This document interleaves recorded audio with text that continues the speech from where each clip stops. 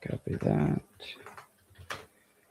All right, we are finally live. We had a couple conundrums on the tech side of things, unshockingly, but we figured it out, of course, just in time to miss the first two stoppages of the night. That's on us. Hope everyone's having a good day so far. Obviously, I'm Ben Davis. It's great to have you all with us for UFC 329, Conor McGregor versus Max Blessed Holloway 2. I'm deeply pumped up about the main event. I think it'll be an interesting one. I think it could be over very quickly, right? But I suppose it all just remains to be seen. Okay, we are trying to organize a little bit. We've got to send out some StreamYard links to our guests. We're bringing on some fun people for you all throughout the evening, a couple giveaways that we'll do. And then we've also got some trading card packs courtesy of our friends at Home of Fight. So we have got some of their repacks, some Topps trading cards, some Panini cards, I believe, excuse me. Can't wait for it. And this stream brought to you by Black Rifle Coffee Company. Huge thank you to them for all of the assistance. Tyler, what's going on, brother? Hope you're having a good day. Very fast finish for Ryan Gondra. He blitzed through Zach Reese in probably, 60 seconds? That was like a 60-second stoppage. A very easy one for one Ryan Gondra. When I was looking into this fight, I had thought that Reese was a guy who'd lost more than he had, if that makes sense. I'd assumed, this was a Cody Brundage-esque type fighter. But it wasn't really the case. I think the guy's like 10-3 overall. He's only been stopped once in the UFC, which was to Azamat Bekov, who's a pretty solid guy all around. And then Cody Brundage also stopped him. Okay, yeah, never mind. This year has been arguably the best year for the sport in the last 10 years. Hopefully his card lives up to the expectations. It's an interesting one, right? It's a kind of a hot time to be a UFC fan. We're coming off of the White House event last month. We've got this Conor event this month. And then, of course, Islam and Ian Gary comes up later in the summer. I think there is a healthy amount of interest and high-ranked bouts being booked, which, we don't always have. Sometimes we don't have that, right? But now we do. It looks like we've got some Waldo Cortez Acosta action going on here in Ryan Gandra's post-fight interview. Speaking of post-fight interviews, here he is, Oscar Willis. We finally figured out the streaming problems. How's the T-Mobile?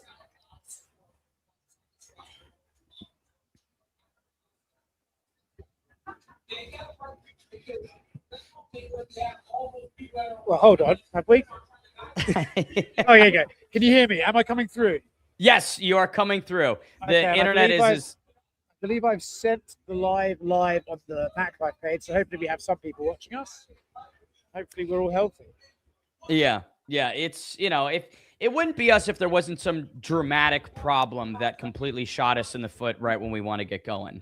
And you know what? Let me tell you as well, Ben. If the 109 heat here in Las Vegas that they made us line up outside in for 40 minutes, that can make a man quite irritable. So then, when you're walking to the cage and the gentleman security at the T-Mobile Arena says, actually, I've just realized something. This isn't fucking plugged in. Hold on. 1 second. See if this makes my audio a little bit better. 1 sec. Check. 1, 2. Is that a bit clearer? That is a bit clearer. Okay, that's an upgrade. Sorry, the microphone wasn't plugged in there. But yeah, so when the security man tells you have to wait till the end of the round, which has never been said before, you usually can just take your seat. I can't say I reacted all that well. Yeah. Well, the good news is it looks like you're still inside the T-Mobile, so they didn't kick you out. I'm in the tent outside. Yeah. But no, I will be running back and forth to cage side all night, trying to tune in as and when the Wi-Fi of the T-Mobile allows. Also, would love to fix my hair at some point, but that seems to be out of our joy. But anyway, Ben, how are we? How are you feeling for fight night?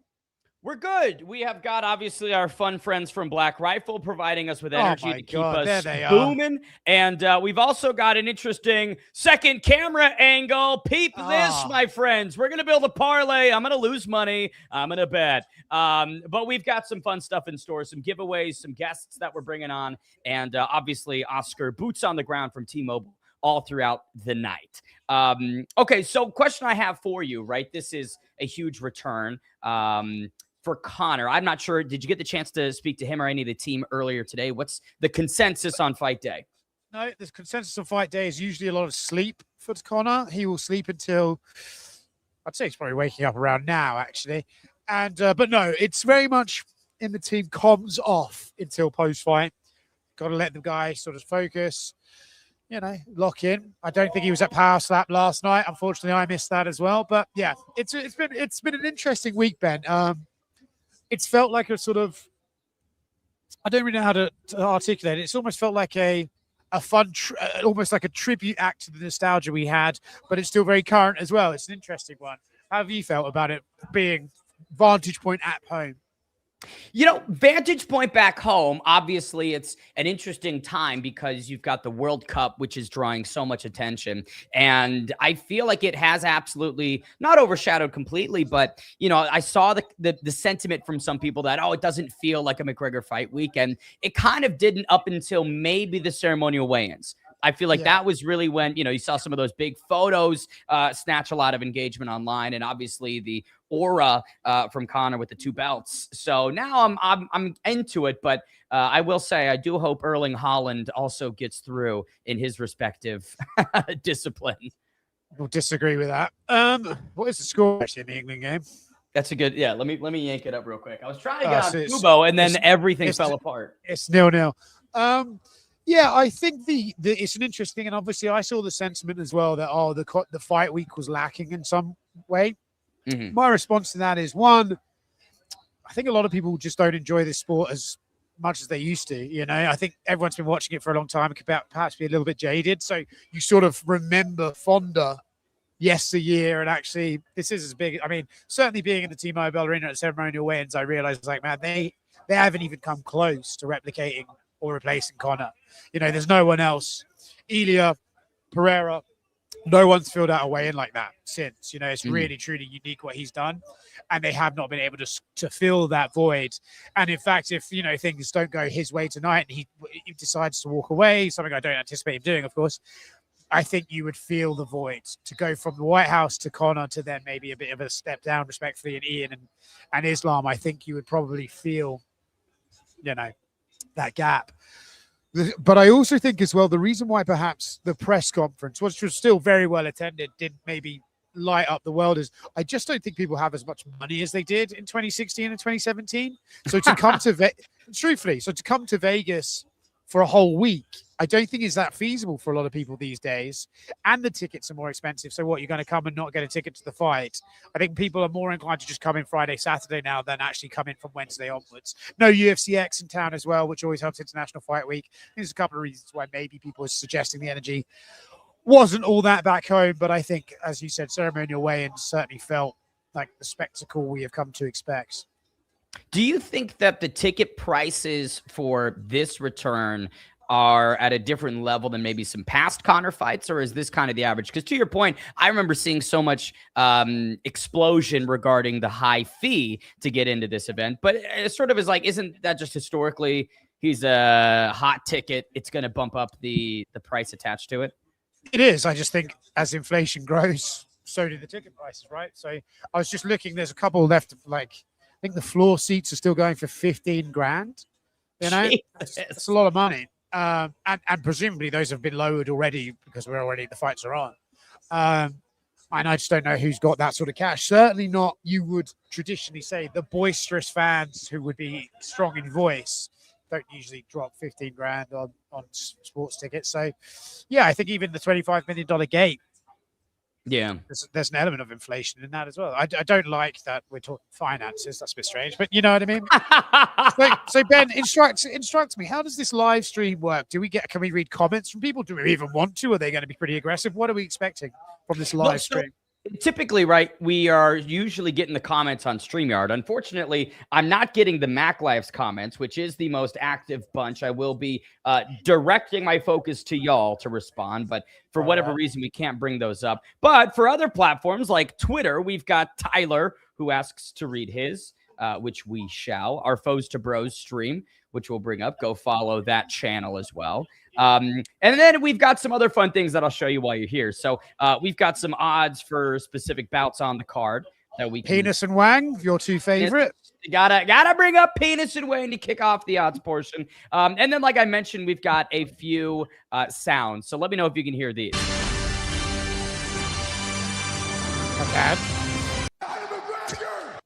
I just actually got a text message. Who the fuck is that guy? Phenomenal. It feels kind of bad to use an ESPN all Ben's ever wanted is a soundboard. All he's ever wanted. It's the only reason we're doing this, Oscar, is so I can play around with sounds, man. Using an ESPN Plus stinger in the Paramount era, I don't know. I gotta update the soundboard, Oscar. I don't know, to be honest with you. I just was teasing Mr. Brett Okamoto because he had to line in up with the rest of us peasants to get in here. So I was quite enjoying that. Now that the deal's gone, buddy. But no, so we have up next. Who's it? Farid Basharat? Yeah, Farid Basharat aims to keep his 15-0 record and extend it to 16 against a literal child in John Garza. Garza, he's got an algebra test on Monday and an English paper due on Wednesday about the Egyptian pharaohs, which is going to tax him. But what might be harder, Oscar, is a fight against an unbeaten bantamweight. Yeah, I mean, I think I picked Farid to win this. Perhaps unsurprisingly, this was the Ethan Ewing fight that fell out, right? You broke up there. What'd you say? I said this was the Ethan Ewing fight that fell out, right? Yes, this was unfortunately our guy, the professor of finesse, who dropped out. Oh, he's an odd-looking man, is Mr. John Garza. Is he up there right now? Oh, he's John Garza the second.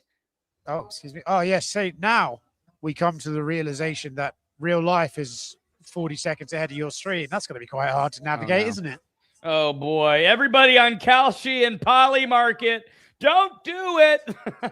Yeah, if I say what happens before you see it, is that insider trading? I'm about to get a lot of offers. Yeah, the SEC is going to come down on us. I will say, for all of us betting back home, just to keep our interest in this sport so we don't jump off a cliff afterwards, are we feeling $5 on Farid under 1.5? Is that where we're going in this? For moi, I think that's a fair bet. I'd say that. And when we eventually get a betting sponsor, Ben, this is the area we would plug them relentlessly. Oh, hey, by the way, Norway up a goal on England. Sounds bad for Bellingham and Kane. Bollocks. I could have been out there watching this, fucking getting in amongst it. Yeah, gosh. You were telling me though, you never really were the biggest of football fans. No. I'm a Premier League fan, but international football never so much until around this stage. Then I sort of, when I actually went and watched England versus Mexico, obviously you were there. Fuck, that reminded me that actually I do enjoy getting being the worst British stereotype watching. I do enjoy that very much. It is like my goal in my life. So once I experienced that, I was sort of ready to get into it. I know if we win, there's a game on Wednesday, which I would probably assume we were going to get knocked out in, so I would go full for that. But it sounds like Norway's tempted to put us out. I will say, for those that were maybe curious what Oscar acts like in a football, soccer setting, it is what you think. Plus, when you get shots and multiple drinks going, you were double fisting the whole time. There was not a moment where you had a single drink. Just expedite the process. Yeah. So what's the point? I just hate ordering drinks. I'd rather just get it. It's do it so in advance. Yeah. Ben, I think for this, because genuinely the live action is so significantly ahead of you, it's probably not going to be feasible for me to watch the fights with you. So maybe I will come on in between them. I think in between makes sense. And then, an English fan just walked past me. Uh-oh. No, it's all good. But I think perhaps that's way. Otherwise, I do wonder if we could get done for insider trading or something. If I react, Look, if they come at us for insider trading, I'm just going to direct them to our friends over at Black Rifle Coffee Company. Keep your buzz going, and their legal team can defend us from anything. Yeah. Black Rifle, by the way, we want to say very much thank you. That sponsorship, those are the boys. They're keeping us alive. In this heat, there's nothing more that I like than a hot coffee. 109 plus 192 in a little cup of Joe. Someone had said White Boy Summer in the MacLife chat. We agree with that. I feel like White Boy Summer had a big thing a couple years ago and then expired. In Charlestown, wherever it was. That was like a big White Boy Summer, right? With the tiki torches. I think so. Yeah. That was very, very tiki. Solid political. So we were thinking there's a new UFC PR member, and we, amongst the media, we're thinking of maybe doing a little hazing ritual for the new gentleman. We were going to lie to him and say, at the end of the press conference, you have to get up and take questions from the media about yourself. And then the haze was going to be either, there's two trains of thought. The majority said we should haze him by then not asking any questions, My thought was to ask him questions that are like, how long have you been doing this? What's your interest in media? Before then hitting him with do you think Israel was justified in their response to the October 7th attacks and things like that? I thought suddenly ask him serious news questions. I was overruled, unfortunately. I think that could have gone wrong more than it could have gone right to most people. What's the best exit strategy for Iran? Things like that. Really get to grips with the new guy. But I do think that's a hilarious hazing concept. Just make them think that they have to, you've got a post-fight presser segment. Make sure you don't miss that, So someone says, Oscar, you are there live, but watching in a tent. Yes. So the way the T-Mobile works is there's a big tent outside with poor AC. And after each fight, they bring the winner back here. Maybe if I could do this without destroying my setup, they bring the winner back here where they take the stage and answer questions from the media, and they do that throughout fight night. So unfortunately, that usually means when the winner is on stage, you're unable to watch the fight currently going on, which means then you kind of have to guess what to ask the winner of that fight, and so on and so forth. John Ray MMA says, oh shit, this channel actually does stuff now. We've been doing stuff for a very long time, but a very poor standard. We're just going to add to that demographic. Mother-in-law was hit by a bus today. Hope I don't lose my license. Jimmy Ireland, I'll let you off. Yeah. We'll give it to him. All right. It looks like our action is starting between Fareed Basharat and John Garza, which means... Ben, God bless. Have a lovely fight. I'll talk to you after. 6-1. John the second. He's a plus 460 underdog. I will say, if you look at this fight from Fury, he's pretty solid all around. Nasty body work in one of the highlights that was circulating around Twitter this fight week. So it seems like the boxing might be on John Garza's side, at least relative to the competition he's been facing. But come on, Fareed Basharat, 15-0. He's been in there with some real dogs. Are we thinking that this is going to be a quick night at the office for Fareed? What's the temperature? I've already put $5 on the under 2.5, which, I can gamble. I will say, we'll bring it up. I'll have producer Johnny pop in and we'll go through our 14-leg parlay, which, if I'm remembering it correctly, I think is still live. So we had Alessandro Costa and Ryan Gondra. So boom, 2 legs down. We need 12 more. Fareed Basharat under 1.5. And we're going. Garza's in the white, the ranked Basharat in the black. And, for a guy who's only 14 years old in John Garza, the second, pretty solid frame, right? Physically looks kind of the same as Fareed, at least in sort of height and maybe width, right? This kid's filled out. Nice oblique there from Fareed. Nasty technique. Ooh, good calf kick on the outside. Garza can't respond. And I think this might be an area where we're seeing big differences, right? Fareed knows when to touch, when to get out. I think Garza at this level might have a little bit of a issue acclimating to the distance as cleanly or easily. God, please put that power in Conor's left hand. Ben Anik, have either of these fighters been going through a difficult divorce? No divorces, but marriages on both sides. They just went to a church down the street from T-Mobile and signed a marriage license. And this is how they're celebrating their honeymoon, getting into a fist fight with one another in front of thousands. But at least they're making money, right? At least they're making money off one another. Let me make sure that I have got the right links sent out. Okay. I will say one of the guests that we have coming on, I'm very pumped. I think you guys will love him. He is a fan favorite. Maybe not the most known guy in the world, but you will know him and you will love him. We will reveal him when time permits. Okay, 3:20 left on the clock. Garza in a bad spot here. Fareed's on the back. This is, he's trying to turn in. Beautiful work by Garza the second. You can see those poly market odds that they just brought up on stream. 95% think Fareed's got it. My stream just fucking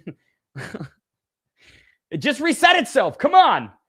Tech issues, some troubleshooting problems. We do apologize for what is a very MacLife centric ability to stream. I think Max is going to win, but if Conor wins, it's going to be generational.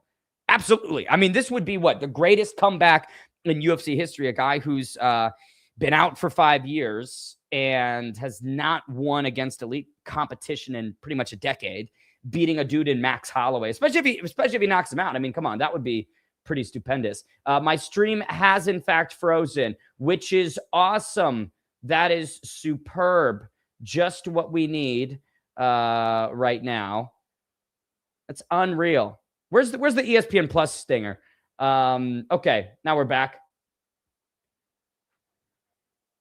Garza, 110 on the clock, standing. Better than where he was before, earlier in this fight. And if you're Fareed Basharat, here's a little bit of an instant replay. Head kick, lead head kick from Basharat. That touches the temple. Good clinch work from both guys there. Feels like Fareed maybe got the better of it. Those knees to the body in the clinch are just such a bitch. Whenever I'd show up and do Muay Thai days, it was my least favorite day. I hated it. And I was very bad at it. Never really got much better. But it was just such a grueling experience. And then when, let's say you don't see the knee coming, oh gosh, that's when it's even worse. Garza swings wildly to the body with the left hook. Nothing going. Am I screaming into the void here? Pylon, you're not screaming to the void. Unfortunately, it's not coming up on the StreamYard, so I'm not seeing that. So I have to look over and see the comments on my laptop. Stuffed, and we are once again buffering. Bro, this stream fucking sucks. And we're back. Okay, final 10 seconds. Garza's made it to the second round, which... my 14-leg parlay, unfortunately, does need this to end quickly. Pylon wants to know when the main event begins. Main event will start probably sometime around, what do we think, 8 p.m., maybe 9 p.m. Pacific Standard? Unsure. Okay, so John Garza II makes it to the second round. Let's bring in producer Johnny. Johnny, we've got a minute on the stools here. It seemed like Fareed Basharat maybe got the better of that one. Am I wrong in saying that? No, I think Fareed Basharat got the round easy, but I think Vegas money all depends on how long this fight goes, and we might have gotten baited into the under 1.5 because Garza is looking like he's not going anywhere. No, the kid's hungry for it, right? Which I think is something we could have expected. This is a huge opportunity. He's an ambitious young guy. At that age, right, Johnny, we could take a lot of damage before you go out. We're invincible at that age of exactly. I'm a little older now. I don't think I'm an ACL in, so I don't think I could do much. But if it stays on the feet, he's going to look decent because his striking is sharp. Once we get to the mat, that's where Basharat looks a lot better and he can find a sub, but doesn't look like he's just going to glue him there all night like I had anticipated. Yeah, which, again, for those, I'm not sure if we can pull up the 14-pick parlay in time to show it, but we do need this to end in the next 2.5 minutes or else I will have to reconstruct my 14-leg parlay, which is a bummer. The under? Was it just the under? It's Fareed Basharat to win and under 1.5. Well, if Garza lands a right hand from hell, we're not very happy there either, so... He's eating a lot of leg kicks, though, man. I like how Fareed's been touching that lead leg of Garza, but yeah, it's just having no effect. Which is something that I don't know how this fight will proceed over the next 2 or 3 rounds, but like clearly Garza's ready. This was a sensible short minute replacement guy for Ethan Ewing because he's durable. Okay, takedown for Fareed. Garza's immediately back up. Fareed pushes him into the fence. Now on the hips. Corner team didn't stop the blood well on Garza at all. He's already leaking right away in the beginning of the second. Yeah, but look how active this kid is in the clinch. I mean, he's got an appetite for all areas, which is something that I think is hard to teach, right? That level of intensity. And maybe I'm gonna butcher this name, but Liwad, sorry if I got that wrong, on YouTube says, has any UFC ranked fighter ever lost to a debut guy, especially somebody who has no real professional experience like an LFA or Cage Warriors? To be fair, I'm pretty sure Garza's fought in some very good shows in Texas. Yep. I mean, Fury Fighting is one of the best promotions, I would say, on the regional circuit. Yeah. That's where Kevin Holland came through as well. Yeah. I mean, it's difficult because like real pro experience in like an LFA or Cage Warriors or a requisite type of promotion, I don't think you're going to find anybody that can just bounce without those promotions on their radar and resume, get to the UFC and win. I mean, Tyrell Fortune came in and beat a ranked opponent. He was obviously Bellator, PFL. That was a big. I don't even think it's not a talent thing. It's just like when you're playing a ball sport, you can't be as good as these guys until you see it. Even if technically you're there, you've got to experience the back and forth with these guys to learn what works and what doesn't. Because when you're fighting guys who may not end up in the UFC, a lot of what you do works because technically you're there. Okay, we've got 20 seconds until my 14-leg parlay crumbles. I'm actively redoing it as we speak. Oh no, it's already lost. How did it lose? Yep, we just hit under 230 in the second. Oh no, I had Costa by KO, and he subbed Cody Durden. Shoot. Well, we'll still blame this one. No big deal. Yeah. Okay, let's see. 11-leg parlay. I'm gonna put $2. Let's put $3 actually to clear up. Garza's busted up, but he's starting to win these exchanges, and he looks fresher in there, dude. Yeah, Fareed's. I don't really love this body language from Fareed. He's looking a little bit maybe labored. Maybe he wasn't expecting this, right? You're fighting a dude who's 6-1, doesn't have the high level experience you do. Maybe you think this will be easier than it turns out to be, Johnny. Yeah, you can't convince me that there's not a part of his head that's thinking, hey, my brother had a great record in the UFC. He just recently got cut. Basharat's fighting out his contract tonight. There's a lot at stake for him. Even though, yeah, Garza may be making his UFC debut, there's a lot going on in Basharat's head right now. Ooh, I like that defense from Garza. Basharat chains it, gets the takedown, 90 on the clock here in the second. And to your point, lot of leaking out of John Garza the second. That kid is he's painting the canvas right now. When does the event start and where can I watch? Paul, you can tune in on Paramount Plus. The event is going on right now. We're here for the early prelims. Main event. I mean, what time do you think the main event's going to walk? Main event's probably walking at 8:30 if the main card starts at 6. That would be 11:30 Eastern. Or about 3-4 in the morning UK. So yeah, gosh, I am feeling bad for all of our UK fans. If any are tuning in, especially with Patty's in the co-main, Connor's in the main, that time should have shifted down a little bit. You wish. Okay, 50 on the clock here in the second. Lewin, Garza's a dog. Feel like he's taking this fight momentum the longer it goes. I agree with that for sure. Oh, good body shot from Garza, then a jab upstairs. Garza's becoming a favorite of mine early. I love his fight style right now, and he's getting up to his feet and just throwing again right away. Bro, he is butchering the body of Fareed Basharat. I don't think Fareed likes these shots, man. I do not think he wants to take a lot more of this damage to the midsection. Ooh. Nice takedown from Basharat, but those right hands, even when he was off balance, were shaking Basharat. See you soon, boy. Our guy, Jake from Homo Fight, one of the best journalists on the scene, will be joining us later on the show. Can't wait to bring him in. Again, we've got some big Homo Fight repacks cards. Maybe we'll get lucky. Maybe we won't. Hopefully we can pull something big, Johnny. Hopefully. I did want to ask you, though, with Basharat's brother getting the not cut, but no extension on I think it was like a 6-1 record or something like that. Don't quote me on that. Do you think that we could see the other Basharat leaving as well after tonight, regardless of outcome? I don't know, because I think what Fareed might be operating upon is the belief that, okay, whatever misfortune falls on my brother doesn't really have to fall on me. I don't know how linked he wants his journey in mixed martial arts to be to Javid. You know, and again, he's 15-0, working his way through the bantamweight division, ranked in the top 15. I feel like for Fareed, he's probably thinking, yeah, it sucks for my brother, but my journey's just getting going. You know, he's just getting into the rankings. And, you know, we'll see if that stays, though. This third round could get really interesting. And then if we hit the scorecards, right? I mean, that second frame, yeah, Luan saying 1-1, am I delusional? I don't know. I think it's 1-1. I think it's 1-1. Josh saying the asshat's rethinking his life choices. I won't call him an asshat. I'll be more respectful. But Fareed, I think, is absolutely in a position here where he wasn't expecting this to be as challenging as it was. Specifically, Johnny, the takedowns. He can't get this fucking kid down. And when he does, he can't hold him there. He can't hold him there for more than 20, 30 seconds. Okay. I think I've got one more bet on this fight, but I'm not gonna lie, John Garza is winning me over. I'm fine if he breaks my bets because of how good this kid's looking. And hey, all of the pictures on Twitter were not doing him any justice. He doesn't look 14. He looks 21.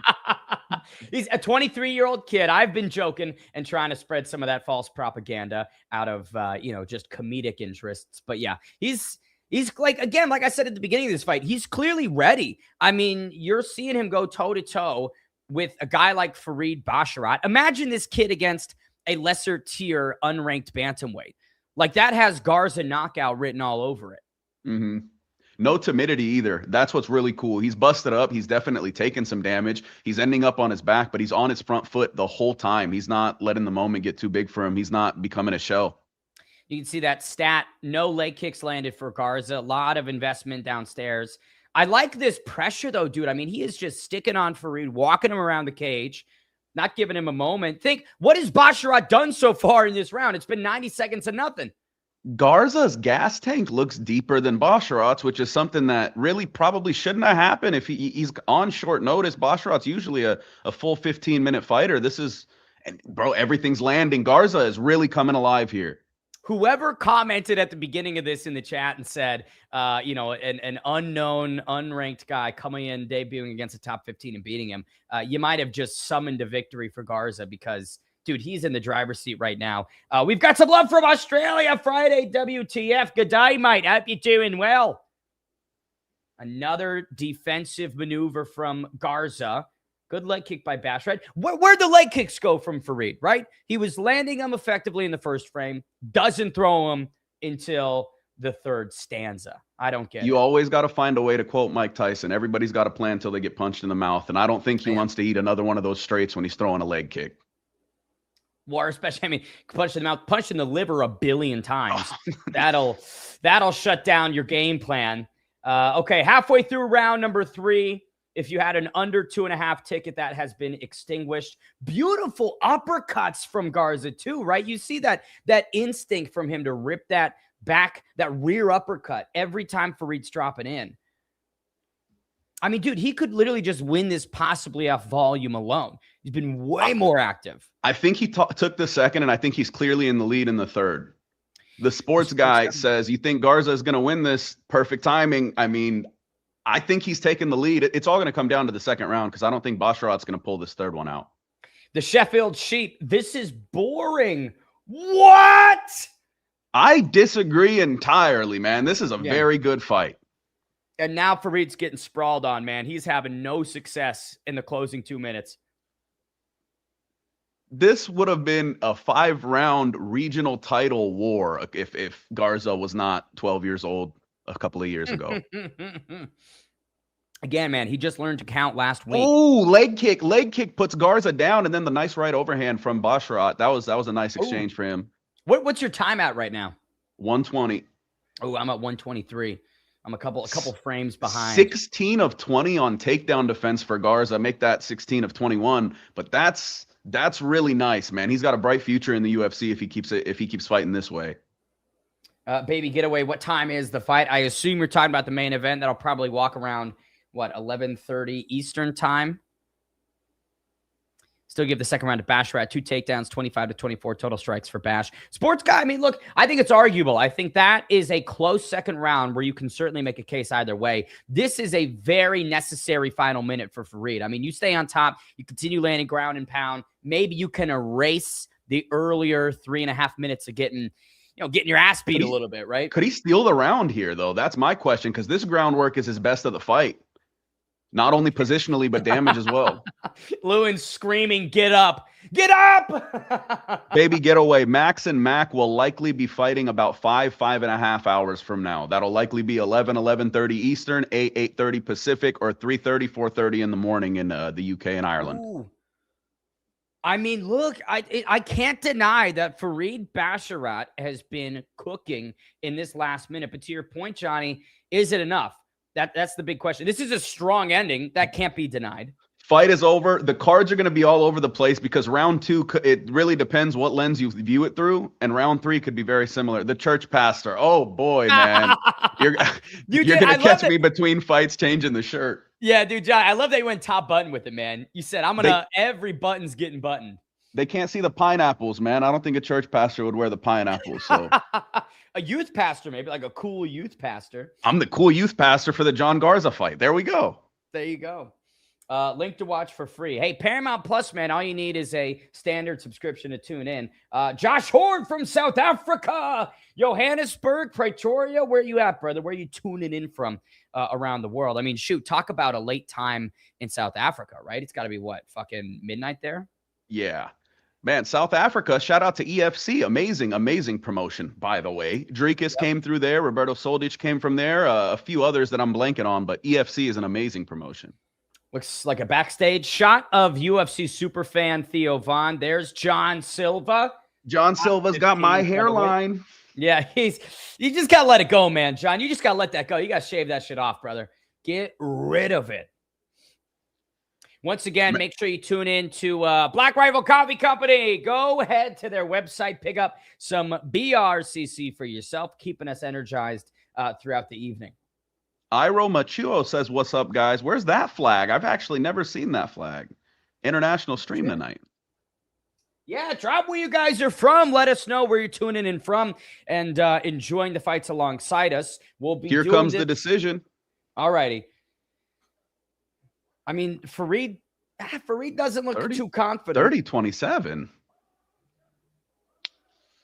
Basharat gets the win with 2 30-27s. That's interesting. This is a great comment from Andrew, though. Ethan Ewing would have beat Fareed Basharat. Hard to think he wouldn't. Based on that performance, man, I think I've got Ethan Ewing winning all day in that one. Oh yeah, I think Ewing's strikes would have had more power. I think he would have been even harder to get down. Okay, so here's our 11-leg parlay that we need. It is Damian Penis to win by KO in round 1. Tracy Cortez plus 3.5. Piñas. Luke Riley to win by decision. Adrian Yanez by KO. Gable in round 1. Whitaker by KO. King Green in round 1 by knockout. Kavanaugh by decision. Sandhagen by decision. Patty by sub. Holloway under 2.5. That's $3 to win 106,000. We'll keep you updated as the night charges on. All the way from the Eastern Cape, South Africa. The time is currently, it's currently 5. It's 12:05 for us out here who we use the uncultured 12-hour clock. Okay, so Arrow's saying he's from Micronesia. I love the islands, man. I got a lot of buddies from the islands. I love the Micronesians. I love the Polynesians. Welcome in. Micronesia, that is cool, man. An island nation in the Western Pacific comprising over 600 islands. Oh, damn, that is cool, man. Hey. Hope everything's well in Micronesia. 230. Yeah, 230-27s is weird, Johnny. Let's talk about that. Judging a little bit. I feel like I understand how one guy could maybe get there. Like I said, it's going to come down to the lens you view the fight through. It's hard for me to believe that 2 people are sitting cage side and saw all the damage Garza did in round 2 and round 3 and didn't give him a single one. That's tough. Because if you're giving Basharat round 3, it's on the last minute. Then don't you then apply the same logic to giving Garza round 2 based on the last 90 seconds? The consistency doesn't line up there to me.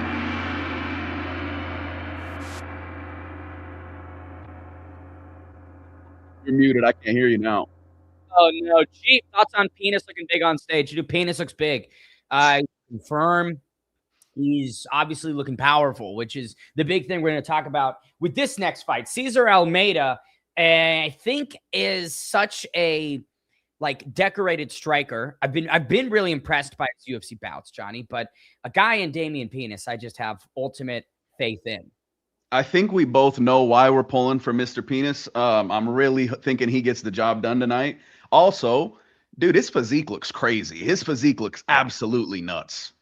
He's built. He's built. The Baba Yaga is absolutely built. Here's some Contender Series shots from him, his journey up until this point so far. And this will be something that we reiterate, Johnny, but the fact he's on a Conor McGregor card this early in his UFC tenure speaks to the company's faith within him and what they can do with Damian Penis. I absolutely think, obviously, maybe the jokes of the name aside, but the way the guy fights is so action-oriented that you stick him anywhere and it'll be exciting.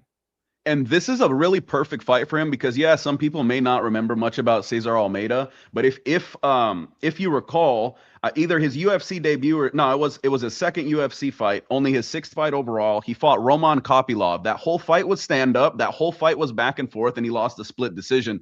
But Almeida can hang in there with the good strikers, and if Penis can find himself a finish here, I think you can see a rocket attached to his back soon enough. They just played a clip of Senko calling Penis an incredibly explosive striker. Dude, this guy explodes. When he explodes on you, you're going to feel it. He puts you in for a very hard fight, man. He needs to hop on some test. John Time Ray! for Penis, boys. I am so excited. Here's some shots inside the T-Mobile Arena. Fans rushing in for the late prelims. I do think, actually, we have a banner for this one. So I made these odds several days ago. The lines might have shifted. Penis minus 275, Cesar Almeida plus 235. We talked about the experience that Cesar has. This is kind of a moderately lined underdog. Do you think that that's maybe a bit too wide, or do you have minus 275 faith in Damian? I think a lot of times when you get guys like Piñas in here who look like potentially the future, I think they get heavily skewed lines. Like I said, a lot of people don't really remember Cesar Almeida, and the way Vegas lines move is with money. So the money's coming in on the guy who's being promoted, but Almeida has shown in his career already that he's in any fight that he's in. I think this fight will be competitive, and if it's not, that tells me a lot about where Piñas is going with his future, because Almeida's not easy to get out of there. A finish at all here, I don't think he's ever been finished in his career. He has 2 decision losses, one split to Kopylov, and then the other decision to Oleksiejczuk, and that's it. That'd be the first time he's been finished in his career. Okay, so I also have some UFC 329 bingo for us back home. The top row, Gilly attempt, fighter points to the ground. Herb Dean fuck up. Joe Rogan saying he's hurt. Or Rogan saying, how did he make X weight class? Second row, Rush Holloway mentioned, and that is not Rush Holloway.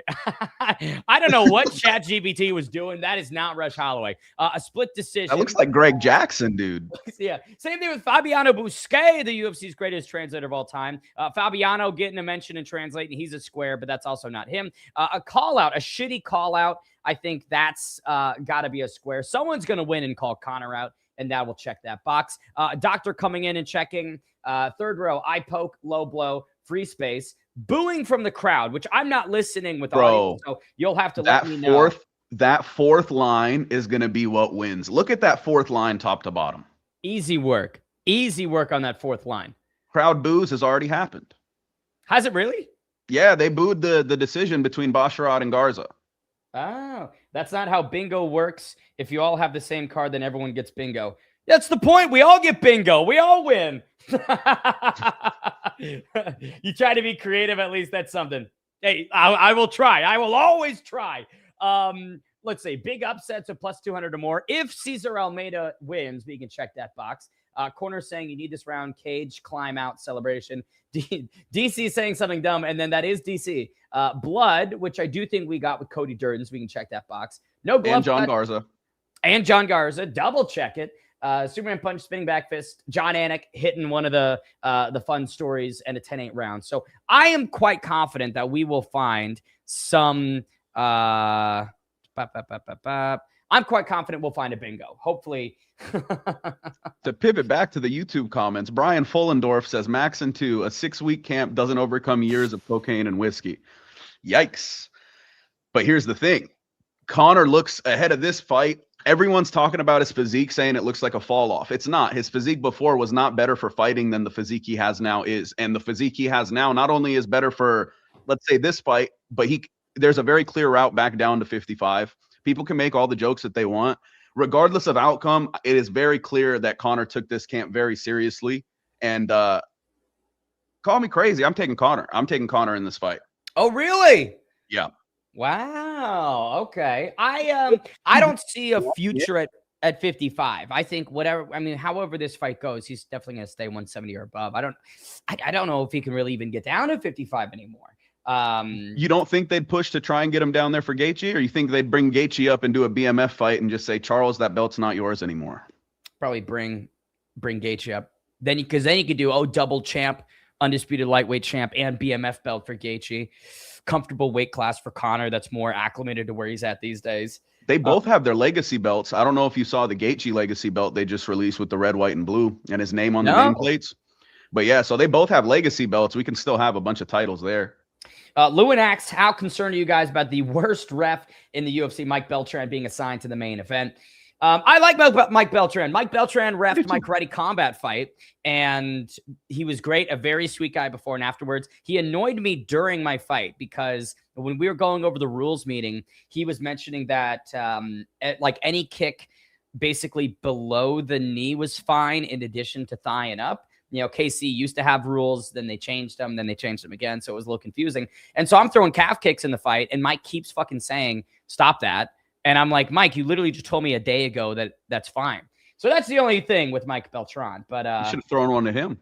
I should have thrown. Yes, I should have thrown a calf kick on former. Wasn't he like in a biker club or currently? Yeah, I wouldn't throw a calf kick on him just to be honest with you. But you can do that. Let me know how that works out for you. I'll get back to you. I'll let you know how it goes. Approximately how long until Conor fight begins?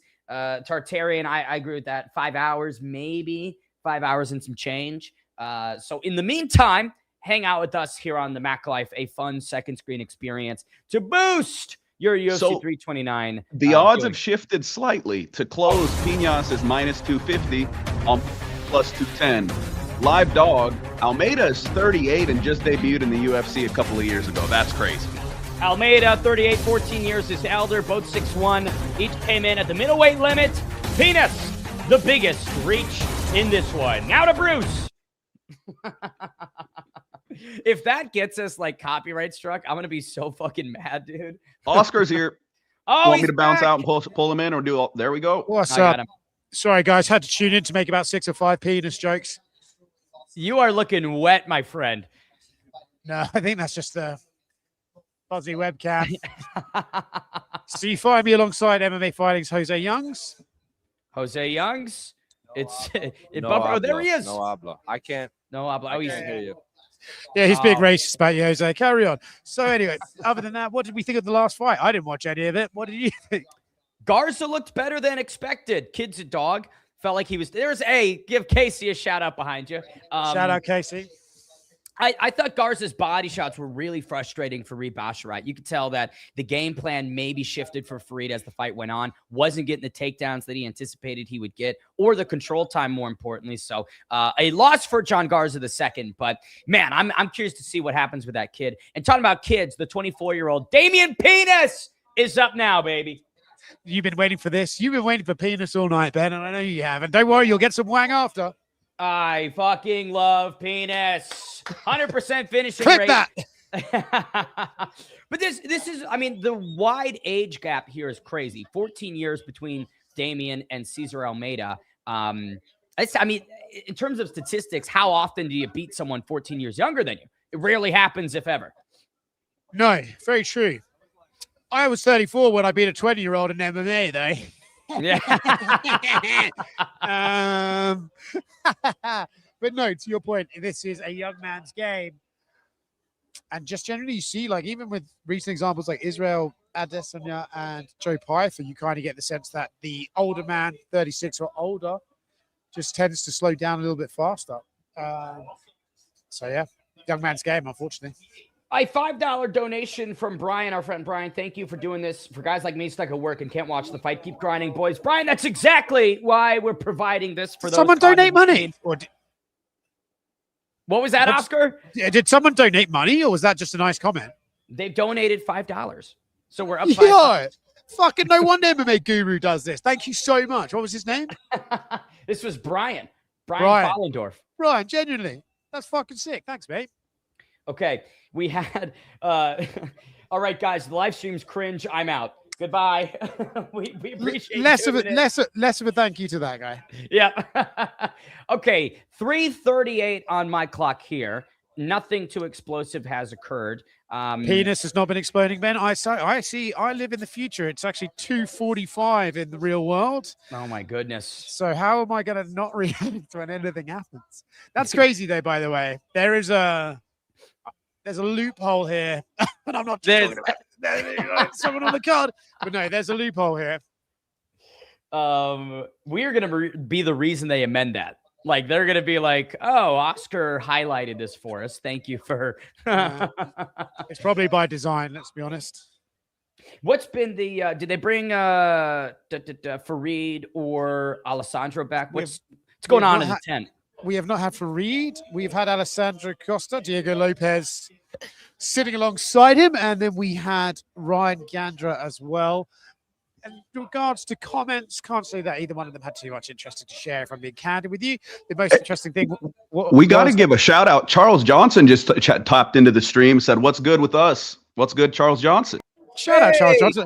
Aren't you here, bro? I saw you walking around yesterday. I think he's here. Is he at the arena? Charles Johnson is inside the arena. We originally invited him to come on, but he was like, I'm there right now. So, Charles, if you do want to pop in, by all means, you're welcome. That's very funny. In terms of the comments made by the guy, the winners, nothing so far. I was too busy eating the Chinese food that the UFC have generously supplied for us. The quality of the Chinese food, you ask? Well, I thought I was eating chicken for 4 plates. It was actually pork. And I thought I was eating chicken. It was actually beef. But other than that, the interchangeable meats aside, I appreciate the free food. All right. I have sent the link to Charles Johnson. We'll see if wherever he is inside the T-Mobile, he can pop up and chat with us. Close bout here. It feels like Cesar Almeida is a good yin to Damian Penis's yang, Oscar. I would agree with that. I think they're both still sort of waiting to find momentum. But if we're being honest, at least 40 seconds in your future, very single shots, no combinations, and also not a lot of aggression. It's more just sort of like, I'm throwing this and seeing what happens. Don't know. Lacking momentum for both men at the moment, sort of canceling each other out. Talking about momentum, we have Energy Johnson here with us. Charles Johnson, how are you? I'm good, fellas. What's the word? Where are you? I'm currently in a hospital, just chilling. Why are you in the hospital? I'm with my teammate Phil Rowe. He's visiting a family member here in Vegas. Oh, shit. I hope everyone's okay. No, he's good. Everything's good. Everything's good. Just visiting. Are you coming to the fights tonight? Yeah. When we leave here, we're gonna go and get ready and pull up. I mean, a Loner Kavanaugh night wouldn't be complete without the man who beat him, Charles Johnson. When you look at that fight for Kavanaugh, what sort of speaks out to you regarding it? Well, I mean, it's I think Royval is very active, and I think Lonnie's really good too. So it just all depends on how Royval decides to deal with the range and how he's going to be active without getting hit too much, you know. But I think it's a fun stylistic matchup, honestly. I think Royval, similar to me, has real good cardio. So as the fight goes on, if he keeps a good pace, he'll be all right. Can we get a skullet check? I don't know what the hairstyle is. Yeah! Damn right, baby. Damn right. Looking beautiful. And while we were discussing that, Penis has finally exploded and finished his man. There you go. Oh, yeah. Who's he fighting? He just knocked out just knocked out Cesar Almeida. Oh, man. Godly. Charles, I don't know if you are at liberty, of course, to reveal, but I know you tweeted something yesterday, some exciting news coming near future for Energy. What could possibly be going on for you? Yeah, I'm fighting next month. Oh, Yeah, in Philly? Where Yeah, at? man. Yeah, I know I'm crazy. So McMaynard, Mick had a fight ready for me as soon as I finished fighting. He knows how I am. So I saw him on the plane. We were actually on the same flight leaving out of Baku after my fight. And he was like, just let me know when you're ready. I was like, all right. He wasn't upset with my performance at all, and that's always a good thing. And got home, had time to think about the fight, and then I was like, yeah, I think I'm all right to fight again. So we'll see. It's just all about right now. It's just all about getting recovery correct and making sure I have a clear path to be able to have somewhat of a peak because I just had a full camp, so somewhat of a peak and the body moving the right way when it's time to fight. So I'll be all right though. What was if you could reflect upon that fight with Suel Mabayev working against you in that one, when you analyze that, reflect upon it, what areas do you feel, okay, maybe I could have done better here? I think for me in my career, it's just my mental. I got to be more confident in there, and I'm very confident from my training, but I think I need to. I'm working on getting a sports coach, a mental coach. That's what I'm working on now. Yeah, I think that's what it is. I have all the skills to compete with these guys. I've shown it. So I'm not one to make excuses. I'm just, right back in the lab and getting back to work. Love that. Love it. Last thing I got for you at the moment, Charles. You were beefing with Dan from Best Fight Picks the other night. What the fuck happened with that? Listen, beef is when people have, I was just inquiring about what the fuck was wrong with the guy. That's it. That's it. He had a lot to say about me, and I had no idea who he was. And there was some personal things in there, but once you start talking to these type of guys, a lot of times they retract or they try to make it seem like, oh, I was just talking about this. No, it's a lot of proof here, but then he deletes everything. So it's like, it's whatever. Like at the end of the day, I was trying to talk to him as a human, on a human level, and a man. And I saw he had 21,000 followers on Twitter. I was like, so you obviously got people that's following you. So you got some type of, you dictate something. People are listening to you. So just be more responsible, dog. That's it. That's all I was telling him. And if you want to go the route of the guru or whatever, that's cool too. But you know what I'm You got to saying? keep him in check. You got to keep him in check, Charles. When Sheriff It's just weird. steps in. It's weird when guys who've never competed or never, like the guys who get picked last in volleyball, have shit to say. That's just always Volleyball as weird. well. Not even, You know what I'm not even saying? like football, volleyball. Motherfucker can't even set a ball, can't even, but they always got some shit to say, that shit's always weird, but at the same time, respect, I try to respect people, you know what I'm saying? That's all I was telling them. Like, you gotta respect, I live this life, dog. Yeah. So, I love it. Well, Charles, so you're competing next month. I'm great to hear that you're back so soon. Any little teaser hints you could give to the opponent? To the opponent, it's gonna be a striking fight. Y'all gonna be, fans gonna be excited about it. That's it. Yeah. It's gonna be on the feet. It's gonna be on the feet, and I ain't lost a fight that played out on the feet. Actually, I dropped everybody who tried to stand with me so far, and fight me. I dropped them or finished them. So it's gonna be a fun fight for the fans. It's one I'm excited about, and everybody at flyweight can compete on any given night. So it doesn't matter about rankings or unranked right now, unless they are really talking about putting you in title contention. You should just be ready to fight anybody. They showed us that for a couple years now. So I'm excited about the matchup. I'm excited about him being excited about me fighting and matching me so fast. So I'm, just doing my due diligence, make sure the body be ready. And I'm excited about these fights, man. I get to experience the Conor McGregor card, bro, for the first time. I've been to a couple Patty cards, so him and Patty on the same card. Fans finna go crazy, bro. I'm excited about it. Someone told me they wouldn't give me any details, but apparently they're doing something special for the main event entrances. I hope that's true. Because when the UFC do stuff like that, Sure. They can do it when it's Patty, but they can't. I mean, they can do it when it's fucking Connor, but they can't do it on a regular basis. Shit's retarded, bro. I don't Like that, the disagree. shit they do for Connor, they could do on a regular basis, and everybody would love it more. You know, I don't understand it. Tell him, Charles. It don't take that much more effort, bro. Connor got to walk on stage with his own shoes, his own merch, and strip down to his drawers and put his shoes on for 5 minutes. You know, nobody gonna say nothing because it's Connor, obviously. But I'm saying they give a shit about wearing a hat with nothing on it, right? That's not Venom, like, and it'll just be a blank hat. Like, it's just so weird, bro. It's so weird, bro. But at the same time, it is what it is. Like Max said. I did enjoy from that yesterday. So Conor did an interview with Complex where he said he backs himself in any fight and he could beat John Jones. And it's a sort of interview where you watch, you're like, I know John Jones fucking hates stuff like that. And they ran into each other yesterday. And John immediately like, go on then, what could you do? How are you going to beat me? I was like, dude, you are so sensitive. Let it go. No, and John's the type, he's gonna be like, all right, what's up, man? Show me something. Yeah. You know, like straight away. And to be a martial artist and live this life, that's okay. Because it's not like he's doing it in a way where it's like, fuck you. It's like he's doing like okay, let's see, let's we're right here, brother. You know, but it's also fight mode for Conor right now, so you gotta be careful with that shit. You know. Yeah, it's good shark in the water for sure. Yeah. I love what fighter are we on? We've got Wayne Kong and Tracy Cortez coming up next.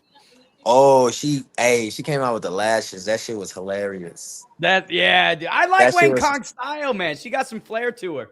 I mean, I like that she's foreign and she understands the concept of being a character as well, like creating something that's memorable in whatever way that's gonna be, right? Whaley's doing it the respectable way, but like this girl, she got her face paint and she's got a decent, good style that people like to see, and she goes up there and you remember her face offs a little bit, you know. So she's making herself memorable. Fake eyelashes. She gave Tracy fake eyelashes. Yeah. When she walked on stage, I was like, oh shit, she got eyelashes.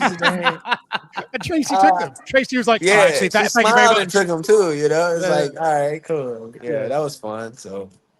Hey Charles, have you ever tried to make another UFC fighter get a skull or like spread the movement a little bit, get some other people involved in the hairstyle? I've seen a couple rock it actually, and some type of way or form. Funny enough, the guy that's fighting, I feel so terrible because I forget his name, but the guy that's fighting the Olympic champion wrestler tonight. Alicia Ellison. Oh no, fuck. Yes. He has like a shag, like a Memphis type shag, but he still has hair, you know. But he almost got, and he had the point where, all right, bro, it's almost time for the skullet, dog. Like it's almost there, you know. Oscar's getting ready for the skullet too, man. Oscar's listen, brother. When you start hitting that age, and once you get like one kid, it's the dad cut. You know, once you get one kid, it's a dad cut. That stress start coming. Hair start thinning. He's like, all right, let's see what this look like, you know. I got about 8 months left in me. 8 months left. You got guys fading it now. They styling it now. I've been seeing some crazy stuff, so it's fun. It's fun to see the movement. Oh, we got a comment here, Charles. Do you think Ben or Oscar could rock the skullet? I think Oscar could probably do it. I don't know about me. Definitely. He's almost there. His hair's already. You know what I'm saying? He got the whole wind in the flap going soon. You know, he got the Donald Trump going soon. You know? I didn't put any product in it, bro. Don't do me like that. I forgot to put product. It's coming, bro. It's coming, bro. I know. Listen, you just want to be ahead of it, so it's like you had the choice. You get what I'm saying? Like I choose this. You know, like be ahead of it.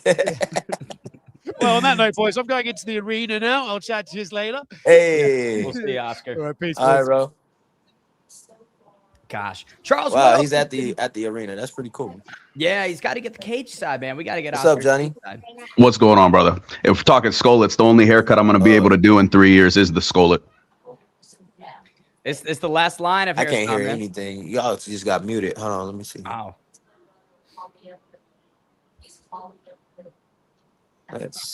Oscar's got about 2 haircuts left. Yeah, I would say he's on 2. He's on 2 probably. I get scared every time I cut my hair now. So I did a buzz cut about 6 months ago. God, I will never do that again. Brian brings up a great point. Clay Guida has a mane, And Clay Guida's hair never seemingly went at all, right? Like that guy's his long hair stayed with him all throughout. We lose Charles. I think we Oh, might he's have gonna lost pop back Charles. in, I'm sure. Yeah. What a guy, man. Okay, so they're talking about on screen second most days between UFC fights during the same stint, 1,827 days. It's kind of interesting because I remember watching Conor and Dustin 3 way back in 2021 and seeing that number, 1,800 days. It doesn't feel that long, Johnny, between, but I suppose it is, right? I think a lot of that is because as a fan of the sport, right? Like I'm a fan of multiple sports. I can think back to Super Bowls from 15 years ago that feel like they were yesterday. That time in the sport was so special that it's hard. There's Charles. That it's hard not to, kind of remember it a lot more clearly than we remember the first 4 Apex cards of the year. Yeah. Charles, we're talking about Conor in this return being 1,827 days removed from his last fight. That's a fucking layoff, man. I mean, goddamn. But has he done any combat sports since then? I'm not sure what his trainings look like from that. Like, we haven't seen him compete in anything, right? No, absolutely nothing.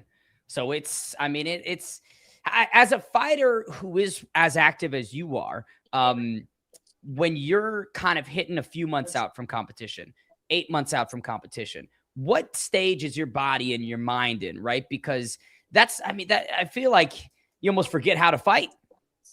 I mean, I've never been off that long, like ever.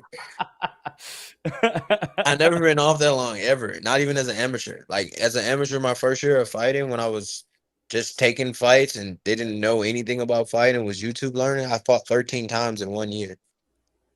Damn. 13? So like I've literally, but I wasn't cutting weight. I was just like, fuck, y'all fighting where? Downtown? Okay. Y'all fighting in the county, 30 minutes away? All right.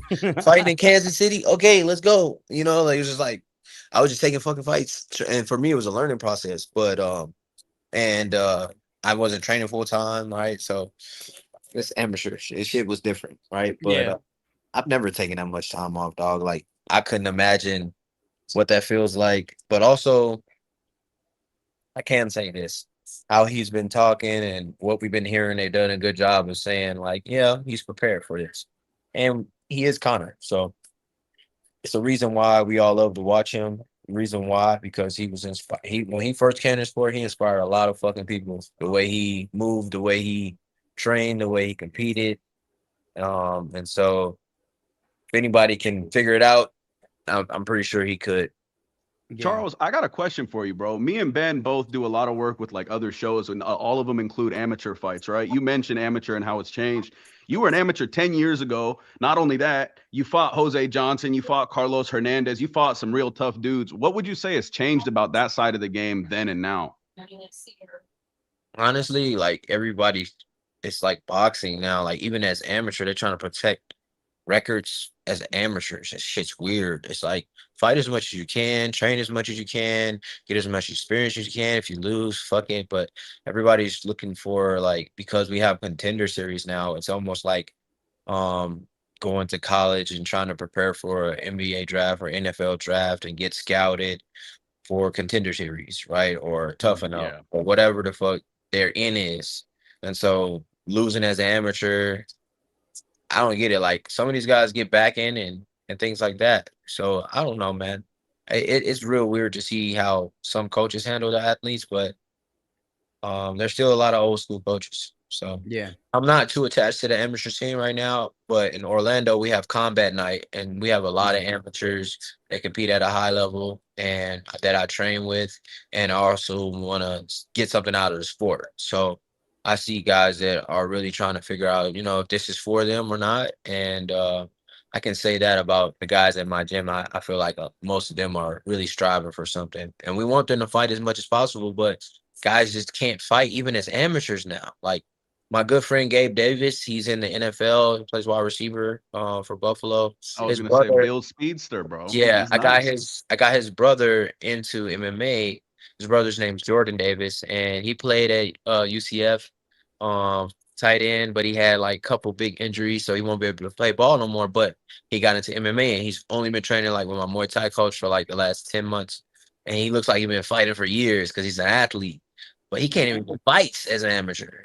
Like Yeah. nobody will fight him. You know, it's like, come on, bro. Like when I was coming up, bro, I was like, like I just said, I was fighting any and everywhere. Yeah. It don't matter where it was. I'm like, can I fight? Can I fight? You know, they got somebody at 135. I'm 132. They got somebody at 135. Yeah, come on, let's go. You know, whatever the experience. Oh, he 10-0. Okay, cool. Let's do it. Fuck it. Isn't that where most of the value comes, though? How are you going to step into that level after facing guys way below you if you're not taking the tough bouts? Especially at amateur, that record resets. But You're still undefeated once you go The pro. thing is, it's just about people don't want to look, you know, the look, like how things can be perceived and who you know, and then everybody has an ego now, even coaches, and it's just weird. It's weird on that case because it's coming a lot like boxing, like, and that's the pressure of Contender Series as well. Like, you got to be undefeated now to get to the UFC. Like, what the fuck? Like, I've seen plenty of guys hit their stride and they had 5 losses to start their career, and now they're 12-5, and they won 11 fights straight, right? Yeah. And it's like that's not what MMA is about. You know, for me, it's not about being undefeated, but that's what Contender Series kind of puts out there. Oh, this new 7-0 prospect. Okay, he comes to the UFC. What happened? He sees Charles Johnson gets his ass whipped, One right? contract. You get what I'm saying? Like, he finally sees some type of adversity. Well, he should have saw adversity before that, but that's okay. He's in the UFC now, so that's what coaches want. That's what they're looking for. And okay, I understand it. Get the bag, cool. But then it's going to be a whole different road to understanding how to get to a belt and how to compete at the highest level, how to get to rank fights. It's just a whole different animal. Most guys don't make it past 3 fights in this promotion. Last question I got for you right now, Charles, is about your amateur experience to talk about the activity and the volume in fighting. But I'm curious about location because I know a lot of guys who came up fighting in fucking barns and doing smokers, God knows where, in parking lots and shit like that. Do you have any story about like a terrible location you fought in? I mean, I have fought in some shitholes, but St. Louis, Midwest, like, you know what I'm saying? It's a place called South Broadway, and it's a lot of boxing matches, but it's like a smoker in there. You come in there, it's all smoke. Like everybody smoking shit. It's like, yeah, those type of places. Then you got the back hillbilly farm locations in like a out farm with a ring in there, and you got fucking uh you got hay on the floor and dirt floors that you warming up on type shit, you know. Like it's different. It depends, you know. And then you can go somewhere and be like in the city and be like a little grungy place, you know. Like I've seen a lot of different situations, and I'm grateful for where I am now, and thankful for even if the UFC we don't agree with everything, it's a much better situation than a lot of things, and that's why Dana says what he says about, you know, all right, if that's what you want to do, go ahead, go fucking try your luck over there, you know? Yeah. If you think you can get better, go find it, right? Yeah, we know what it's like over there, you know, and it's interesting to switch the tone a little bit to see what's happening with the boxing now, because everybody's on that side is kind of trying to form under one thing to fight the entity of whatever Zuffa's going to be. And Yeah. everybody signing with Zuffa, a lot of these guys signing with Zuffa now. And so it's becoming an interesting landscape just for the boxing world in general too. I know it doesn't have much to do with us in the MMA world, but it's Dana White, so it connects us, you know. So Yeah. it's always interesting to see how those things work. But much like Dominic Cruz says and other fighters, I just Cody said recently, Cody Garbrandt, it's like I just hope we get to the point where we can have some health care. Like when I walk out of there and throughout the year, like they take care of us, don't get me wrong. If we reach out to them and we say, hey, man, this happened. All right, were you in camp? It's kind of like that kind of weird thought. Were you in camp? Are you in camp? No. Okay, why do I got to be in camp? But then it's like most times they'll take care of us either regardless, you know, even though that's kind of the thing. You got to be in training for a fight or something. But yeah. Do you think some of that comes with the age of the sport itself? UFC's only been around for 33 years. All the other major leagues have been I'm around. not giving it that fucking weak ass excuse, dog. We are in 2026 and there's enough information. They have enough resources to do what needs to be done. And it's mostly for me, I think it's either a lack of caring or a not wanting to spend whatever that bill's gonna be, or whatever. They treat us like we're employees, but we are independent contractors. Yeah. The benefits, but right? Aren't really it's there. it's such a weird thing, and I'm not like trying to ruffle no feathers here. Like, it's a really weird thing when you start talking to people who deal with like legalities and things. They don't understand it because it's not to be understood, to be honest. It's its own thing. It's different. And yeah, bro. I'm not gonna say too much. Yeah. We'll keep that one locked. Well, Charles, man, we'll bounce for now, but feel free to pop in anytime as the night continues, man. So good catching up, and hope to speak with you in just a little bit. Yeah, well, I guess I'll pop in for the Lonnie Royval fight. Yes, sir. Let's do it. That one. If my phone ain't dead and it ain't too loud, I'll try to pop in from the arena at some point. There we go. Sounds good, brother. All right, boys. Thank you. What a guy, man.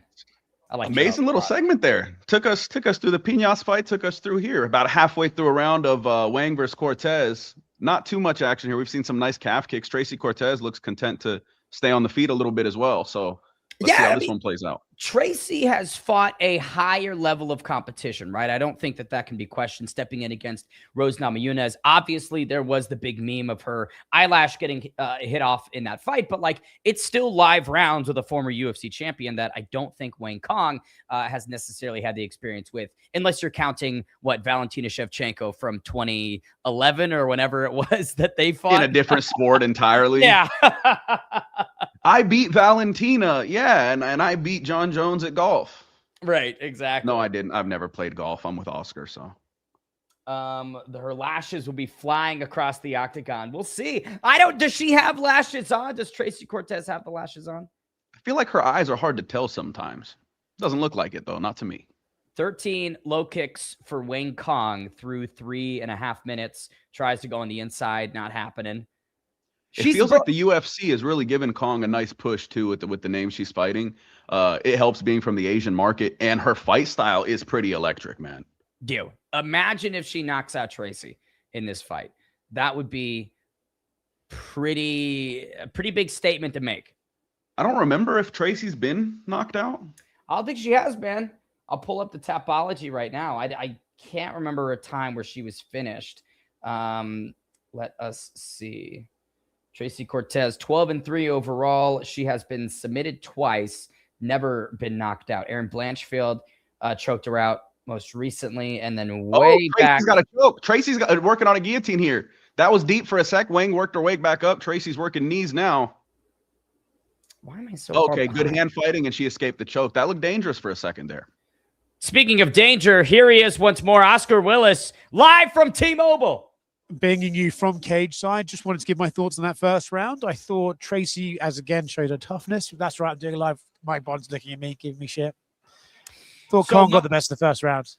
My stream is buffering. Couldn't watch it, unfortunately. Johnny did. Johnny, what did you make of that first round? I think I respect Tracy for staying on the feet, throwing a lot of her shots. She ate some hard calf kicks. At the end of the round, she was working that choke. It looked really nice, to be honest with you. Wang Kong fights the hands really well. I think that's a really solid round of action. Oscar, I've got to say, T-Mobile's reception is doing you well. Yeah, well, so far, let's wait until actually people arrive here. Las Vegas late showing crowd. Although I got to be honest, busier at this point of night than it usually is. The upper seats, the cheaper seats full. Jason Herzog talking to Wang Kong in the corner there, suggesting if she does another foul, he's going to take a point right away. I don't know what it was for, but I did notice him talk. Yeah, he was talking to her with a translator in the corner, and he did raise his finger to suggest, I'll take a point if you do whatever the fuck she did. Don't know what she did, though. So they're back on the feet. Obviously, I'm a bit ahead of yours now. I'm a bit cautious about revealing too much of what's going to happen. So hopefully, Noah gets knocked out and this crowd reacts massively. And as I say that, they mentioned the gates being having records set for the gate. I feel like you sell early prelim seats to people who could afford a little bit less to go to the prelims. We can get those numbers up even more. Yeah, I don't listen. I'm sure they have TKO certainly, are going to have some sort of algorithm they follow with the tickets. And I know that they do fluctuate the closer we get to the event, but I'm always consumer friendly. I'd rather the cheaper seats be available for the scumbags to come and get carried away, The nosebleeds are the best place to be at an event, man. The most Dude, you fun. know what's really funny, Oscar? Your internet looks like it's better now than it was in the tent. I mean, I don't know. I mean, I think, yeah, I don't know. Yeah, it does. I agree. Cortez's leg looks like it gave out there. She's now on her back. Around. That had to have been some sort of leg injury. I mean, we talked about those low kicks in round 1 adding up.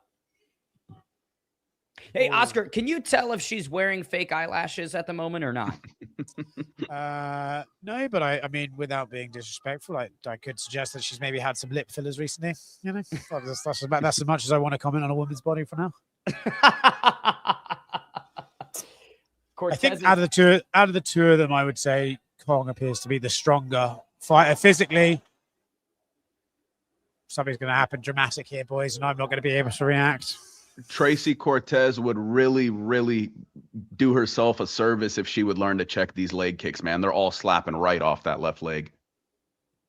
Oh, again, Wang connect. Oh. Big reaction from Cortez. Which Movement's is because, hindered. You know, she trained out of Fight Ready for a long time. And I believe she's up in Vegas now. No, Phoenix, I think, still. Yeah, 20 strikes downstairs for Wayne Kong.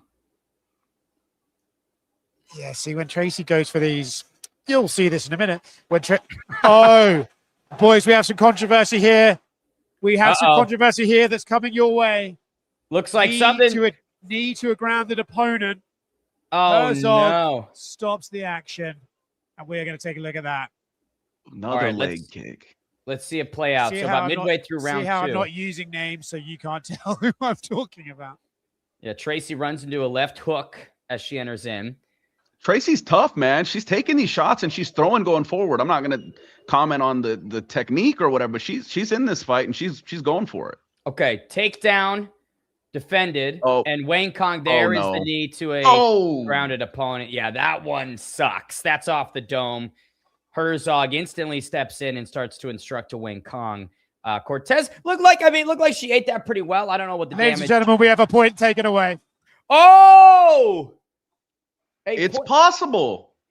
That's as I said to you, Johnny. He warned her in the corner. I don't know if it was for the same infraction, but he's clearly going on a 2 fouls and you're out rule. But that one was blatant too. You can't. Yeah. Tracy Cortez, by the way, for what it's worth, live here on the floor, back at it, and already on the front foot being aggressive. So clearly not too impaired. Yeah. She has a lot of that Mexican fighting spirit. There's no quit in her. Yes, I think she's also a bit crazy. You have to be. Yeah. Is Herzog, Oscar, question for you, right? We all like Jason Herzog. Is that hair sprayed on, right? Is that the all natural? Listen, boys, I think we're going to have to drop the topic of hair for this evening because Charles really got me with that fucking in the wind comment. I've been nothing but pouring at it since. I think, Herzog is a very virile man. Herzog's got a lot of spunk in him, So I think that's probably real natural testosterone-driven hair. Me versus Oscar, loser gets the skullet. Our hair's going anyways. Yeah, but I think, and I don't really feel like doing the turkey thing, because I feel like for every one good one you see about 10 ones where the hairline's just fucking like that and it looks crazy. I'd rather be bald, man. I'd rather be bald than go and get a hair transplant. Now I've got the beard, I'm a bit more comfortable with it. There was a time I was worried I was going to look like a naked mole rat. That's kind of the chapter I'm in right now. can't really grow the facial hair too well. Yeah, but you have lovely head of hair, boy. Anyway, back to these amazing athletes. Yep. 90 seconds to go in round number 2. Looks like Cortez, like Oscar mentioned, has bounced back from the illegal blow. Not really feeling too pained. But she's showing a little bit of swelling. Oh, she's showing a little swelling on the right side of her face, but I actually think mostly from the left hooks rather than the actual knee. God, I love how Wayne Kong attacks, man. Getting an extra point will definitely give you some energy. Yeah, see, the thing is, though, I think this is going to be a 9-9 round.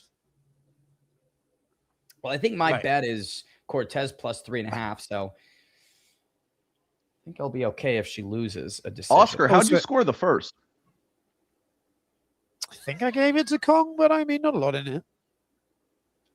To be honest with you, I was paying most of the attention. Right behind me to my that way is a Chinese woman screaming in Mandarin and a Mexican man screaming back in Spanish, and they're talking shit to each other in different languages. So I've been kind of enjoying that, to be honest with you. If I was there, that's what I'd be focused on as well. I can't lie. I'll say, guys, I'm gonna be honest with you. For a Las Vegas fight night, well attended at this part of proceedings. I'd say the upper deck, 75% full. He would say the upper deck. 75% full. What do you want? Really? Full? Okay. That's good. Everyone's coming in. Hey, there he is. What's up, Ben? Good to see you. How you doing? Yes. Good to see you, brother. There's Bruce Buffer, special cameo. You don't even Got a have to fruit pay him shot? on Cameo for this cameo. I know. I mean, he's going to charge us. He's going to send a Venmo request. We got a John Morgan peak as well. JM front row. Big JM front row. Who else have we got around here? A couple of APs. Got some TNT. Diego's over your shoulder. I think I spy Diego back there. But do you know this is somewhat of here's a bit of an insider baseball. Somewhat of a Vegas tradition is old Brucey boy coming over to give his briefing to JM. He loves coming over and speaking to Morgan before the fights. We've got a penis wang parlay, which is working from Jeet. Jeet, some smart gambling from you. Yeah, the penis wang parlay. Yeah, you can't ever have too much. Not even a subtle suggestion of a joke there. Round number 3 live on the ground. I'm not going to commentate all night, don't worry.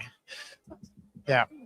But it's mostly, I mean, there's only so many ways you can friendly say Tracy's getting her fucking shit pished in. So yeah, it hasn't really been a good look for her this fight. She's been eating a lot more than she's been dishing. And to me, that's just a proof of how good Wang Kong is, right? That ability to, I mean, Tracy hasn't even been able to get to a wrestling position or find any dominance, right? She's just been outdistanced this whole time.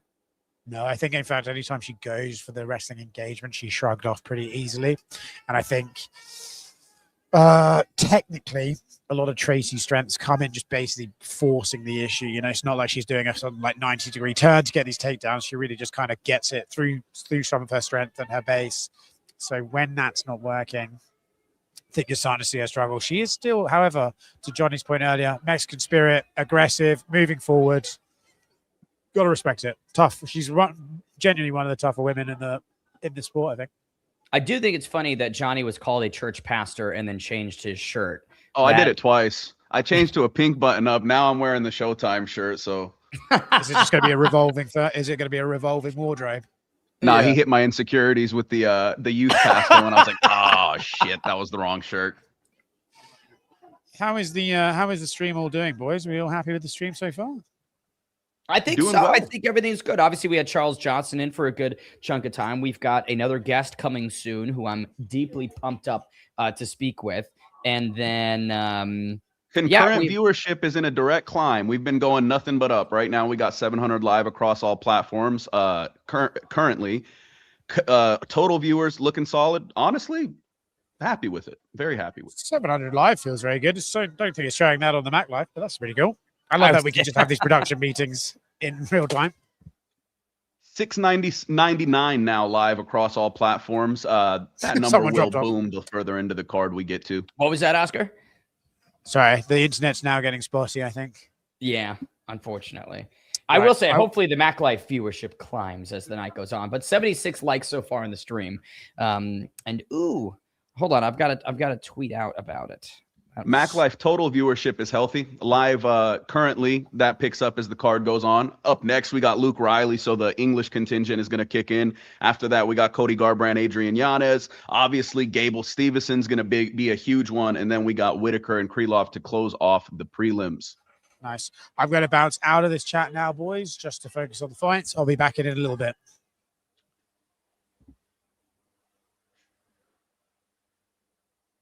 2.5 to go, round 3. Looks like Wang Kong likely has a 1-point lead due to the deduction in the second round. Third round, nice and patient, nothing too crazy. For someone who has been calling out Valentina and been trying to push that, not quite sure this is the performance that you call for that right after. Could we hit the bingo card call out after this one, Ben? Hopefully. I mean, we got to start squaring away some spots on this fucking bingo card. I think we're in good shape. We'll have to reconvene on the bingo card after this fight. But yeah, Tracy Cortez, this has been a very tough showing for her. Someone who's top 10 in the flyweight division. Again, like I mentioned at the beginning of this, has fought a higher level of competition than Wayne Kong, and she has just been getting her shit pieced together. Calculus on the TheMacLife stream says if Conor is truly born again, then Max is about to feel the pain. I mean, I think the MMA world as a whole is healthier when Conor is doing well, so we hope so. Hold on, I'm tweeting. I apologize. You're good.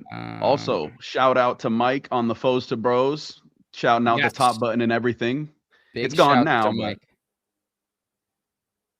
Armani, is the Penis Wang double come up? I mean, Penis got the one-shot knockout, and now Wang looks like she's cruising to a decision.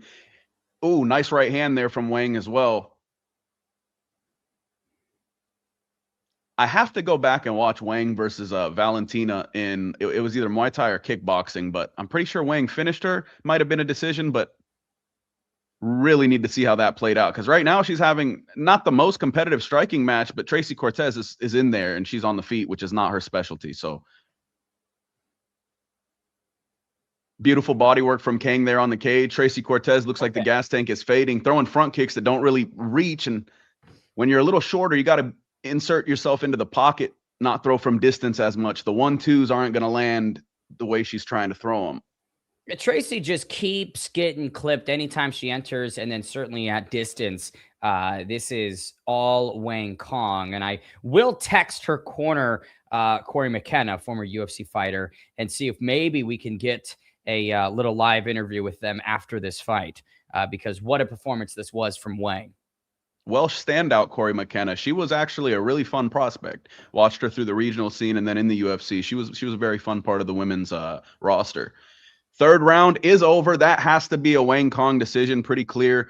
Tracy Cortez wearing the damage as if she just went through 5 rounds, and Wang Kong looks like she just got off the treadmill. So that tells you a lot. In terms of maybe what could be next for Wang Kong, I mean, who would be an appropriate next step for her after this one? I mean, realistically, there's a lot of fun striking matchups for her. I have to look up the rankings just to make sure I'm not messing anything up. Well, yeah. But Manon Fior would have been a fun stylistic type fight. I haven't seen Manon Fior in quite some time. Then you've got Zhang Wei Li. We don't really know what's going on with her, but to be honest with you, I feel like she might go back down. I don't know. But there's a few fun ones. Even Macy Barber. Macy Barber needs to get back in there, and I don't think this fight is really going to push someone like Macy away. But I mean, is Macy like able to go after that Grasso defeat? I'm not really sure what her timeline looks like. Timeline is the issue there. Yeah, I feel maybe Jasmine Jasdavicius as well at number 6 could be that'd be fun. A good look. Rose Namajunas, I'm not sure if Rose is booked and busy. I know Alexa and Manon are going to square off in September, so they're kind of off the books. Natalia Silva might be an option, but I imagine she's probably going to be locked into a title fight soon. All right, the loser of Alexa and Manon might be an amazing fight for Wang Kong.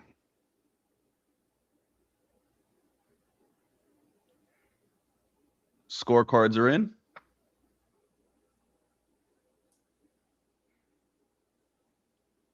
$29-27 times 3. Wang Kong with a smooth victory. Would have been a 30-27 if not for the knee. Mental lapse there. Was a pretty bad knee. Respect to Tracy Cortez for not even considering taking the out. She was up and on her feet within 60-70 seconds, and we got that one to keep going. That was the second decision of the night after Basharat. We've had 2 finishes, 2 decisions.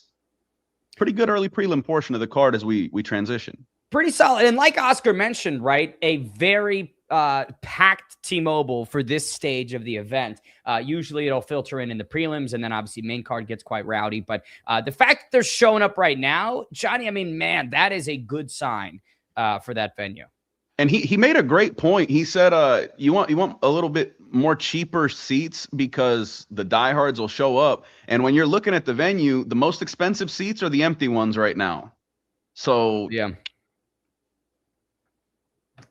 Okay. That upper bowl is looking pretty full now that I can see it in the interview shot. Crowd is loud, crowd is lively.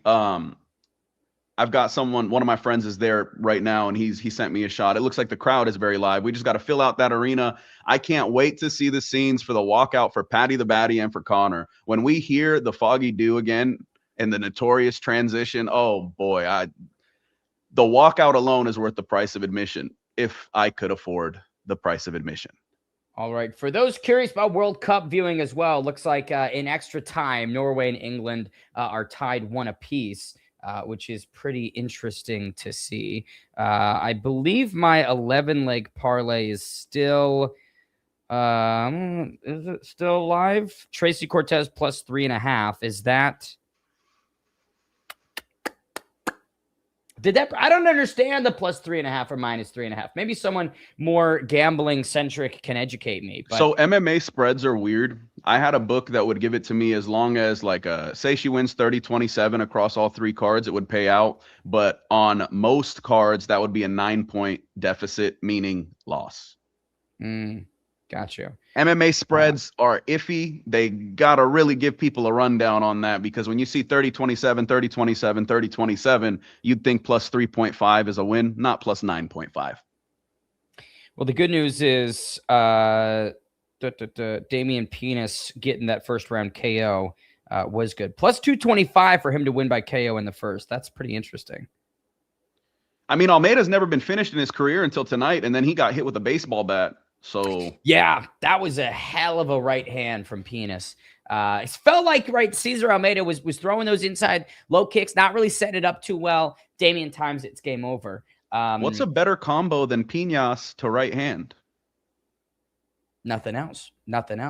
All right, Conor is not beating Max, and I'm a Conor fan from Sneaker Meek. Yeah, it really, again, candidly, is difficult for me to see Conor getting the win over a dude in Max Holloway, who since 2017 has fought nothing but the best, has beaten, some great fighters inside the UFC, still very much training 24/7 and locked into that lifestyle. And with Conor, his interests and, where his life has taken him has been pretty much everywhere but the cage. And especially when it comes to the alcohol and the other substances, that damages your system. It really impairs your ability to be a peak athlete, right?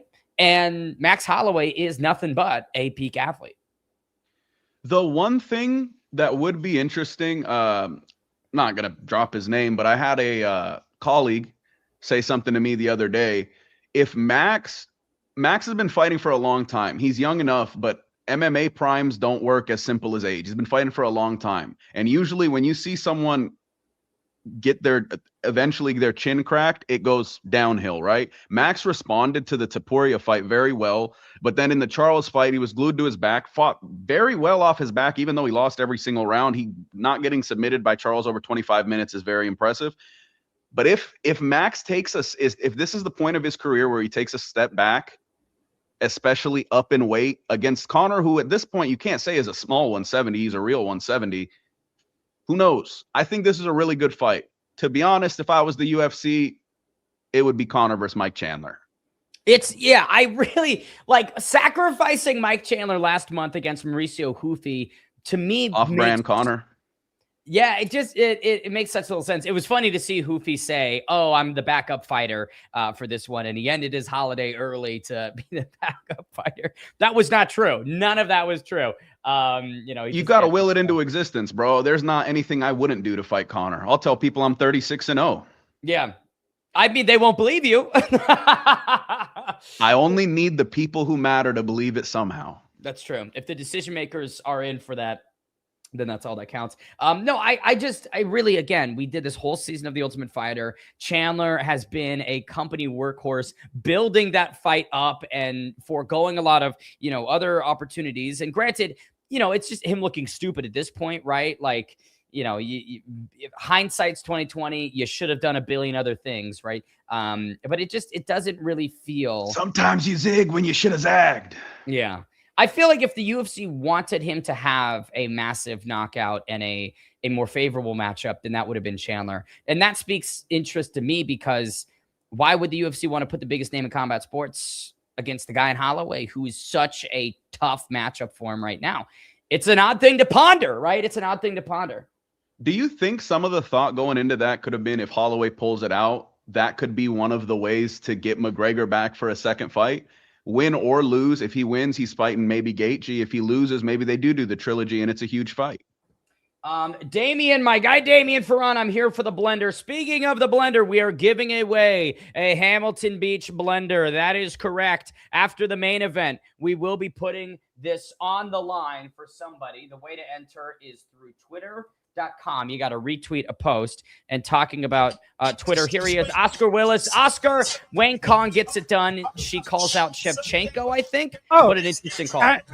Sorry, Anthony Kiedis has just come over to say hello to Mark Goddard. That's the sort of fucking intel you get on the ground. Let's show you that.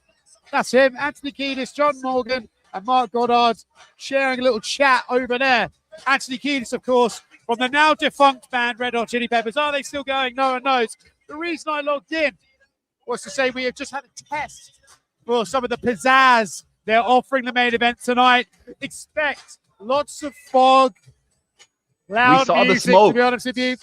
We saw the smoke on Oh, broadcast. fuck. What am I even fucking calling in for then? You're the fan favorite, No, that's Oscar. good.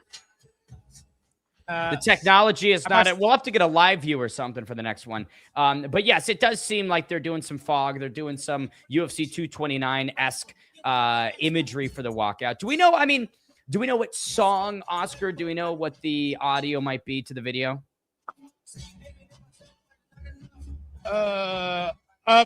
He's coming out to his classic song, but the internet's getting a bit spottier, so I'm going to leave you boys to do this for a bit. We'll see you, Oscar. Appreciate you. I'll be back in a tent soon. All right.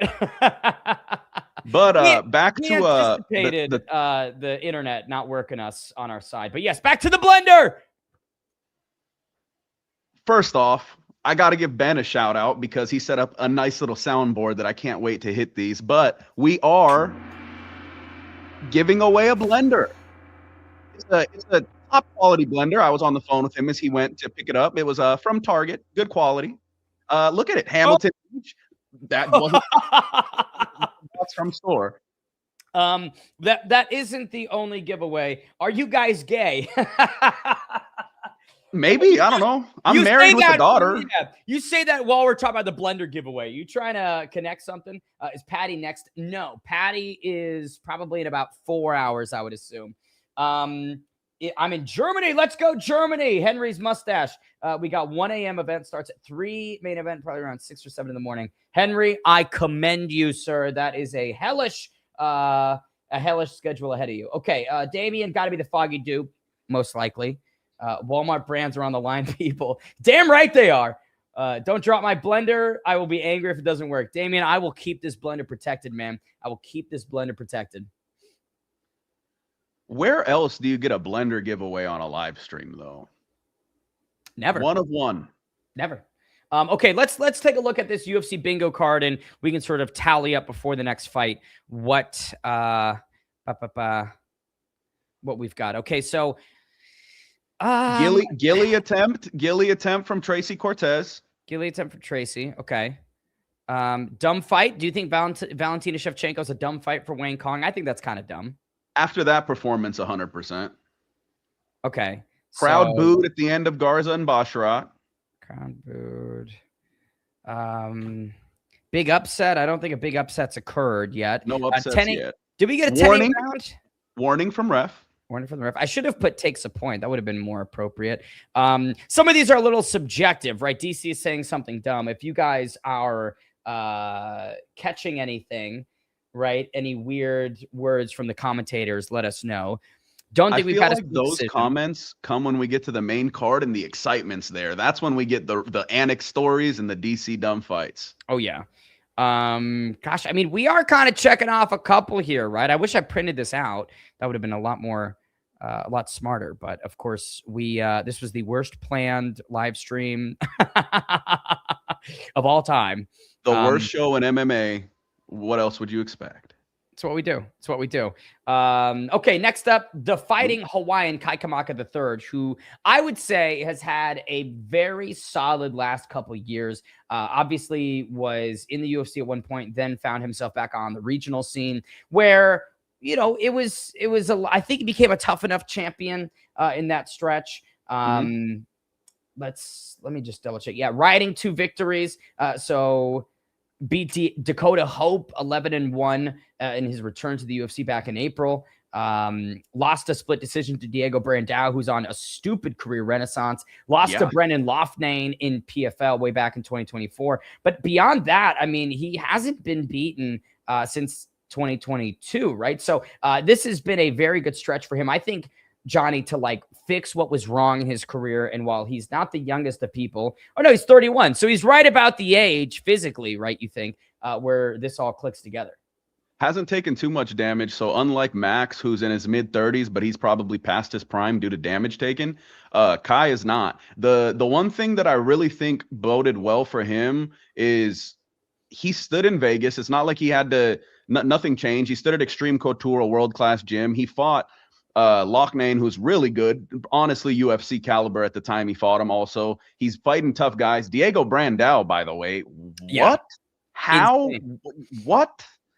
He's going. Kai Kamaka, though, in this fight, Luke Riley is purely, not purely a striker. He's dominantly a striker. He prefers to stay standing. So does Kai Kamaka. I want to see how Luke Riley responds to a guy who's fought kind of a who's who of guys across multiple shows. And if Kai Kamaka gets a win here, I think he's at the age he's at, he'd win a couple of fights. He could be fighting himself to the top 15. Luke Riley, if he gets a statement performance here, I think you get a rocket on his back. He's a star. There's a reason Luke Riley's on this card on a Paddy and Conor undercard. Yeah. Again, one thing we talked about earlier, and we'll reiterate it. If you're on UFC 329, it's because the promotion sees something within you. And as much as I like Kai Kamaka's journey, the unbeaten 13-0 Luke Riley has had a great start to his UFC tenure, beating Bogdan Grad with a very memorable stoppage in the second round. And then a decision over Michael Aswell Jr., who I would say this has aged pretty well, right, Johnny? Like if you look at Aswell Jr., he did lose to Gaston Bolaños, but looked pretty okay in that fight. So I would say this is the fight where we learn exactly what Luke Riley brings to the UFC. It's funny that you said everyone on this card is someone that the UFC sees something in. I was wondering, and I had a few conversations. This fight got canceled, but O'Day Osborne versus Cody Durden was supposed to go on this card. And that fight, yes, I just did not understand. Yeah, I mean, you look at O'Day, who's been in there with many people, but lost to many people. Cody Durden, who similarly, yeah, fun style, but I think he's got like an 11-8, 11-9 record. And it's not to be disparaging because, again, like he's fighting Steve Erceg, he's taking on tough dogs. Manel Kape, I believe, in Kape's debut. Like, it's not like O'Day's getting the easier tasks, but, you know, you do have to be successful, unfortunately, right? At some point in time, if you're not getting wins over the people in the UFC, then maybe you shouldn't be in the UFC. It's kind of the conversation. Yeah, and I don't even want to slight O'Day because O'Day is awesome. When we went up, I went up to Vegas with one of our guys, and he was a flyweight. O'Day was getting ready for one of his fights. O'Day needed a sparring partner. He brought us to the UFC PI, kind of really treated us well. I love O'Day. I think, honestly, though, O'Day versus Cody Durden would be a perfect fight night card fight. I don't see what it would add to UFC 329. Luke Riley, though, 13-0, 9 wins by knockout, 4 of them in the first round. He's looked really solid. And I worked that scene for quite a while in the UK. Before he was in the UFC, everyone was saying this kid's something special. I really do want to see if he's able to go through Kai Kamaka, because if he can, that says a lot. Nobody steamrolls Kai. Who is a fighter that you remember from your work over with those UK promotions that you spotted and you were like, they're going to be something big, and then they've gone on to achieve something great? There's a few guys, 3 that I'll shine light on. They're all in the same weight class. So Luke Riley, Curtis Campbell, and Liam McCracken all were coming up at the same basically pace. Luke Riley, he's got a perfect record still. He's looking really good. Curtis Campbell made his UFC debut, and he's getting a lot of flack on the internet. That was a tough Johnny, debut, hold man. up. It's the tail of the tape. Luke Riley, 27.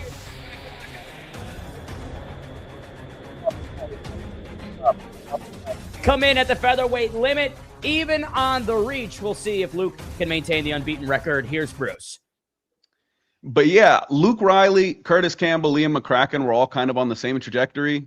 Luke and Curtis now both in the UFC. Kurt had a tough UFC debut. Liam got hit by a bus. He's going to be on Contender. He's a few years behind now, but Getting hit by a bus will do that to a man.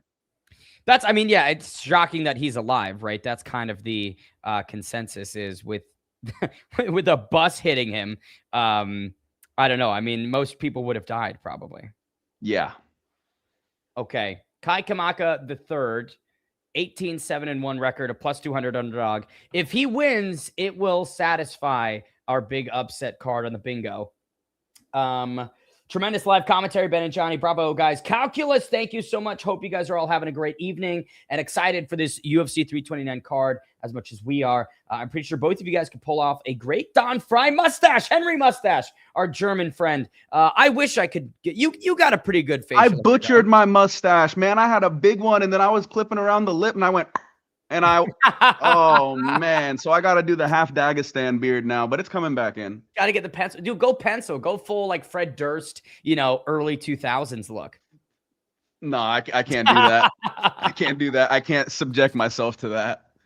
The Ant-Man channel, I got Kai in the third. So interesting prediction from Ant-Man. He'll weather the Luke Riley storm and get it done in the final 5 minutes. I could certainly see something like that occurring because to me, and we'll see how the fight plays out, but to me, Kai Kamaka should be way tougher than some of the other guys that Luke Riley's fought. This is his biggest test to date in the Southpaw Hawaiian. If we get to the third, Kai Kamaka is much more likely to be a lot more comfortable in that third round. Leg kick by Kai. There you go. Couple stance switches already from both guys. Another leg kick from Kamaka.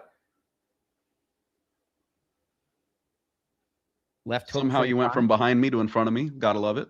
4:35 is what I'm at. It is kind of funny that everyone's on a different time. But either way, the other thing about this, Johnny, and as you know, is a guy that's come back to the UFC for his second stint. He's worked his way through the regional scene. That adds so much motivation and eagerness to win. Oh yeah. And I could be wrong. I don't think I am. Is this not his first fight back? This is his second, I believe. Beat Dakota Hope. Yep. For someone like him, this is the type of moment where it feels like your career comes full circle. Big opportunity, huge card to announce that you're back. I think he's ready. And Luke Riley feels built for this moment because I know his camp actually is full on towards saying he's a future star, not just a guy who can be in the UFC. He's a future ranked guy who can eventually compete for a title. So both of these guys got a lot at stake here. Luke Riley touching the midsection, then ripping with the left hook upstairs right after. Kamaka's got to really be careful coming into the pocket because the speed differential is quite obvious in the first minute and a half. I will say, as Lewin mentioned, low hands Luke. He's keeping those hands low, John. He's keeping the hands low. You'll notice a lot of guys who come out of Next Gen, which is Patty's gym, keep their hands low. Luke Riley, Shamrock, Patty, they all do it. Weirdly enough, Molly McCann kind of always kept her hands high and tight, but I don't know if it's a gym thing. But they're all very comfortable fighting with their hands down. But I grew up playing basketball, hand down, man down. I did not really grow up playing basketball. I was terrible at it. Awful. Couldn't play to save my life. Ooh, nice left hook. Again, it's that second shot, the left coming upstairs that's seemingly getting through on Kamaka. Speed advantage on Luke Riley here for sure. Maybe the processor is moving a little quicker too. It just seems like he's a little bit quicker to every shot thrown. Nice leg kicks from Kamaka though. Lewin saying, check the Rogan box. That leg is already compromised. We will add that to the bingo square after this fight. It's funny because I was going to mention it. Look at Luke Riley's left leg, bro. Not the outside of his left leg. It's already purple. The problem is, I'm not sure Kai Kamaka is going to last to do much with it. Big shot drops Kamaka the third. Riley finishing touches being applied. Big left as well. This might be it for Kai Kamaka the third. Nice knee. Kai Kamaka's doing what he can to stay in it, but this one's all over. Wow, what a blitz. What a finish. Luke Riley's here. Kerry Hatley just inserts himself into the clinch as Luke Riley puts the finishing pieces on a first-round TKO. Beautiful shot, drops Kamaka the third, and then he just didn't recover. That was an excellent form from the unbeaten Brit to put a stamp on things here. Like we said, toughest opponent to date and best performance he's had. Yeah, he was composed. And a lot of times you see guys come out and chase an early finish. He didn't chase. He took everything that was given to him. He was first to everything. And then when the finish presented itself, it was over immediately. That's what I mean when they believe in this kid to really have a bright future, and it's hard for me not to. Yeah, right hand over the top. You could see Kamaka's legs gone. Feels like the lights are on and nobody's really home. Does get back to his feet and try. That's a perfect right hand. That you just literally does not get better than that. Kai has only been knocked out one time in his career back in 2020 versus JSP Jonathan Pierce. That was a hell of a performance for Luke Riley. An interesting, I mean, I guess the stoppage from Kerry Hatley ages fine because of Kamaka's movements after that shot. But yeah. I mean, he's gripping onto Luke Riley, trying to take away space. You could have given it maybe another shot or two, but yeah, Ant-Man Channel says bad stoppage. I don't love that stoppage. It's defensible because he clearly was out of it after the separation, but he was doing all the right things, even if he was on autopilot, Johnny. I like the stoppage only because, one, the cut over the eye was nasty. Kai was doing the chicken dance, and even when he was trying to attempt to clinch, it just looked more like he was on autopilot. He wasn't actually getting the right hand placement. He was just trying to weather it. But to be honest with you, if it's a knockout, I want to see a guy go down, man. Let him take a knee, let him hit the ground, and then call it. But Luke Riley goes over to the corner, says $50K, and his coach says very clearly, maybe. Do you think Gable Steveson will land 2 or more takedowns? No, it's one takedown and the fight's over. I think that fight's going to go one way. And I could be a homer. Like I'm pulling for Gable because of the APFC ties, but I think this fight is there for one reason and one reason only. I think the Mexican guy that he fought, who was 14-6 or something, was a different case. He was a vet with some tough fights who's faced a lot of adversity. I don't know if Alicia Ellison is going to be the same. But to be honest with you, if Alicia Ellison even puts 6-7 minutes in there, he's going to have a couple more UFC fights. And he may not have had those fights if Gable wasn't opposite him. Stepping around. I want to see what Luke Riley says in his interview, because he's a guy who really knows how to talk as well. All right, we are working on getting Uriah Faber, Corey McKenna, and Wayne Kong on the stream to unpack what was a great performance over Tracy Cortez. Hopefully, we can bring that to you guys on TheMacLife, the best stream of the night. Drink Black Rifle coffee, or Oscar's going to come get you. He does have some on-site reporting. Luke Riley went to Kai's corner and Mind stopped talking. So that's what we saw. Luke goes over, talks a little bit of trash. Pretty interesting from Luke. And to your point, he's got a good mouth on him, as you'd expect from a Brit, right? They always talk well. Specifically Liverpool, man. You look at the guys who have ties to Liverpool, they can all talk. Darren Till, Paddy Pimblett, Luke Riley, even Curtis. I mean, he doesn't get to talk right now. He's 0-1 in the UFC, but he will eventually. Everyone who comes out of Liverpool really knows how to get on a mic. Molly McCann also. Oh, that's a nasty eye cut on Kai. Did you see it? I don't think I caught that. Right on the lid, but it's wide. That was a bad cut. Riley finishes Kai Kamaka with an absolute barrage. I'm okay with that stoppage. Yeah, like Aaron Bronstetter says there, as you can see on the Threads social media pop-up, it's a defensible stoppage. I think if the separation occurred and then you saw Kai Kamaka with his faculties and defending it, or excuse me, protesting it rather, I'd be a little bit more like, oh, bad stoppage, but he was clearly done. Ant-Man crying out of his pocket. Don't worry about my pockets. You can worry about mine, but if so, just help fill them up, please. Thank you. All right. Faber said he's down, so I'll let you know when we wrap up. Okay, perfect. Can't wait to speak with them when they are wrapping up some of their media duties after the fight. Here's Megan O'Leary. Are you in tune with the Ultimate Fighter season, this one? No, I haven't really been in tune. Why? Has there been some A1 combat or some Team Alpha Male representation? So A1 champ Tina Black is she fought on the most recent episode, got a TKO, looked really nice, sniper on the feet. But she's on DC's team, and Uriah Faber texted Michael Bisping and asked if he was on Bisping's team. Bisping said yes and got a whole scouting report on her.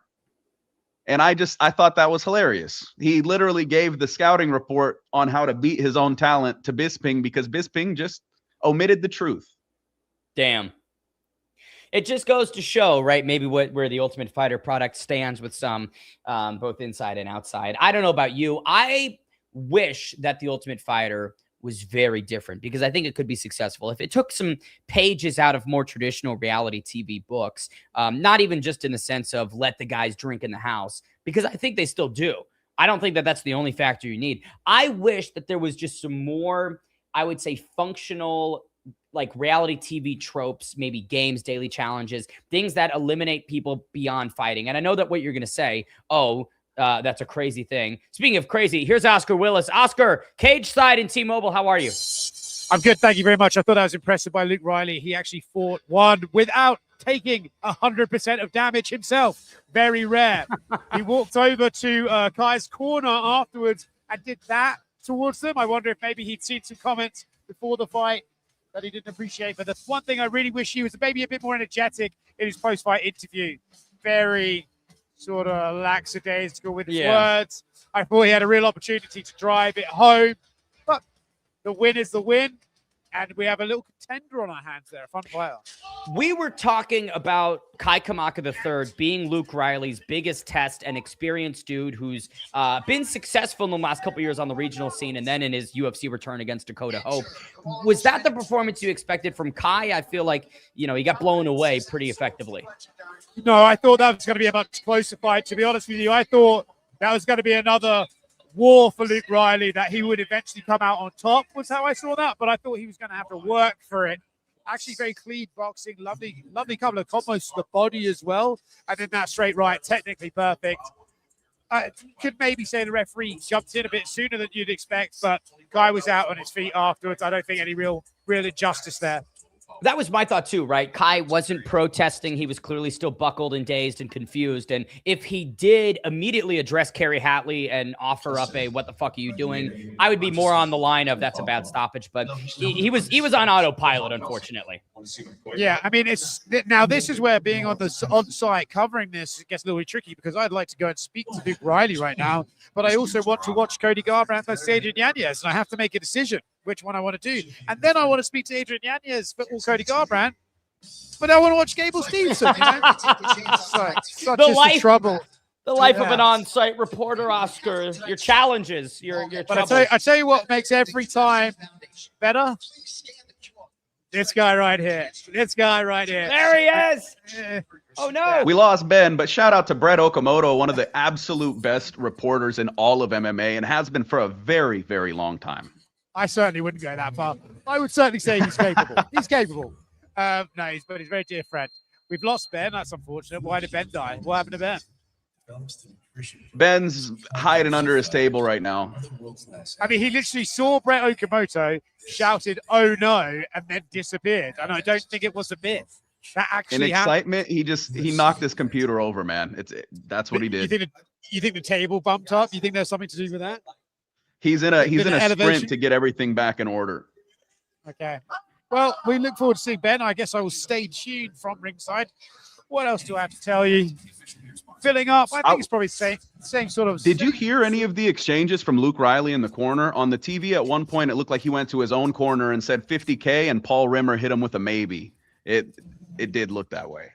That's interesting. No, so I saw him. He immediately went over to Kai's corner, did the quit talking gesture, went back to his, which it must be when he said that, and then sort of celebrated. But it's funny because Luke fights like someone who'd be a real showman, but then he gets on the mic and he's just kind of very chill, Almost the adrenaline dump. He's in the fight, and then when he gets to the mic, he needs an extra 30 seconds, and maybe he'd deliver a bit of a better promo. Yeah. Paddy the Baddie chant, always though, a get out of jail free card. Ben, are you back with us? How are we feeling? Yeah, so in true MacLife fashion, my camera did die. I'm not sure how, as it was plugged into my fucking computer, right? You thought it constantly charges, but we've got the GoPro here. And we've also got the blender giveaway. Woo!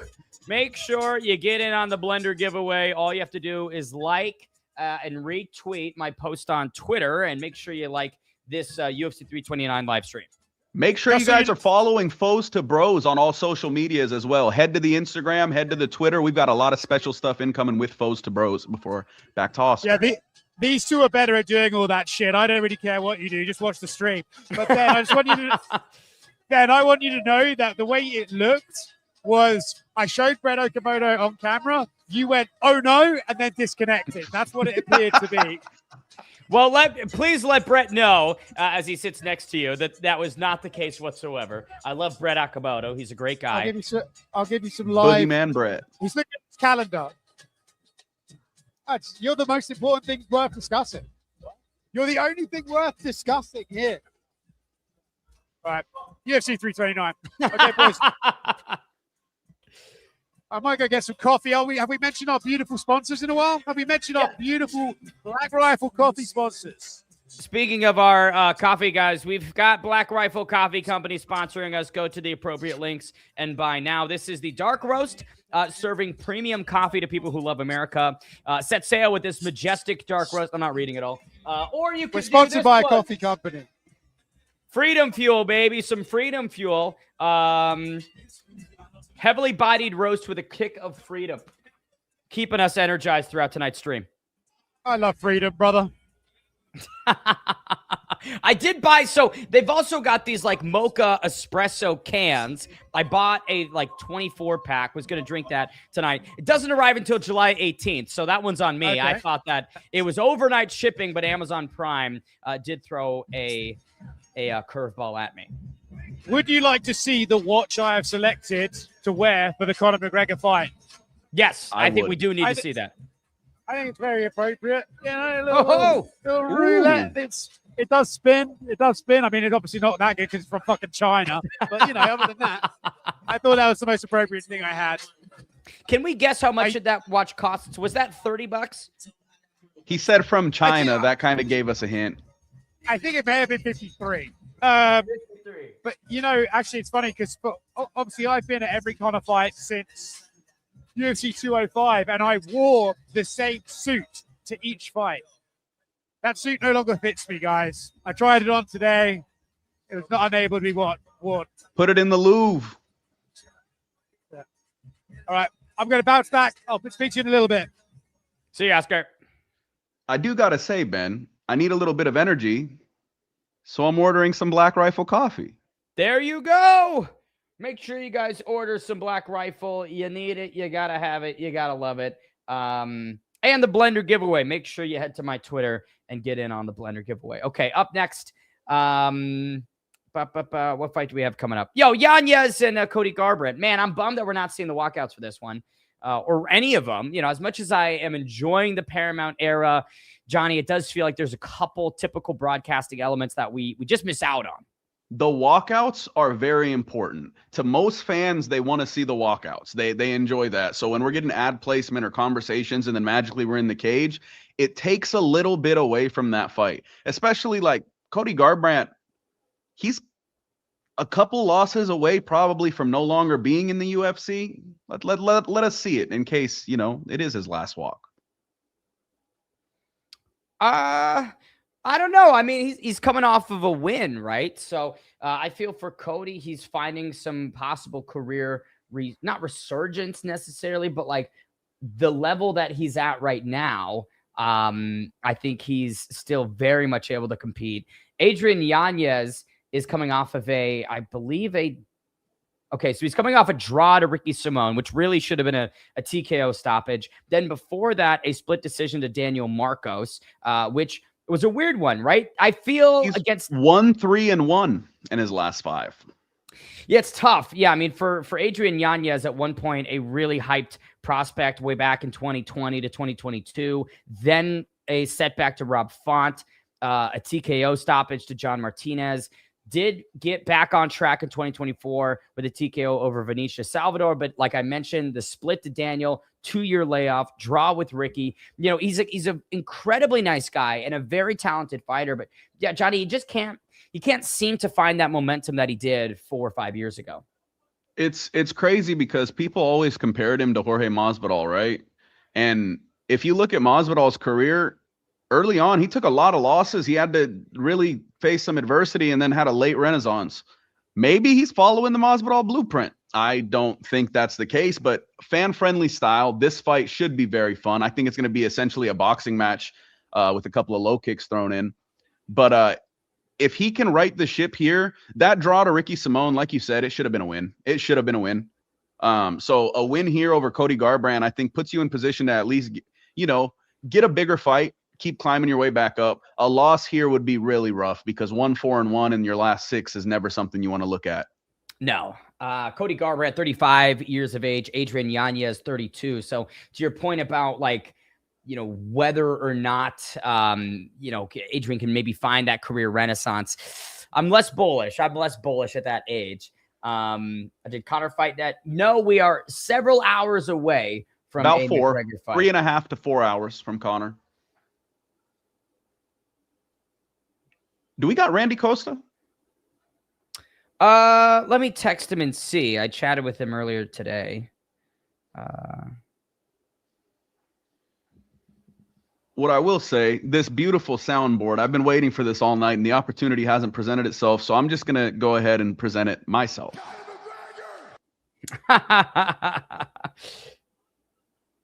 I wish we had more space on the soundboard, man. I wish we could load this up with a little bit more, but of course, setting this up was an interesting one.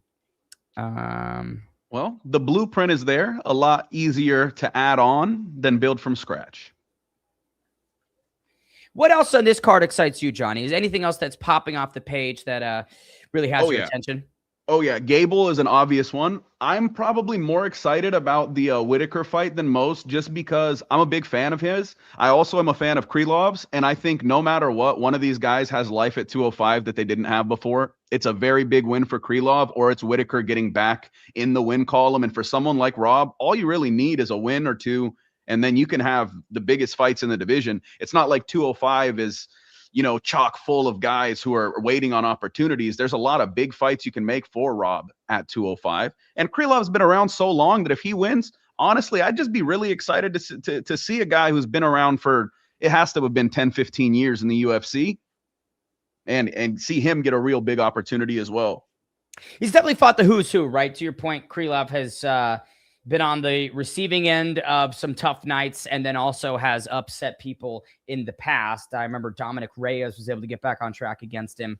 So it's just I think me and Oscar said this in our podcast earlier this week. It's just a good litmus test. I will say, I'm concerned about the durability at 205, right? Rob was finished at welterweight, finished at 185, and now at his age with the tread on the tires, it's just difficult for me to believe that he can be in the trenches and be effective, meaning he has to have a superbly clean performance. And the last couple fights for Rob Whitaker haven't been superbly clean. You know what I mean? He's had to take a couple licks to give a few. And at 205, I don't think that that's going to spell success for him. Do you think that that'll show in this fight, though? Or do you think this fight is kind of built in a way where Krylov's a good fighter, he's a good submission threat, he's a good all-arounder, but I don't see him landing a big, I'm going to knock you out shot. There's Corey. All righty. Here she is, Corey McKenna with Wayne Kong, victorious tonight. Corey and Wayne, how are you guys? We're good. How you feeling, Mom? Yes, feeling good. We have your Iron Song back here. We have Victor. Translator. The whole crew. Man, what a successful night for the team. This was a dissection of every dimension of Tracy Cortez. How happy were you guys with the performance? Was it what you wanted to do? Were there other things that you guys felt you needed to do in those 15 minutes? I feel like Joker's always hard on herself because she's a champion and a perfectionist. But, honestly, I feel like with a couple more risks and a little bit more volume, we would have got the finish. But it was a very dominant performance. She showed great takedown defense against a tough grappler and precision on the striking. She didn't get, overwhelmed with trying to knock the girl out. She did a perfect job. So we're pretty happy. Those leg kicks had to have been part of the game plan. She was throwing them and they were landing at, it seemed 100% success rate. Was that the plan going forward the whole time?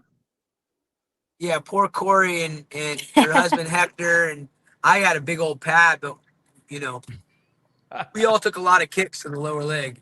And Song right before for the so yeah, it was part of the plan and it worked out well. I think she could have finished her with that, you know. Were we surprised that the 100%. eyelashes stayed on? I mean, it seemed like they had some extra adhesive to Tracy's lids this time. She had an extra step. 感觉他眼睫毛没被打掉吗？他没戴眼睫毛上去吗？啊，我感觉他眼睫毛已经好像有一块是掉，对，他眼睛反正被打的。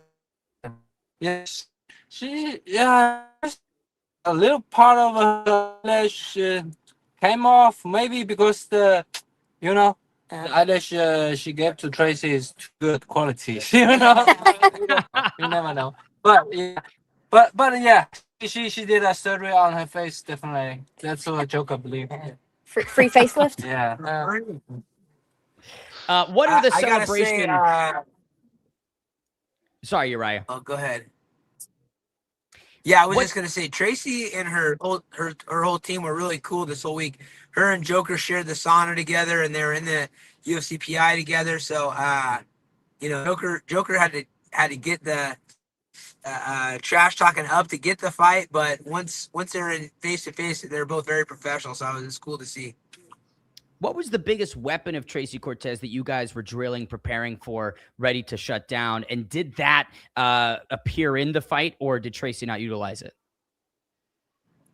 Well, I mean, we knew she was going to try to push her up against the cage and catch her. And Corey and Joker worked a bunch against the cage, against the wall, defending and little ways to get out of there. And so that was one thing. And then we also knew that Tracy would double down and start throwing power when she got frustrated. So we got caught with a couple of big strikes. We knew, she's also dangerous in the striking. And once she realized she definitely can't take her down, she was going to start throwing hammers. And so we had to stay defensively sound on top of it. I love it. Last one. I appreciate your guys' time. Thank you so much. Celebration plans. How is the team celebrating this victory? I was celebrating victory. That's good. The main character. 你打算咋庆祝吗？今天？啊，吃点好吃的，小酒儿，开心一下。Yeah, get some beer as well. Yeah. Get some beer. Beer and good food. Yeah. There you have it. Beer and good food's what you need. Before we let you guys go, I got one more for Uriah. The Ultimate Fighter right now, the last episode that came out was Tina Black's first fight. Obviously, the text situation, the exchange between you and Bisping, where you were trying to figure out which team she's on, and then she's on my team. How did you feel about that? And how cool was it to see Tina Black go out there and have that performance? Her striking looked really slick, really clean in there.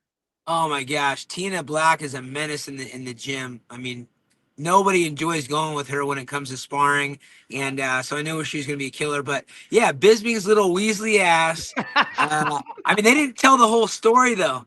The whole story is, I sent the message to DC too.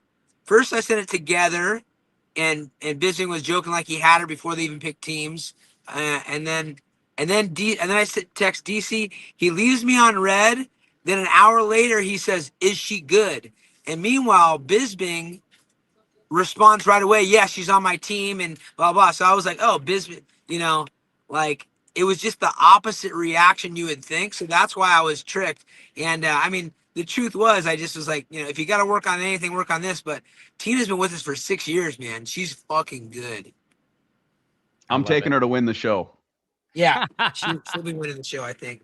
I love it. Well, thank you guys again for the time. Congrats to the victory, to Wayne Kong, and can't wait to see what's next for all you guys. Thank you so much. Thanks for having us. Yeah. Thank you. What a team, man. Excellent victory from Wang. And, Song Yudong back there prepping for his main event. Can't wait to see what's next. Minute gone by between Adrian Yanez and Cody Garbrandt. I'm letting my camera recharge a little bit, and then we'll get the DSLR going. But this is a firefight, Johnny. I don't think this one's going to head to the scorecards. Oh, yeah. Garbrandt actually looked like he was chasing an early finish, had Yanez hurt up against the fence early, and now Yanez is throwing hard shots. This is a really good scrap, and we're only 75 seconds in. The longer it goes, I think the better for us, but I don't think these guys are hanging in for 15 minutes.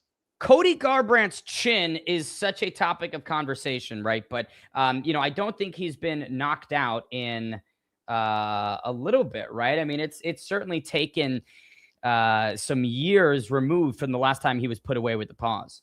Oh yeah, I actually can't remember the last one. I think everything recently has been more decisions. And for Adrian Yanez, again, we highlighted the draw to Ricky Simone, the 2 years ago split decision to Daniel Marcos. How much of a moment this could be for him to take out a former champ, a huge name like Garbrandt, in big fashion on a Conor card?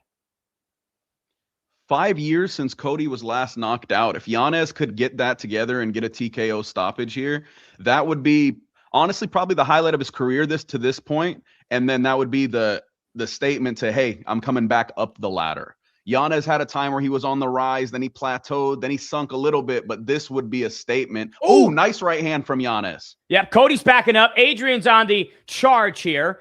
Garbrandt tried to feed him a rear uppercut, nothing going. Halfway through round number 1. Now, here's the question, right? We saw Cody years ago against Pedro Munoz just click the kamikaze button and go balls to the wall. When right hand from Yanez. Garbrandt might be done. Another big shot from Adrian, and it is over. Adrian Yanez stops Cody Garbrandt.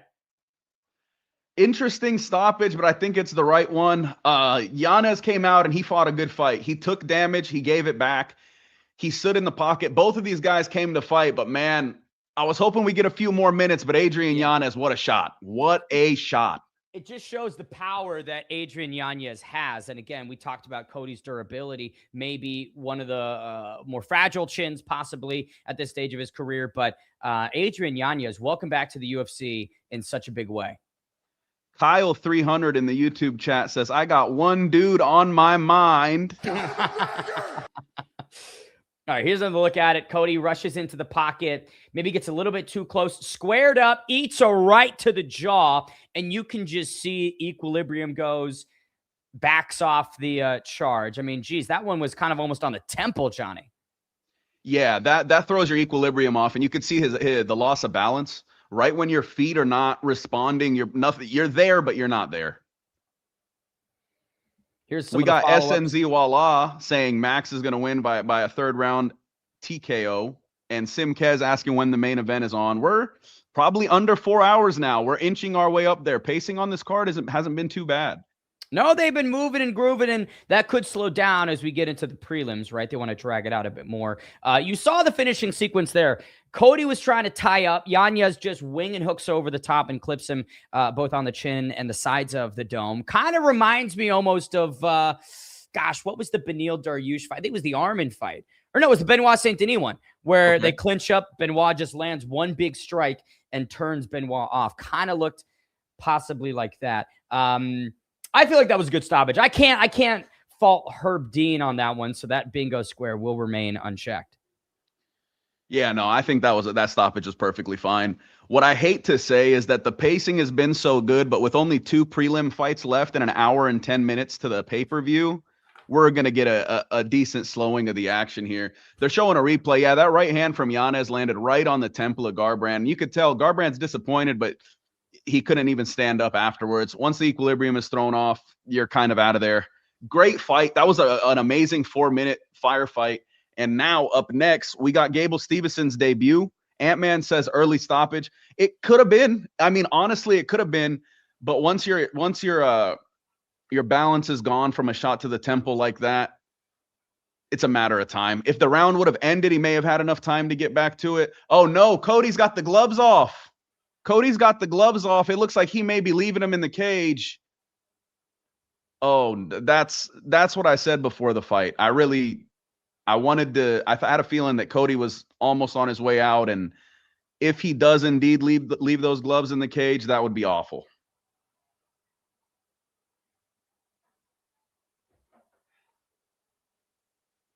Jan is on the interview. I think they're keeping Cody around to do an interview. He's trying to stick around. He hasn't left the cage yet. If we do lose Cody Garbrandt tonight, I feel like he's a surefire UFC Hall of Famer. The amazing rivalry with Dillashaw, what he did to Dom Cruz. The Cody Garbrandt era didn't last as long as I initially thought it would, but I do think that he had a Hall of Fame career. Ben, you may have missed it. Cody's gloves are off. It looks like he's about to lay him down. Wow. So the end of the road for Cody Garbrandt, former UFC Could be. bantamweight He hasn't put him champion. down yet, but they're off, and it looks like he's waiting for an interview. Yeah. I mean, it's a guy who has such a, back in the day when he was on his come up, nothing but first round stoppages. Obviously, styles on Dominic Cruz and what so many look back on as one of the greatest performances of all time. And then runs into wood chipper after wood chipper. Did kind of have a bounce back, right, Johnny? He gets through Trevin Jones, Brian Kelleher, then runs into back-to-back defeats, beats Long Xiao. In your eyes, is he a Hall of Famer? Oof. It's a tough one because based on the other guys there, I would say yes. Yeah, I mean, that's kind of it's a tough question because at this point, with who they've allowed into the UFC Hall of Fame, a lot of people should be in the UFC Hall of Fame, right? I will say, let's say you strip away like the Cerrones and some of the other people maybe that are inside it. He won the title, never defended it, and in terms of marquee victories, I mean, not many, but the Cruz one is about as marquee as it gets. Yeah, as memorable as possible with the Dominic Cruz performance, right? He was pound for pound #1 for one night only. I don't know. I don't know about Hall of Fame.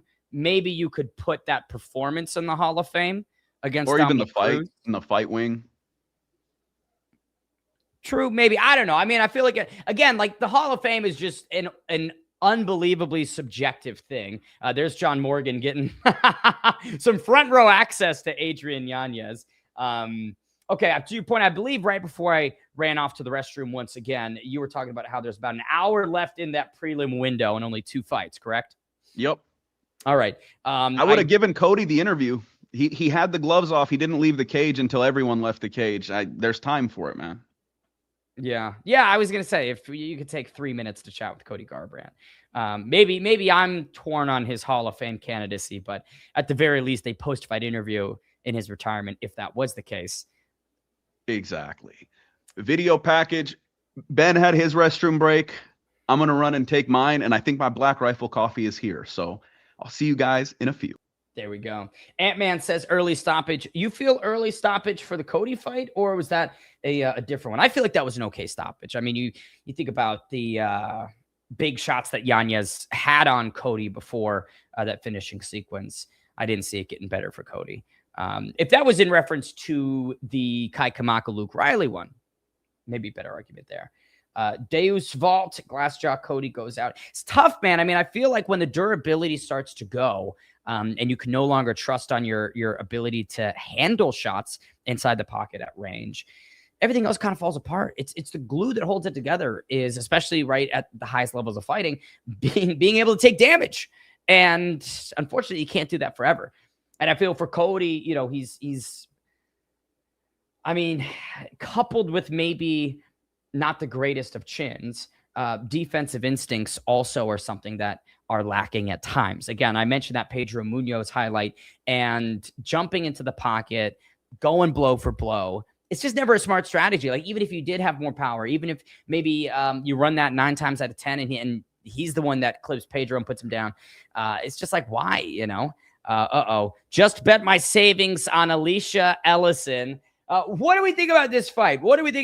Gable Stevenson, the Olympic gold medalist, making the UFC debut. Everything's 3-0, 4-0 in pro mixed martial arts. So just untested, but sky is seemingly the limit given the betting line, right? They think he'll work Alicia Ellison like a dog and be primed for the top 15. You will show the fight or commentary. I hope it's obvious that this is just a live stream, a commentary fight companion. I see that comment so frequently. I don't understand it, right? If we were showing the fights, we'd be completely copyrighted and DMCA'd. All right, let me see if I can crack on my DSLR and get the better camera quality going.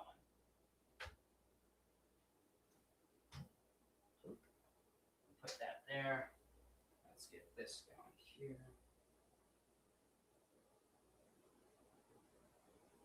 Okay.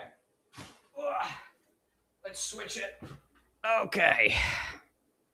Bop, bop. And we're back.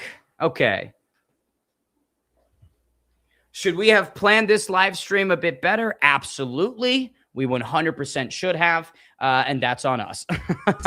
All right, coming back in, it's Oscar Willis. Oscar, how are you, sir? I'm good, thank you very much. Cody Garbrandt, I think, took the gloves off with an intent to retire, but was not given that time. Now, I don't know that, but it's very noticeable the gloves came off right away by his team. He stood there holding them in a way that we so often see fighters do. He walked out holding them. So I suspect that could be the last time we see Cody Garbrandt in the UFC octagon. Not the greatest swan song for Cody Garbrandt. Gets chewed apart by Yanez inside a round. Felt like he had a moment very early on, but, Yanez lands the shot, calls it, and gets it done. Unfortunately, I think, to be honest with you, Yanez played an absolute blinder. Let Cody come to him, right? Cody had the pressure on him. He's fighting the guy that's meant to win. Be aggressive. And Yanez's boxing is so slick. Just counter him. And, we'll be candid. We know about Cody's chin at this point. I believe he should retire. I would be very sad if he continued fighting. He cannot take a punch anymore. And even tonight, I felt he was more aggressive than he's been in quite some time. And still did not look the best. So I think not the best for Cody Garbrandt. But on the flip side of that, Adrian Yanez, a big name, a confidence-rebuilding name after an unfortunate tie last night out against Ricky Simone that I thought he won. Good, solid victory for Adrian, and it's curious to see where he goes there from here. Yeah, we were talking about it at length. The last couple of years haven't been really kind for Yanez. He had such a good come up from 2020 to 2022, then runs into Rob Font, then Jordan Martinez, finds a bounce back. But, the split decision to Marcos in 24 and then 2 years of a layoff. The sport moves quickly, right? And it felt like Yanez had so much heat and lost it. What does this do for him moving forward? I think it's a huge shot in the arm for him. Adrian has been very in touch with his emotions kind of fighter. I think he's honest about that. And I think he lost a bit of confidence. I think he truly started wondering about his place here. They really set him up for a big propulsion with that Rob Font fight that he lost. And I think that really took the wind out of his sails. And then, as you said, I think people started wondering, is Adrian as good as we thought? I believe he is. I believe the Ricky Simone fight went towards reestablishing that confidence. And tonight, beating a former champion, whatever stage of his career, is a statement. And I think it puts Adrian back on the mat, that bantamweight, and should renew confidence in his abilities from those who perhaps left the train for a while there. Let's move the conversation to 265. Gable Steveson makes the debut. He's minus 1,200 on DraftKings right now, which, Oscar, you and we were looking at the betting lines earlier this week. He was minus 2,800, biggest favorite in UFC history. That's cooled off. What is the thinking behind people packing on to Alicia Ellison and putting money behind him? I would assume that's an odd-based strategy, right? Like they think, what if I shove a little bit of money on this guy, I'll win loads. So I wonder if there's a bit of that. I think also people start realizing you buy the hype, they set the line so high, and then after a while you realize two big men, equal sizes, swinging gloves. It's a lot harder to predict than that. Also, I'll be frank, I don't know how likable Gable is. He did his media this week. He's very, very intense. It's actually unbelievable how similar to John Jones he is. And I think, like John Jones, him and Gordon Ryan all training together. Fucking hell, the ego in that room. But I think that could switch people off too. So then you get a bit of I'm rooting for the other guy to win. I'll put a bit of money on him. I think it's a lot of little elements. But I think the line was just too wide anyway. So I think it's now come to a much more respectable position. Can we tie Brett Okamoto in on this one? What does he think about Gable's debut? What are his anticipations? It's just conversing with the man next to him. But as soon as he has stopped doing that, I will grab his attention and ask him for you. Of course, whatever Brett says, I usually just assume is correct. Where did Johnny go? Is everything okay? How's the stream been? It's good. It's going quite well. He went to go grab his Black Rifle coffee. I guess it was delivered to the wrong house, so he should be back very soon. I want to shift the thoughts up to the co-main real quick. Your internet, A, by the way, is looking good. And B, some people think Patty is cooked. I don't know if I subscribe to that thought. Oh, yeah, I don't think it's cooked at all. To be honest with you, Patty and Benoit both fight in a way that can snatch defeat from the jaws of victory. You know what I mean? I don't subscribe to either one of those guys being a sure thing. in any fight because of how aggressive and kind of reckless they both are. You would also say on the feet, I don't know, maybe Benoit's the cleanest striker, but Paddy stood in there and hurt Justin Gaethje. So that's a 50-50 mix. So then you think, okay, well, can Benoit take him down and control him? That's Paddy's fucking realm.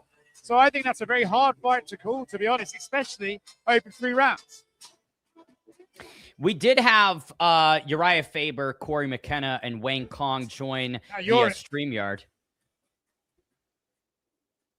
Oh, you did what? Sorry, we had Faber, Corey, and Wayne Kong join the StreamYard. They were unpacking the victory over Tracy Cortez. I asked Uriah, what were some weapons of Tracy that you guys were working on drilling, ready to shut down, and they basically summed it up. When we nullify the grappling, she's going to try and throw power, and that's not going to work. So it is always a fun reminder, these high-level coaches and guys like Uriah Faber that just see how these fights will play out to a T. Sorry. For a second, I thought you were fucking with me. You just had Uriah Faber on. That's mad. Yeah. That's cool. No, my camera's gone.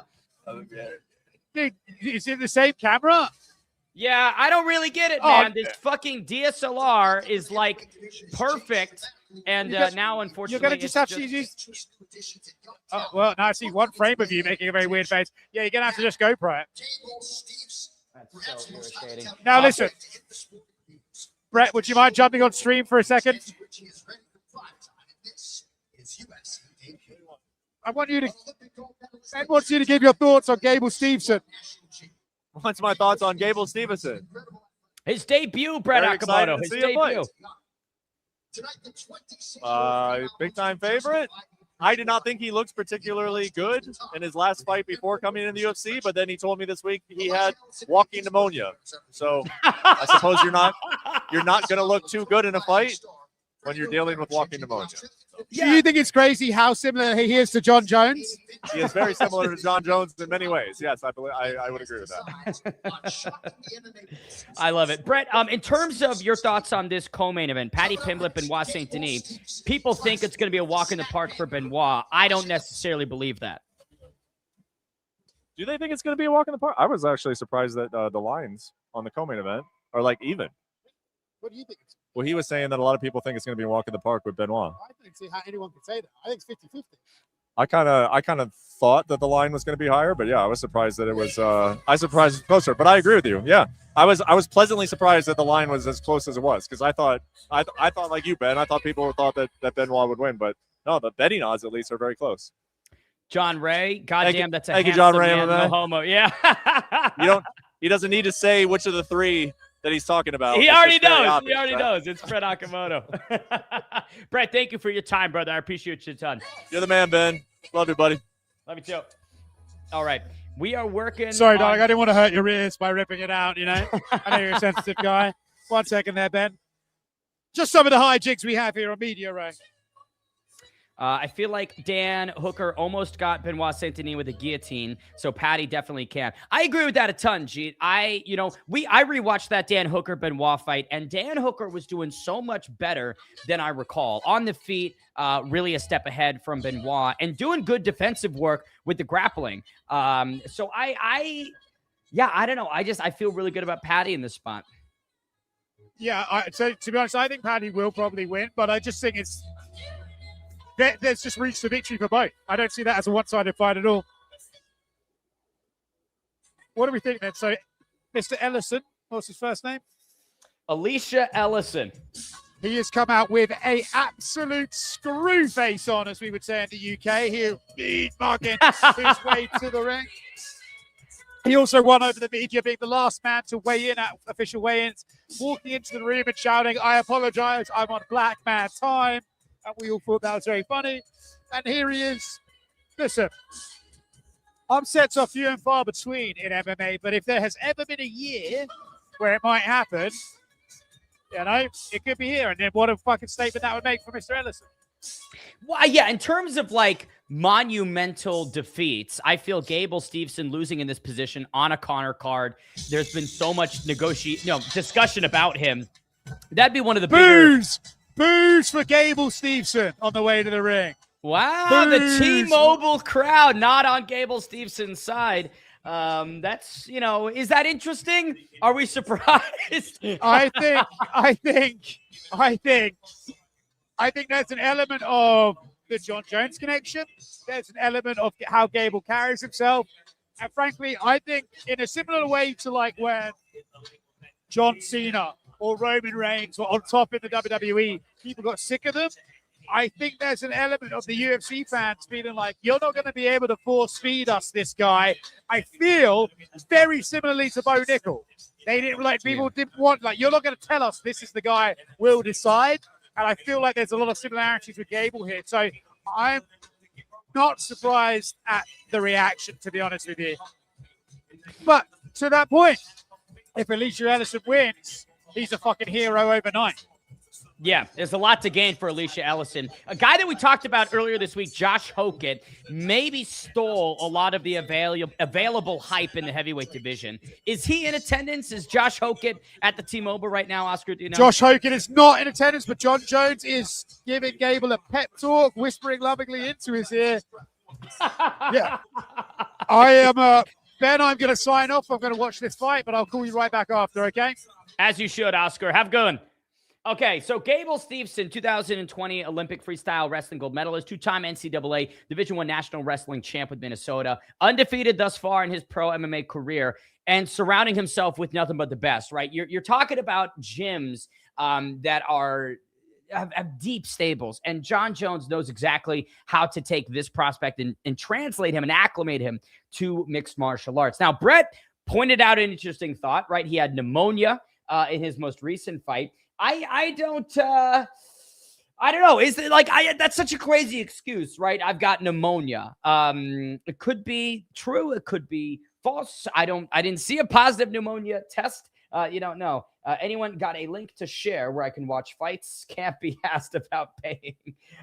Paramount Plus, all you need is a monthly subscription and you should be good to go. Elias Guzmas Salinas Gray, let's go. Let's go indeed.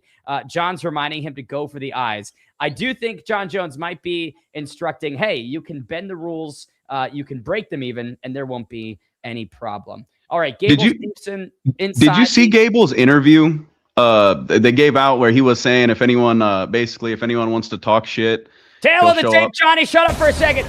26 years young for Ellison, big underdog on the night. 1 inch in height goes to Ellison. 4 inches in reach also to the underdog. Both came in near the heavyweight limit. To introduce the athletes, here's Bruce. Johnny, you were saying. Gable gave an interview. And it was sent. He made basically a heel turn, right? Saying everyone can say this and that. And even the way he was speaking, he just sounded like John. He just sounded like John Jones.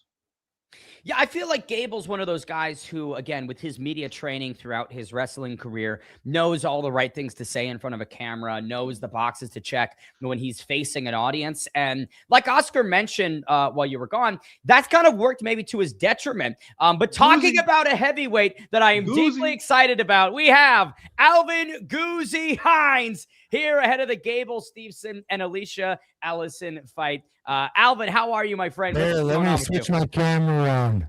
Got you. Alvin's getting his camera set, but very excited to talk to him and his thoughts, of course, on this heavyweight banger. Alvin Goozy Hines, Johnny, we're bringing the best to this watch along. Oh, and he's got the backdrop. He's ready for it. I like this. Yeah. Yeah, it just there's some technical difficulties there for a minute. Alvin, my camera died. We've dealt with a lot of buffering, so tech issues are the name of the game here in the MacLife stream. Yeah, it actually hasn't just been you guys. I went on to like 3 podcasts today, and it has been just a battle. So hopefully you guys can hear me good. Hopefully. Well, I know I look good, but we're ready. We're ready for the fight. You're looking good, Goozy. All right, fight kicks off here. Gable Steveson, Olympic champion, making the UFC debut. Alvin, when you heard about this, were you excited? Were you sort of more skeptical? As Gable falls to the canvas, what's your take on him? You know, actually, after I told you guys that I wanted to be live on this fight, I got to thinking about it. I'm like, man, I've been training with I have trained with both of these guys. I finished out Eli's fight camp with him. I just hope I know they're both going to go in there and do their best. I don't have a take on it. I'm excited to see how it goes, to tell you the truth. And here we go. Big takedown defense for Ellison. Gable, a lot of pressure from him, Johnny. This is a forward-moving Gable Stevenson. Yeah, but Eli is throwing hard. He's throwing a lot of heat in there. And if Gable catches one of those on the chin, he might go down. I think both of these guys have came out to give us a show, and I'm enjoying every second of it so far. Oh, go ahead. I believe that too. We've been sparring hard. I mean, at Ultimate Combat, that's what these guys do. I know Eli's been working hard, so I'm excited for this fight. When you were training with both of them, Guzzi, what stood out about their respective styles and abilities? Obviously, Gable's wrestling. The guy is just a natural athlete, and Eli is coming in there to put on a show. He's coming in there with that underdog mentality to shock the world, and he's put in the hard work. So it's just hard to say. A lot of deep breaths from Gable Stevenson. Looks like we did have a low blow from one of those teep kicks. Piercing shots from Gable Stevenson right to the midsection in round number 1. Johnny, that's a great tool for Gable Stevenson to add to his arsenal. Especially at heavyweight. I think body shots do you a lot of justice at heavyweight. If you can take their gas tank out even sooner and then apply more pressure, yeah, that's a good pathway to success. Guzzi, I did want to ask, do you think this is kind of a generation like that's going to usher in the new faces of heavyweight? We've seen kind of the same faces around for a very long time. Do you think now we're finally getting some young guys who are going to make the division their own? Yeah, I know you ain't talking about me when you say young guys, but young in the UFC is different than young in general. Let's go, baby. Absolutely. And I think that there is a wave of just more exciting fighters coming up. I know I'm one of them. I fight like I want to watch a fight. I fight bangers, baby. And I feel that these lighter heavyweights, these more athletic heavyweights coming up is going to make, like you said, a whole new generation of exciting. Bring the heavyweight excitement back. Fight resumes. Gable Stevenson directly in on it. Love the knees from him inside the clinch. Oh, left hand. Alicia Ellison. Gotta say, Ellison fighting fire with fire here. I have to admire his moxie, Guzzi. He's not taking a step back. Is it Alicia or Elisha? I'm sure you know. It's sure Eli. I do. I've been calling him Eli this whole time.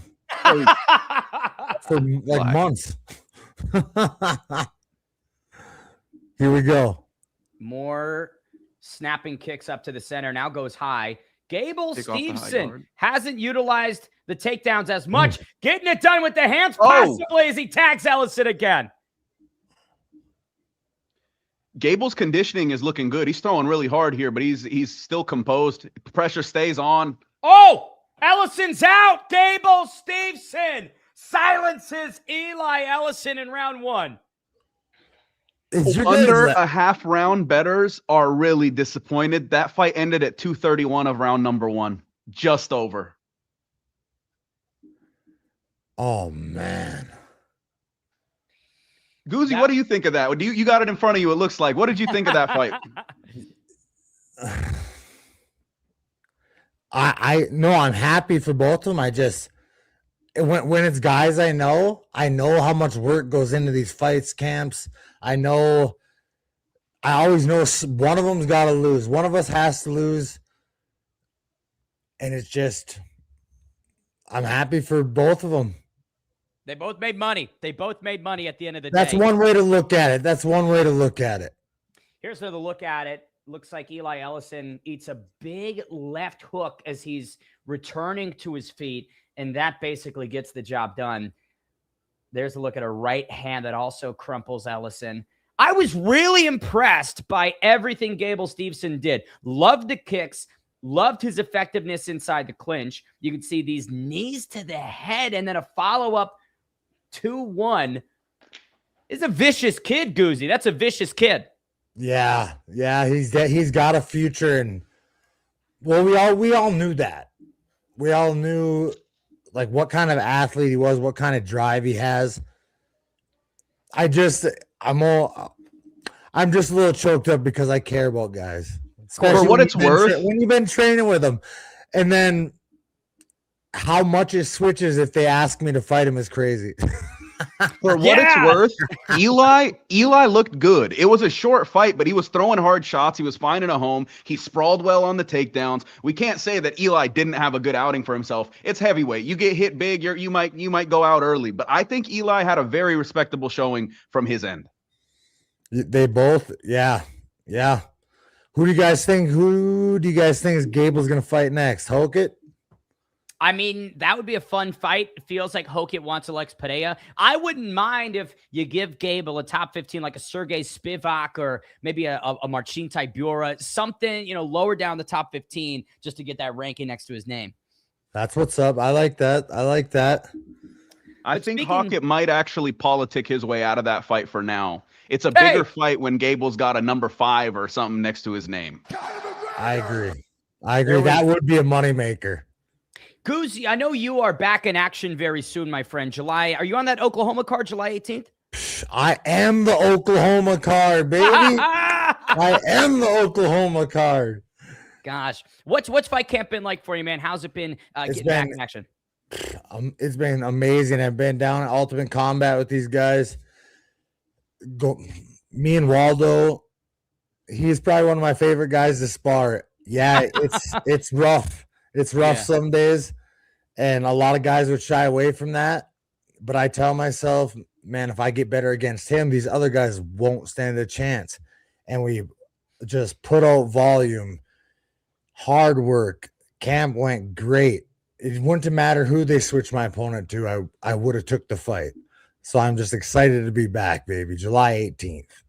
It's funny you mentioned Waldo. I was at Waldo's Contender episode, sitting next to Jason House in the front row. Every shot he lands sounds like a baseball bat hitting a punching bag. I've never heard anything like that, and I've seen a lot of heavyweight fights. He throws fastballs. He doesn't throw punches. That is no joke. I've been hit by a lot of people, and when he cracks you, it's like, wow, that was rude. But he always tells me, Goosey, you have such good chin. He says, good chin. I'm like, thanks. He's all faster, more. Let's keep he that coaches, chin. he Let's coaches stay me away well. from it. But you're right. His hands are so fast for heavyweight. I have never seen him like that. Even when he's going backwards from every angle, the guy can strike. And I love it because I know it's making me better. Every round we go, I know it's making me better. How would you rate this version of yourself, Alvin, versus, let's say, you from 3 years ago? How, like, on maybe a scale of 1 to 10, skills, in terms of development, right after this, period and bursts that you've had? I feel like I would finish me 3 years ago in the second round. Second round, you're like, I'll take 5 minutes with the guy from 3 years ago, but the second frame he gets over. Yep, the guy from 3 years ago still has a lot of heart. He's hard to beat.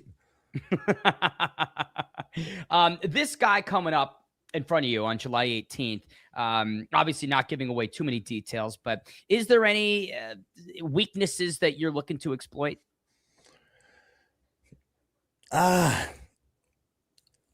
Just that he hasn't been on the scene. I'm not really banking on that, like him getting stage fright, anything like that. I'm going to go out there, fight my fight.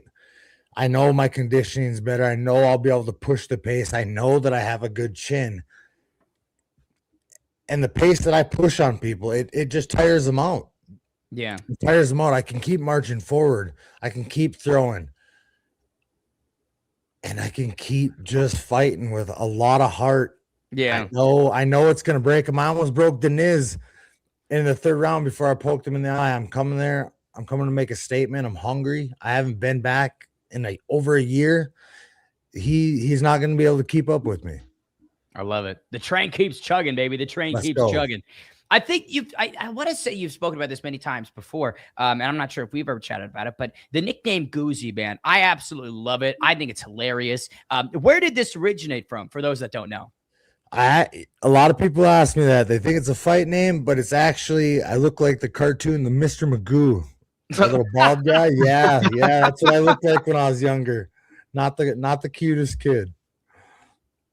I mean, the looks go whenever you're taking shots to the face anyways. One thing I wanted to ask you, a lot of people struggle to resonate like with the fan base, but you from your UFC debut, you kind of had a cult following. People like you, people like engaging with people like engaging with you. What does that mean to you to, have the fan base behind you and have that much support? I haven't seen many people that come into the UFC and already have, the internet all over them. I'm just blessed with, I guess, a good attitude. And I learned right after my UFC career how important it was to build relations. I had it naturally, and now I really let it out. I really enjoy talking to people. I enjoy building relations. I enjoy sharing my message in ways that it can help people, in ways that can help people, not just in fighting, but people in life, people with their own struggles, people giving up on themselves. That's huge. That's huge. Not just for me, but for everyone out there.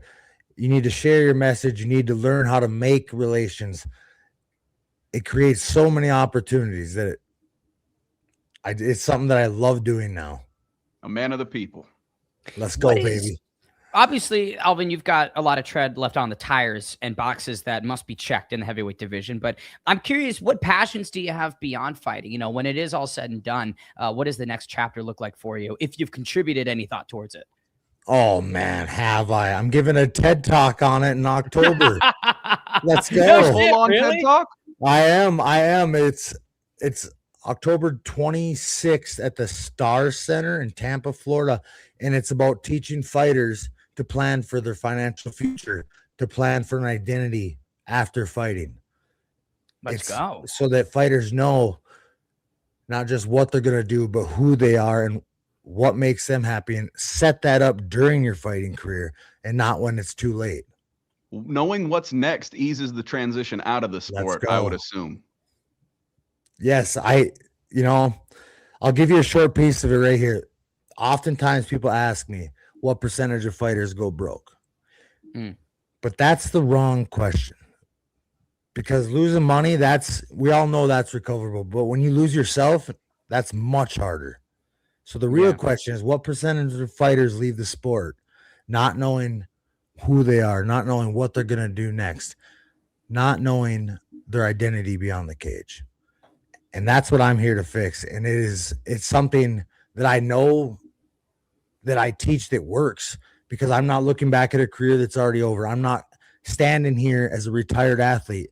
I'm still competing, still fighting, still living the dream. So this is a talk built around someone who's right there with them, someone who's doing everything that he's talking about. Still building a future will still live in the dream.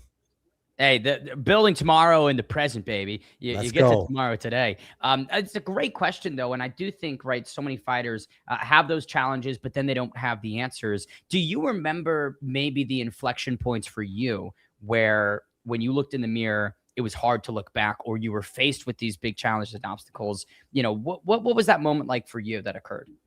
Yeah, it was when I got suspended. That's when the pressure really hit. Everything that I had been working towards was now on the fence. Not only was it on the fence, I wasn't earning money. I wasn't earning fight purses. I wasn't getting sponsor money. All that stuff was put on hold. But the bills still showed up. The pressure still showed up. Everything still showed up. The doubts. Yeah. So I had to learn. I had to find out who I really was and what I was going to do next. And that difficult season of my life taught me lessons that most fighters don't learn until it's too late. And now that I'm blessed with the opportunity to still be fighting, I need to use that and teach other fighters, like, hey, these are the things you can do. These are the things that you're so capable of, because a fighter's mindset can make you unstoppable in life. It just needs a different target. Yeah. Did having that time to approach that kind of take the weight off your shoulders, or now you're able to just fight and feel free? You know, Let's you got go. something afterwards. Is that kind of what it did for you? 100%. Absolutely. That's another huge thing. I talk to a lot of these guys, and they're more worried about getting the win so that they can pay off these credit card debts, getting the win so they don't lose their house, getting the win so they don't get their kids taken away. That is crazy to have that on your mind instead of the fight, to be going to training every day with that kind of stuff on your mind instead of the fight, because your whole identity is wrapped around a fight purse. Your whole identity is wrapped around fighting, and you have no other outlets. And if your career ended tomorrow, what do you have? Yeah, exactly. There's nothing next. Exactly. And even, I mean, I hate seeing it, but Dustin Poirier, look at it. Yeah. He's lost. At least he's got money, and that's a plus side because it doesn't make it as bad. But he just doesn't know who he is without fighting, and that's a bummer. Yeah.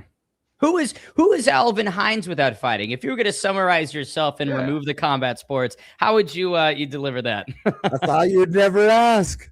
I thought you would never ask. I tell people all the time nowadays, I was like, I got two favorite things, and it's fighting and public speaking. And they're like, You're built for it. You are built for it. But when I realized like how much my story, how much my message helps people, man, the first time I got up and did it, it gave me the same feeling as fighting, the same feeling, but even not grimier, but like, like I'm meant for this, baby. Love it. And thankfully, with public speaking, most of the time, it's less punches you're taking than fighting, right? Usually in public speaking, you're not getting... Yeah, you're right. It hurts a lot less. Helping people hurts a lot less. That's crazy. You know, while we've got you, Alvin, there's a couple other business ventures I think could be worth looking into. Goosey's Koozies, right? Every beer needs some sort of a koozie attached. Why not an Alvin Hines-centric one? Could be worth exploring. We'll put that on the list. I like that. When this card was announced, and obviously we've got Whitaker and Krylov coming up next, were there any bouts that you were particularly interested in, maybe beyond that heavyweight scrap? To tell you the truth, I was good. I'm glad to see Conor come back. I am.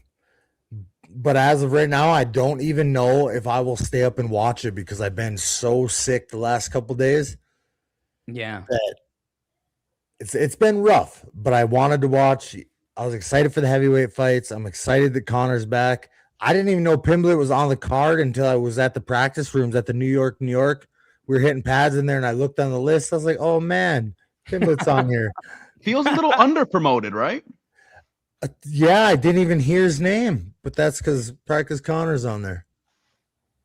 He absorbs the attention, man. Whenever it's McGregor, all eyes goes towards him. I will say, you know, this spot for Patty is a tough one. Benoit Saint-Denis is not an easy customer, but it does feel like the way in which he shoots takedowns, leaving the neck a little bit more exposed, like he, you know, gave Dan Hooker and Poirier opportunities. Goozy, it feels like Patty's going to be the one that finds the sub on BSD. That's at least where my head's at. Fair enough. What about that Riley kid? That was the first time I have really paid attention to him, too. He's a dog. Yeah, and you know Kai Kamaka is such a durable guy and an individual who's rebuilt themselves on this regional scene. So for Luke Riley to have a performance against a hungry veteran like Kai Kamaka in that fashion, the bat signal's been lit out to the other 145ers. I think it helps Luke because he's in a training room every day in and day out with Patty and even like Shamrock and other guys who are up there. But Patty is a big lightweight. Luke is a hard hitting featherweight. Having that work in the gym has to add to the confidence. The way he went in there and like you guys said, against a veteran, a guy that's took the long way back and was super hungry and went in there with a performance like that. Hoofda. that kid's got a future. 25 plus fights for Kamaka to that point, only had a 1 KO TKO loss, and that was in 2020 versus JSP, Jonathan St. Pierce. So that was a hell of a performance. I think he's climbing up. Perfect card for him, too. He's getting the Paddy shine. He's getting the Conor shine. I think the UFC's in a good spot out in the UK and in Ireland right now. Agreed. They're going to have to bring it to Minnesota one of these days, too. They got a lot of heavyweights from there. Oh, we need a Midwest, man. Yeah, we need a Midwest return from the UFC. I've been saying that. I agree. So what all do you guys got going on here with this show? Like, what? Tell me a little bit more about what you guys do. For sure. So Foes to Pros, specifically hosted by myself and Oscar Willis. Oscar has been the MacLife's senior reporter for about a decade with Conor, way back since like after the Alvarez fight in 2016. Oscar and I fought in BKFC several years ago. And so that's kind of the name and branding for the show, is that now we're kind of joining on this media venture. Basically, the worst show in mixed martial arts is the tagline for it. It's a typical type of weekly programming for this outlet. And this live stream especially is something that we're trying to, coin and do. And speaking of the man, here he is. Oscar Willis from the tent. Hi, guys. I apologize for my shitty audio. I left my mic at ringside by accident, so I'll have to run back and get that in a minute. That's okay. Oscar, we've got Alvin Goozy Hines with us. Hello, Alvin Goozy Hines. My man. So I've just had to run back to the tent. We're waiting to talk to Adrian Yanez and Gable Stevenson. I want to talk to him about, I thought it was pretty wild, right? Like, you look at guys and you think they want to fight how their body type would dictate. I thought Gable has clearly been taught to fight like John Jones. Lots of teeps, lots of knee stomps. Might want to lose the head kicks if we're being honest, but I was really impressed with, like, for a small guy to be like constantly stabbing at the body and like the knee stomps and switching stances, which is like, dude, it's your third fight. Fucking fight it overhand right and hope for the best, So I was really impressed with that. But yeah, lose the head kicks. It was interesting because Brett Okamoto, before Gable's fight, said he wasn't impressed with that Mexico Fight League bout prior to him getting signed. Did say he had pneumonia, right? But in that fight, right, Gable looked a little bit off in some respects. Tonight, he looked perfect, right? Like, he ate some shots from Alicia Ellison, but that was as clean as it can get. And the pressure, Oscar, was really quite heavy. I thought, first of all, like almost DCS pressure, right? Just constantly moving forward. I did think, to be honest, Ellison came to fight, which is what you want from an underdog. Like, he came, he threw big shots, landed a nice elbow early on.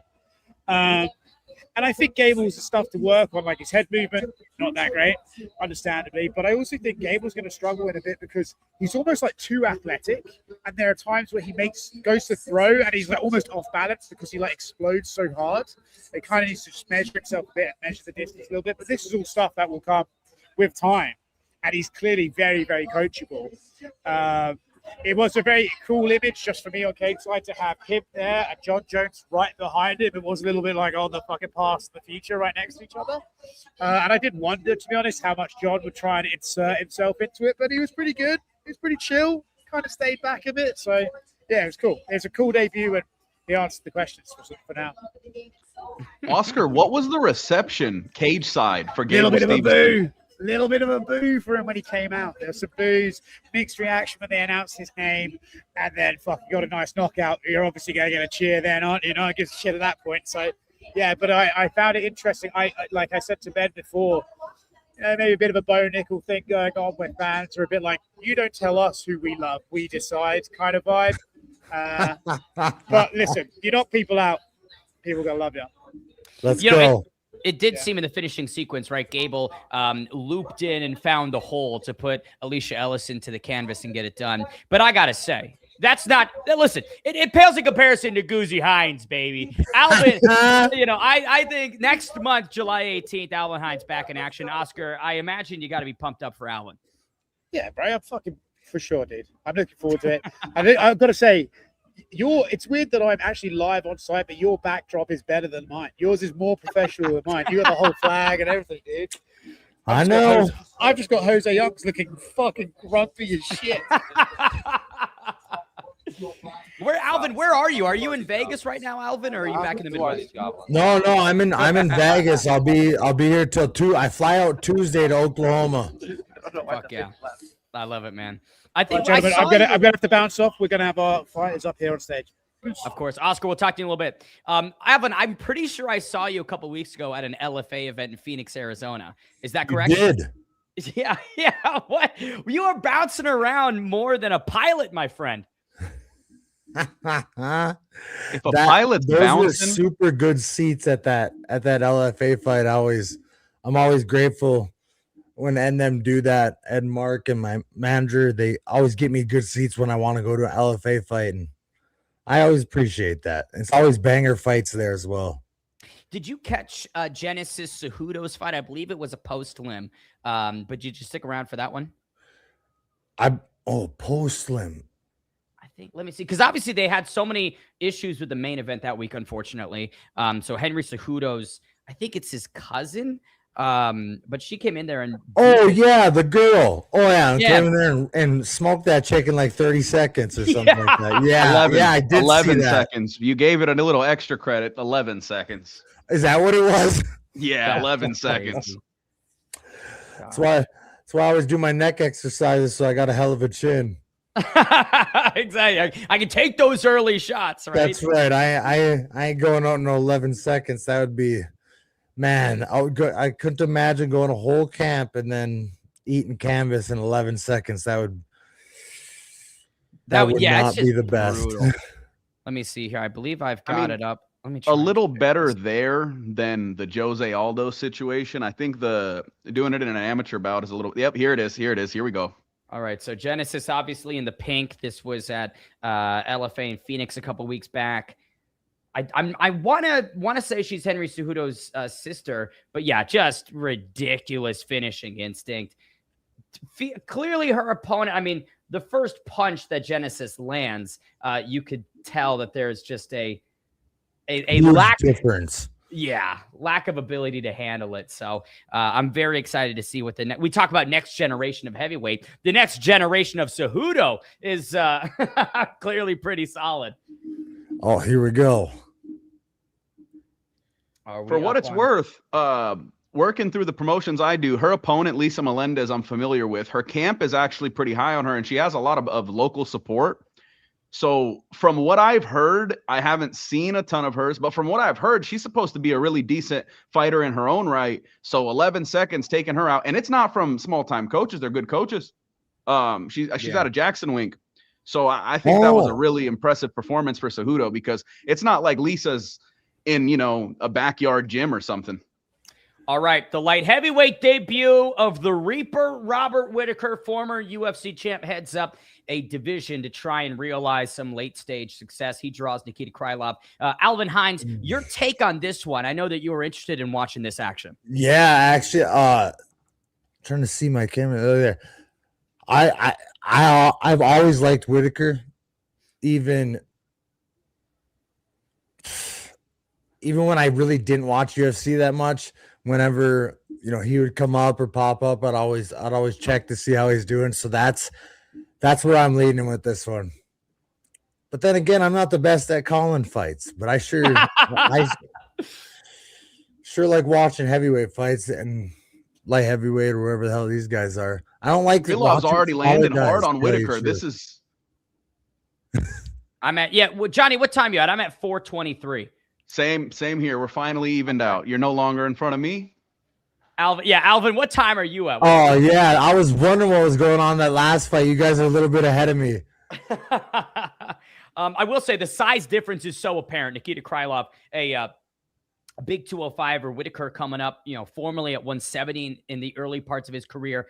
I feels like he wore some of those early shots pretty well, was able to effectively trade back. But does the power transfer up a weight class, Alvin? That's the question, I think, for Whittaker going from middleweight to light heavy. I feel like it does. I feel every time that when bigger guys hit me, even in practice, even when they're just tossing it, when they're heavier, it makes a difference. It really does. Big moment here for Krylov as Whittaker tried to defend a takedown. Nikita Krylov attempting to mount the back of the Reaper, a small mouse building on the right eye. Number 12 ranked in the world at 205 for Nikita Krylov. So Johnny Whitaker trying to get a number next to the name right off the bat in this new division. I hate to say it, but what we've seen in the first 2 minutes is, and Whitaker is one of my favorite middleweights of all time. I want no slander. I watched him on The Ultimate Fighter. I think it was the Smashes the season he was on. It wasn't even a US based one. I made sure to watch it, but it's looking like he's struggling to get used to the size at 205. And I mean, Krylov isn't exactly a guy who's a one-punch knockout threat from the get-go, and everything he's landing looks heavy. Every grappling exchange, he looks so heavy. I'm pulling for Rob here. I can't lie. Me too. But it's not looking too. great the first half of this round. And this is where I think that natural 205er frame is going to harm Whitaker the most, right? You got Nikita just directly on your back. Not only is it difficult to get out of these positions, but Alvin, it's a lot of weight for Whitaker to carry. Arm in bulldog choke attempt here? Yeah, especially and when you got those even smaller heavyweights too, when they got to work their way up after a couple takedowns, that takes so much out of a guy. And that's the same situation going on here. Him bumping up a weight class and not being used to working up from under a guy that big is oof. Krylov does look like he's already having a bit of an energy dump. He looks like he's much slower 3 minutes in than he did a little bit ago, and Robert's starting to find a home for all of these shots. There's a leaping left from Whitaker a second ago. Krylov dips to attempt a right to the body that doesn't connect. You know, we talk about maybe the downside of Whitaker going up to 205, but that might big right from Whitaker snaps Krylov's head back, but it might help his durability heading up a weight class, right? He's not cutting as much, not dehydrating his body as much. So could be an additive instead of a detractor. Minute 30, another right hand from the Reaper gets through. Beautiful little screw job uppercut. Jab into the right hand. It feels like Nikita doesn't really know what to do on the feet, Johnny. Yeah, and he did early when he has all of his energy and everything he lands is scaring him, but it looks like Robert's starting to feel a lot more comfortable sitting in the pocket. He's landing good shots. His energy looks clean. I will say from middleweight to light heavyweight, that 20-pound jump is a lot bigger than, let's say, 35 to 45, but he's really coming into his own here. Krylov, man, he's usually into the fight well into the third round, and he's slowed a lot. Looks like 30 seconds left. Nice low kick from Nikita Krylov. Alvin, when you're training with some of these really high-level guys like Rob Whitaker, and they're maybe smaller in size, but the technique is just elite world class, does that subsidize, the physical disparity?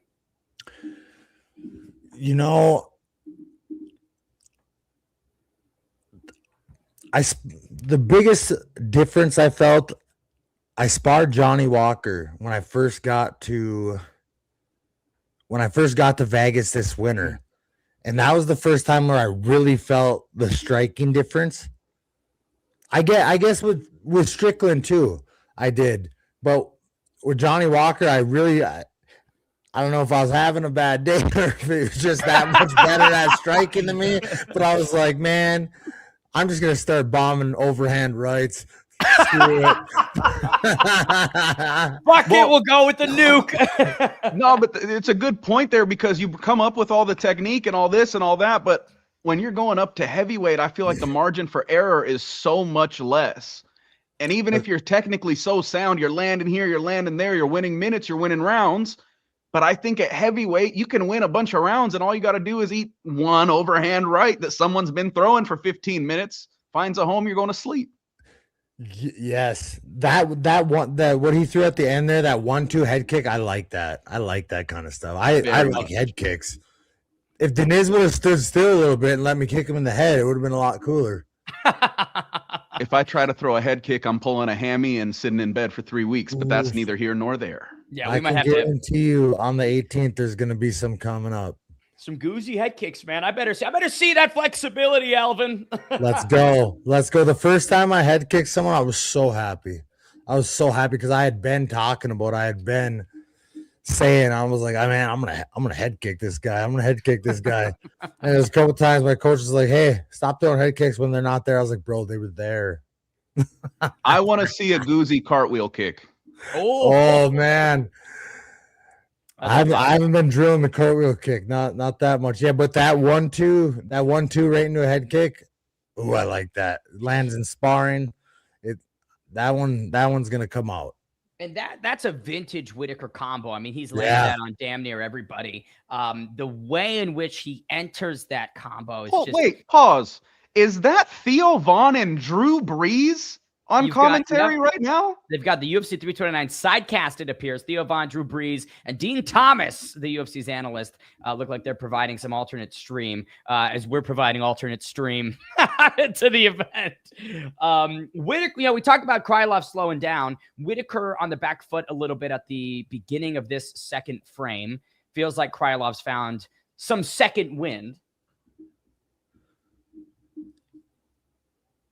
But I guess the question for me is, Whitaker, can he hurt Krylov in a meaningful manner, right? We've seen him connect with some great shots, but it's not like Nikita Krylov's been knocked down or wobbled or dazed by anything that Whitaker's done. I think a lot of that is you're making a 20-pound jump in weight. Whitaker's got a lot of power. Nobody at middleweight wants to take those shots, but maybe at 205, they're a little bit easier to take. 3:15 left. Krylov is entering that category of best back tattoo of all time. I still lean Alexander Volkov. I was gonna say, yeah, his is pretty intense. Ooh, big strikes from Whitaker. Krylov eats it. There's a good look at the back piece. Yeah, I agree, guys. I think Volkov is top 1, top 2 in terms of back piece. Alvin, do you have any tattoos on you, man? I can't remember if you've got some ink. Yeah, I got one on my shoulder from a good friend of mine that committed suicide, and then I have one on my calf that says "Powered by Faith," and one on the other calf that says "Gutter Rats." That's it. Those two of those are very similar, and one of them is out of left field. Yeah. I don't know who did that one. No, that's our kind of our gym slogan back in Minnesota in the basement. Tommy Peterson, Steven Asplin, Isaiah Gomez. Ooh, Steven Asplin's another very fun name at heavyweight, actually. What was it? Steven Asplin's another very fun name at heavyweight. Also another guy who took the internet by storm. Yes. That was actually my first Muay Thai fight. No shit. Against Steven Asplin? That's a story. It was. So when I got into striking, I took a Muay Thai fight so that I wouldn't try to just take him down. Took a Muay Thai, and it was against Steven, and we went all 3 rounds, and I was like, ooh. Because I ended up losing, and it left a bad taste in my mouth, and I tried to fight him, and I had a fight booked, and up to about 5 days before, I thought I was fighting Steven, and then come to find out it was his brother. Whitaker right now is starting to really look like he's in his own element. He has the speed advantage. He's landing more. He's landing the bigger shots. Krylov's taken them well, but I think this round 2 is clearly going to the Reaper. That was an interesting spinning back kick attempt from Krylov. That's another strike we got to see you throw out, Alvin. I need some spinning shit. I got some spinning ones for you. I've watched John Wick like 3 times. There you go. That's all you need. Whitaker has only thrown up top. 33 lands to the head, 0 to the body, 0 to the legs. That I don't remember seeing that from anybody really recently. He's just abandoning targeting the midsection or downstairs. And maybe that's part of the strategy. Maybe he feels like Nikita Krylov, the durability will fade as the fight goes on. And it does seem like Nikita is having a worse and worse reaction to getting tagged as this second frame continues. Yeah, it's starting to wear on him for sure. How do you think, or go ahead. No, John, you got it. How do you think Rob would fare against some of these guys who come out with more power, like more one-shot power in the light heavyweight division early on? It's night and day, the difference between the first round and the second round. The first round, Krylov was kind of, for lack of a better term, having his way with him. And in the second round, it's Robert's dancing. I would say it looks like he just got a slow start because, like you said, it looks like he is zoning in, really getting into the groove of things. It's definitely picking up and being on Whitaker's side. It's a good question, though, right? Like hypothetical matchmaking, Whitaker versus Jamal Hill, Whitaker versus Yuri Prochazka, even an Alex Pereira, right? Inside this 205-pound weight class, assuming Alex ever comes back down, I think are really interesting. And truthfully, I don't think that Robert would have this might be crazy. I'm not sure about his success rate up at the top tier sides of this division. Whitaker versus Jamal Hill would be a great fight. I didn't even think about that. That would be a very fun fight between two former champs. Here's some replays of Whitaker. Some real extended combinations getting through on Nikita Krylov. Hey, don't look now. We're 5 minutes away from the main card. We're getting it. Baby. If you're Alvin, if you're Rob Whitaker in this third round, would you want to put a little cherry on top of this? Would it be time to push more on the gas pedal?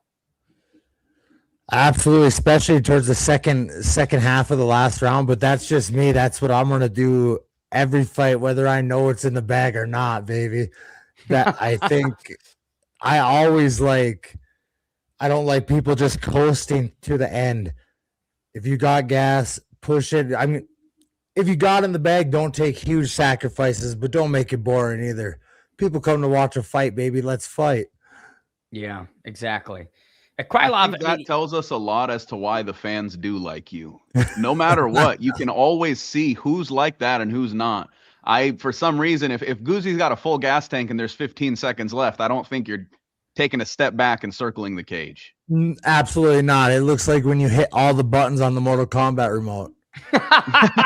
Oh, give me the bonus. Krylov, he looked away. It's over. It's over. Nikita Krylov took Did he just break his jaw? Punch from the Reaper and signaled no mas. What did he just win. Break his jaw? So man, you guys must be a little bit ahead of me. No, shoot. No, we've spoiled it for Guzzi. That's all right. The way he looked away and grabbed his jaw, Krylov has gone out on his shield many times. Something happened there. I thought it might have been in his nose. It looked like in the first frame, something maybe popped, fractured, and then obviously continual lands make it even worse. We'll get a replay of it here shortly. But, dude, he looked so good. Oh, yeah, wow. I think it's his nose. But that is a very good-looking Robert Whitaker performance up a weight class. I agree. That was good. That was good. I wonder what that was. Are you sure it was his nose? The way he grabbed his face, he didn't grab his nose. I don't know. It could be. I could be blind. Looks like big right hand over the top. Nikita eats it, but then it's this secondary combo. It's the jaw. Yeah, you're right, Johnny. I think that is his jaw. Yeah, he even tried to flex his mouth afterwards. Oh boy, that made his head do the roundabout, man. Yeah, that's nasty. He gave him the thumbs up. I respect that. Yep. Good job, buddy. Yep, you got me. Wow. Vintage Reaper over the top counters. The jab of Krylov breaks the jaw, and that is it. You know, if you have questions about the power at 205, clearly it's carried up for Robert Whitaker. Honestly, that opens up a lot of possibilities for Rob. That's what we need at 205. We need someone like Rob to give the younger guys an opportunity and to give us more fights that we want to see right now. You know, and again, for Rob Whitaker, he's 35 years young, so moving up a weight class where the older guys have won. Remember, Glover Teixeira was 42 years old when he captured the light heavyweight championship. So if, let's say, that timeline sticks for Whitaker, he's got 7 years left at 205. Whitaker versus Johnny Walker. Who doesn't want that? Ooh. Well, Alvin, you've just talked about your sparring stories with Johnny. If you were going to hypothetically put that one together, you think Whitaker could take on Johnny Walker? Ooh, man. Maybe if he loads up on the overhand right. I was going to say, I don't know personally, but I heard, and with Johnny Walker's chin, but man, I'm telling you, that guy, he just can strike so good. Yeah. I would like to watch that trained with Johnny Walker to go against him. What about Tommy Peterson fighting Walter too? I'm excited for that. Oh yeah. I'm I excited think for that. Walter is very he gets it. He knows how to promote himself at heavyweight. He almost has a WWE like finishing move. I mean, The heel and hook, then Thomas Peterson, dude, he's tough as nails. That is one of the toughest dudes I think in the whole division. So No joke, no joke. I'm excited. I'm excited to watch him fight again. I'm excited. I'm gonna go back to Minnesota for a little bit right after my fight and train with those guys again. Always a good group of guys. Got me to where I am. Looking forward to it. I love it. Well, Alvin, I know that these were the two fights that we were grateful enough to get you on for. Any final message to those 1,100 people watching back home on this stream for your July 18th return? No, you guys tune in. I'm coming back to make a statement. I'm coming back to show you I belong. I'm coming back to show everybody the Alvin Hines that they seen last year on International Fight Week. Except this time we're leaving with a win, baby. Let's go. I love that. I love it, man. And then we'll get the Goozies koozies in production, baby. I love it. Alvin, thank you so much for the time, brother. We'll chat with you soon. Absolutely. It was a pleasure. What a guy, man. Alvin Hines, July 18th. You don't want to miss it. A heavyweight sensation. We talk about fighters who have captured the fans' interest. And Alvin Hines, I would say, is a guy who is primed for success in terms of the court of public opinion. Let's get some stuff going in the chat, man. We've had the guests in. We focused on the fights. Let's talk to the fans a little bit. Make sure you guys are following Foes to Bros on all socials. We've got a lot of stuff coming up. We've got, we're giving away a blender tonight, but we've got quite a few fun giveaways coming up. Foes to Bros, we just started the show. Ben and Oscar every week on TheMacLife. And what are you guys looking forward to? What is the fan base looking forward to now? The main card is right around the corner. There's no more restroom breaks, man. I'm telling you, if you've got to go to the bathroom, you go now. Yeah, Mike commenting from the Foes to Bros page. That shot from Whitaker, I think it definitely broke his jaw. The way that reaction, he tried to flex his mouth. It wasn't moving. Yeah, that was a tough one. And hey, Robert Whitaker, welcome back, man. I hate when you see these guys who've been so beloved for so long and you see them towards what feels like the tail end of their career, and then they put together a performance like that, man. On a night where we see Cody Garbrandt potentially lay down the gloves, we get to see Robert Whitaker come back and get a W. But the main card is next. We're inching closer and closer. Hell, we may only be 2 hours away from Max making the walk, Conor making the walk, the classic. We saw the preview with the smoke in the building. Oscar gave us a little bit of insight. It's looking like it's going to be a special walkout, a special moment. I think Max versus Conor is going to be one of the best vibes of the year. There's no way that energy isn't just infectious. We've got a bunch of other great fights on the card. Bobby Green versus Terrence McKinney. Bobby Green's been put out in the first round a few times. Terrence McKinney is known as the guy. He either puts you out in the first round or he goes out on his shield. A lot of drama there. They said that they were, King Green's been saying that they've been friends. They weren't supposed to take this fight. A lot of intrigue there, and then the stylistic clash. Both of them have been put out early. Both of them have put people out early. That's what leads off the main card. Then we got Lonier Kavanaugh. Hey, we might get friend of the show, Energy Charles Johnson, as Bane's camera goes down again. We might get Energy back in here. Corey Sandhagen, Mario Bautista, and then Patty the Batty, Benoit Saint-Denis, and Conor McGregor, Max Holloway to close the night. It's been a great card so far. I honestly can't point out a fight that disappointed. Obviously, everyone wants to see a finish. We've seen a good few decisions. Ben's bounced out of here. I'm sure he'll be back in a minute. Patty's entering the building. You see the twists. It's interesting because Patty's teammate, Luke Riley looked really good tonight. Patty's up next for Next Gen out of Liverpool. Next Gen Liverpool has had constant talent coming out of their gym, and their young talent might be just as impressive. They've got a lot. We've got Oscar there. Hello. I lost Ben. Oscar, how you doing? What do you mean lost? How you going? Just no idea, you don't know? Oh, there he is. Hey! There he is. Okay. Sam, why do you keep having technical difficulties? I don't fucking know. What is it, just your DSLR, or is it What is it? It is something I don't know, Oscar. Okay, so here we go. We've got our first Homa Fight pack that we're going to be opening up. Thank you to all of our friends at Homa Fight. Let's see who we get first. How many is in the pack? I think we get a single card from each pack. Okay. Make sure you go to repacksbycollectibles.com, Homa Fight. They've got a great partnership. You buy the digital pack, and then you can choose to get the card. Chael Sonnen, PSA 9. I'm in Oregon. I'm wearing the Oregon lanyard. We got Chael Sonnen, the pride of West Lynn, Oregon. About Also 20 my favorite minutes fighter. away. Look at that. That sets the tone. That sets the tone for a good night of Homa Fight packs. We'll be opening one pack per fight.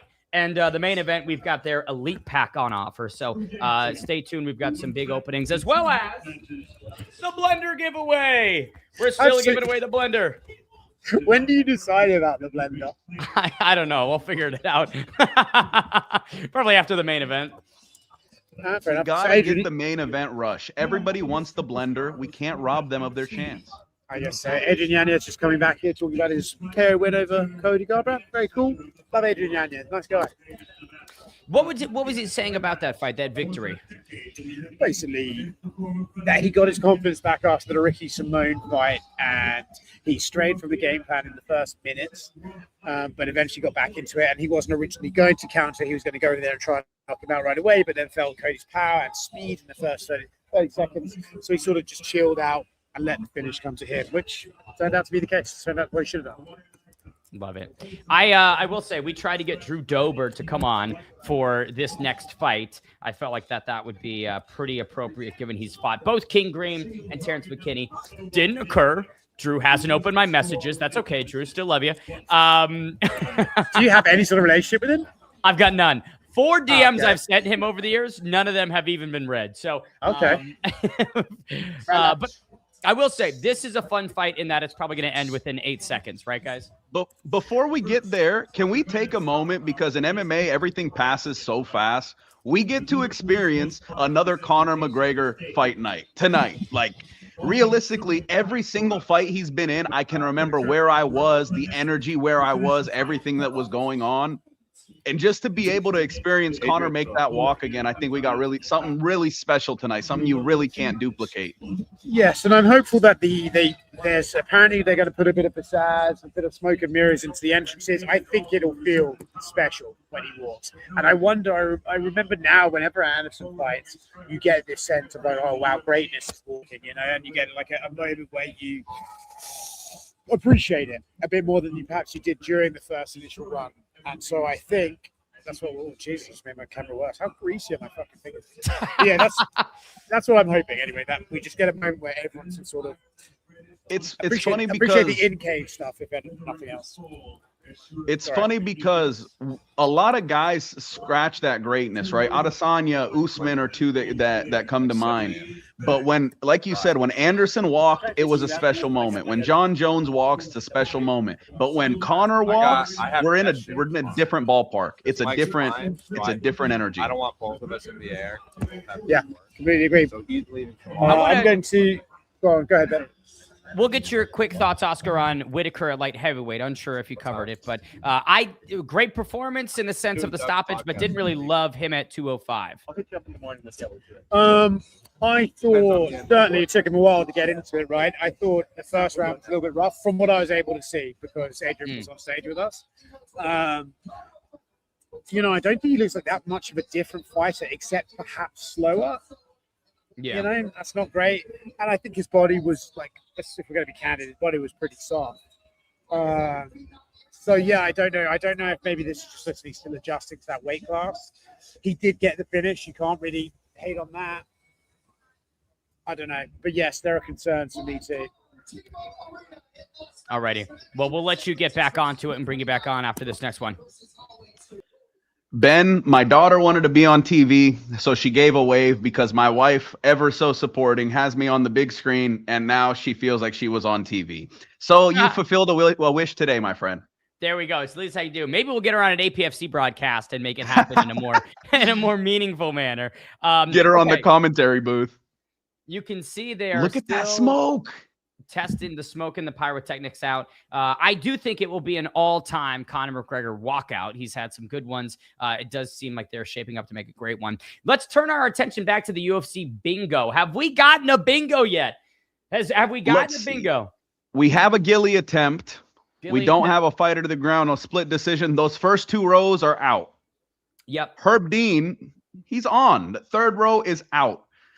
Joe Rogan said he was hurt during Yanez versus Garbrandt. Yep. Wang Kong asked for Valentina Shevchenko. The crowd did boo the decision of Basharat versus, I feel so bad, I forgot his last name. 14 Garza. going on 15. Yeah, John Garza the second. Hey, Lazy Bad MMA in the chat. Lazy Bad, our guy. Hope you're doing well, man. We're missing 2 on that 4th row. Now, 5th row, I feel like that we got a doctor's check, or no, a warning. We actually got a point deduction. I feel like that last column is going to make a comeback on the main card. Upsets could be coming. Doctor checks in big fights could be coming. And Rogan amps it up, man, on the main card. Bro, okay, this one, my cursor's not showing it, but 4th row down and then all the way across. Blood, Daniel Cormier climbing out of the cage, which Gable Steveson did do. If you were an eagle-eyed fan, you saw him climb out of the cage, so I'm counting it. Corner saying you need this round. I think we can just assume that that's been checked, right? It's probably occurred. Big upset. So we just really need, I think, and blood, we had blood. I think we could almost consider this done if we get a big upset. Have we checked back in with friend of the show, Charles Johnson, to check if he's coming in for the Kavanaugh fight? I will shoot Charles a text and see if he'd like to come back on.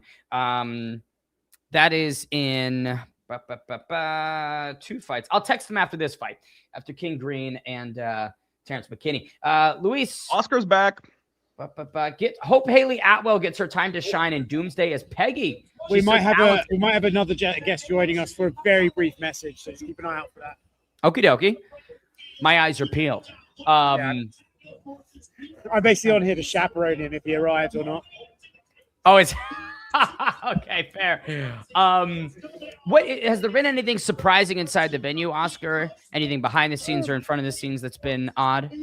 Jones Sr. Craig. What up? We've got Craig Jones, the potentially the best jiu-jitsu practitioner in the world, popping in out of left field. I just think it's incredible that Gable was able to overcome turf toe, amongst other things, in the court of law. And he's overcome a lot to get here today. I'm proud of him. It's been a journey. Been a journey for Gable. Craig, where in the world are you right now? Where are you at, my friend? I'm in Tulum, Mexico, just indulging in some culture down here. Yeah. What are you boys doing? Indulging. Sorry, you're tolerating Oscar, right? You hit rock bottom. I'm at the T-Mobile Arena, Craig, at the biggest spot of the culture, you know? You could have been here. You could have slept on my couch. I'm shocked they let you in after the discussions me and Hunter have about your future, brother. Yeah. All right, mate. Well, Craig, thanks very much for joining, as always. I love you very much. That's all right. Enjoyed Gable is a little bitch. See you guys. See you, Craig. The best jiu-jitsu practitioner on planet Earth, Craig Jones, making a quick cameo. Oscar, what kind of discussion? Can we take a moment to thank Oscar, because magically we had Craig Jones on the first Foes to Bros, and now we got him on the first Foes to Bros live stream. Shout out to Oscar for that one. You don't understand what I have to go through to earn those favors. If you want to know what he had to go through, go watch episode 1. You'll get an idea, a little pinch of an idea. You don't know that man's drag. I mean, I will say, right, he's for those that aren't aware, he's in Tulum because he's got an excellent opportunity. B team's coming back. There's this tremendous, what is it, a resort or a complex that he's building down there. That does sound really interesting. Like, fuck it. I think we should go to Tulum and train with him, Oscar. Well, actually, I'm going to go for his first week. I think first week of September, but I'm going to go down there for that. Okay, so, beautiful. $40 million facility that he's getting involved in. No doubt he will cause mayhem. He's just. I like that he just came on to shit on Gable. If people don't remember, Gable Steveson randomly pulled out of their jiu-jitsu contest with turf toe. Luckily, his feet were fine tonight. Yeah, I mean, what? Like, he didn't have turf toe, right? There was some other nonsense going on. Speaking of the devil, I don't want to talk shit. Ben missed it. Ben missed it. Brett Okamoto came in and said that Gable Stevenson had walking pneumonia. Yeah. Or did you miss it, or did I? No, I missed it. I had the first Okamoto. I was present for that one. Walking pneumonia is crazy because that implies that there is a diagnosis of sleeping pneumonia or running pneumonia or other, phases and stanzas of pneumonia. If it was me, it'd be laying on my ass pneumonia. Yeah, exactly. I'd be eating and drinking sparkling water pneumonia. I have never had pneumonia. Have you ever encountered that as a sickness before? To be honest with you, I feel like I've gotten just about every sickness in the world, but I am too dumb to take meds or go to the doctor, so I don't even know what I've had. Fair enough. Hey, ignorance is bliss, right? Why get diagnosed and pay money to a doctor to hear something's wrong with you? Then just die, right? Just why die sick instead of die thinking you're healthy, right? I think that's what they said back in the 1600s. That was the peasants operating, mindset was we'll just keep going until one day we fall over and our body, is filled with worms or whatever, We've got an ad break, so I feel the need to say this. I ordered Black Rifle Coffee to try and support our sponsors. It got delivered to the wrong house. And then I ended up running to the mini mart to try and get Black Rifle Coffee. They did not have it. So I couldn't leave empty-handed. So I left with alcohol and nicotine pouches. God bless America. Well, we aren't sponsored by nicotine pouches or alcohol. Recommend them. Go get them. And it pairs nicely with Black Rifle Coffee. Huge thank you to them for sponsoring today's stream, which has been a packed one. I mean, think about it. We've had Charles Johnson on. We've had Alvin Guzzi Hines on. Just had Craig Jones. We had Uriah Wayne Faber, Corey McKenna, Song Yadong, Wayne Kong. I cannot believe the loaded group they gave us for that. Shout out to Alpha Male. So I will say, while this is an experiment for us, and I know that in our debrief afterwards, maybe the viewership could be a question. We've delivered at least in providing some unique guests and a dynamic experience. The one thing I'll tell you, the viewership you see is only live. From operating the full streams, you do not see the total viewership. By the time we go offline, you may expect a negative. You're going to get a positive, my friend. And, we've got our Home of Fight packs as well. So Jake Noker from Home of Fight, great journalist out in the combat sports scene, will be joining us for Mario Bautista versus Corey Sandhagen 2. Hopefully we get Charles Johnson back in for the Loner Kavanaugh fight just so he can provide his insight on it. Of course, he is the only man to beat Loner Kavanaugh so far in the UFC. So it would feels like it makes sense. I'm trying to think. I was trying to get Parker Porter on, and he did respond, but I'm not sure if he's. Let me message him again.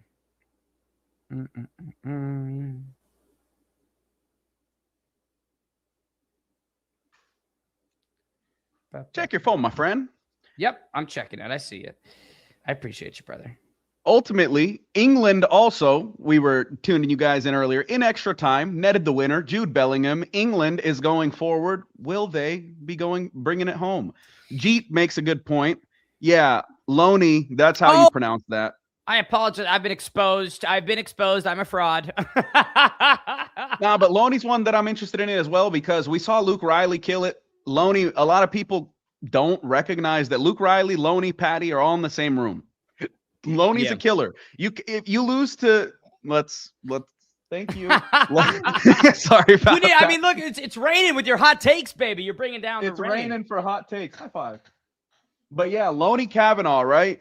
Yeah, he lost to Charles Johnson, and that's his only loss. But how many great fighters have lost to Charles Johnson, and that's their only loss? I think Josh Van falls into that category. If anything, for someone who's that young, right, that experience can propel you to being a champion. And the reason I say that is, what did it do for Josh Van? He became a champion. Exactly. And it was very shortly after. So, friend of the show, Charles Johnson, losing to him may be your easiest route to becoming UFC flyweight champion of the world. And I think that in lies the difficulty, right, for Energy, because he has these huge victories over some people that have gone on to rush up the rankings, but he himself has struggled to find permanent residency inside the top 10. It's something that he's talked about many times before. I think he should be. I think he should have been. I think he should be as well. I mean, the Asu Al-Mabaya fight, right, was that opportunity to get up there, and Asuluov's stretch will keep him outside looking in. But to your point, I think that this is where maybe the activity kind of works against you. And I'd love to chat with him and about this when he comes back in. But is there something worth being selective in your fighting versus jumping at any and all opportunities, right? That's kind of, I would say, the conversation that he's run into. Bro, if we look at Charles, right, it's, yeah, he the activity, but really, does being a tough guy bode you unwell in this sport? Because I have his record pulled up. He fought Rafael Estevam 11-0, Azad Maksum 15-0. Jake Hadley was 10-2 at the time, but for anyone who doesn't remember, Jake Hadley was supposed to be the next UK like real good talent. After that, he knocks out Joshua Van 10-1. Then he fights Suma Darji. It's here and there with the matchmaking. And then he fights Ramazan Temirov. He's fighting all of these killers, undefeated guys who no one else is willing to say yes to. Then when he gets the step up, right, he gets Alex Perez. We know how that fight went. But then he's going only the toughest guys. You're saying yes to the toughest guys. And the UFC says, oh, we want that. We want these guys. We want that. And yeah, Charles has 15 UFC fights, more than half his career in the big show. But would it serve you better to maybe be a little bit more pick and choose your opponents? I don't think it should be that way, but is it that way? Well, I think the other end of the coin is also like you're stacking checks, you're stacking show appearances. Maybe you're getting those fight of the nights, or, you know, winning and getting both halves of the paycheck. So, you know, for Charles Johnson, limited time to fight. That's what every fighter is kind of up against with Father Time. So why not just fight as often as you can? You know, even if you walk away with half the paycheck, it's still another paycheck, right?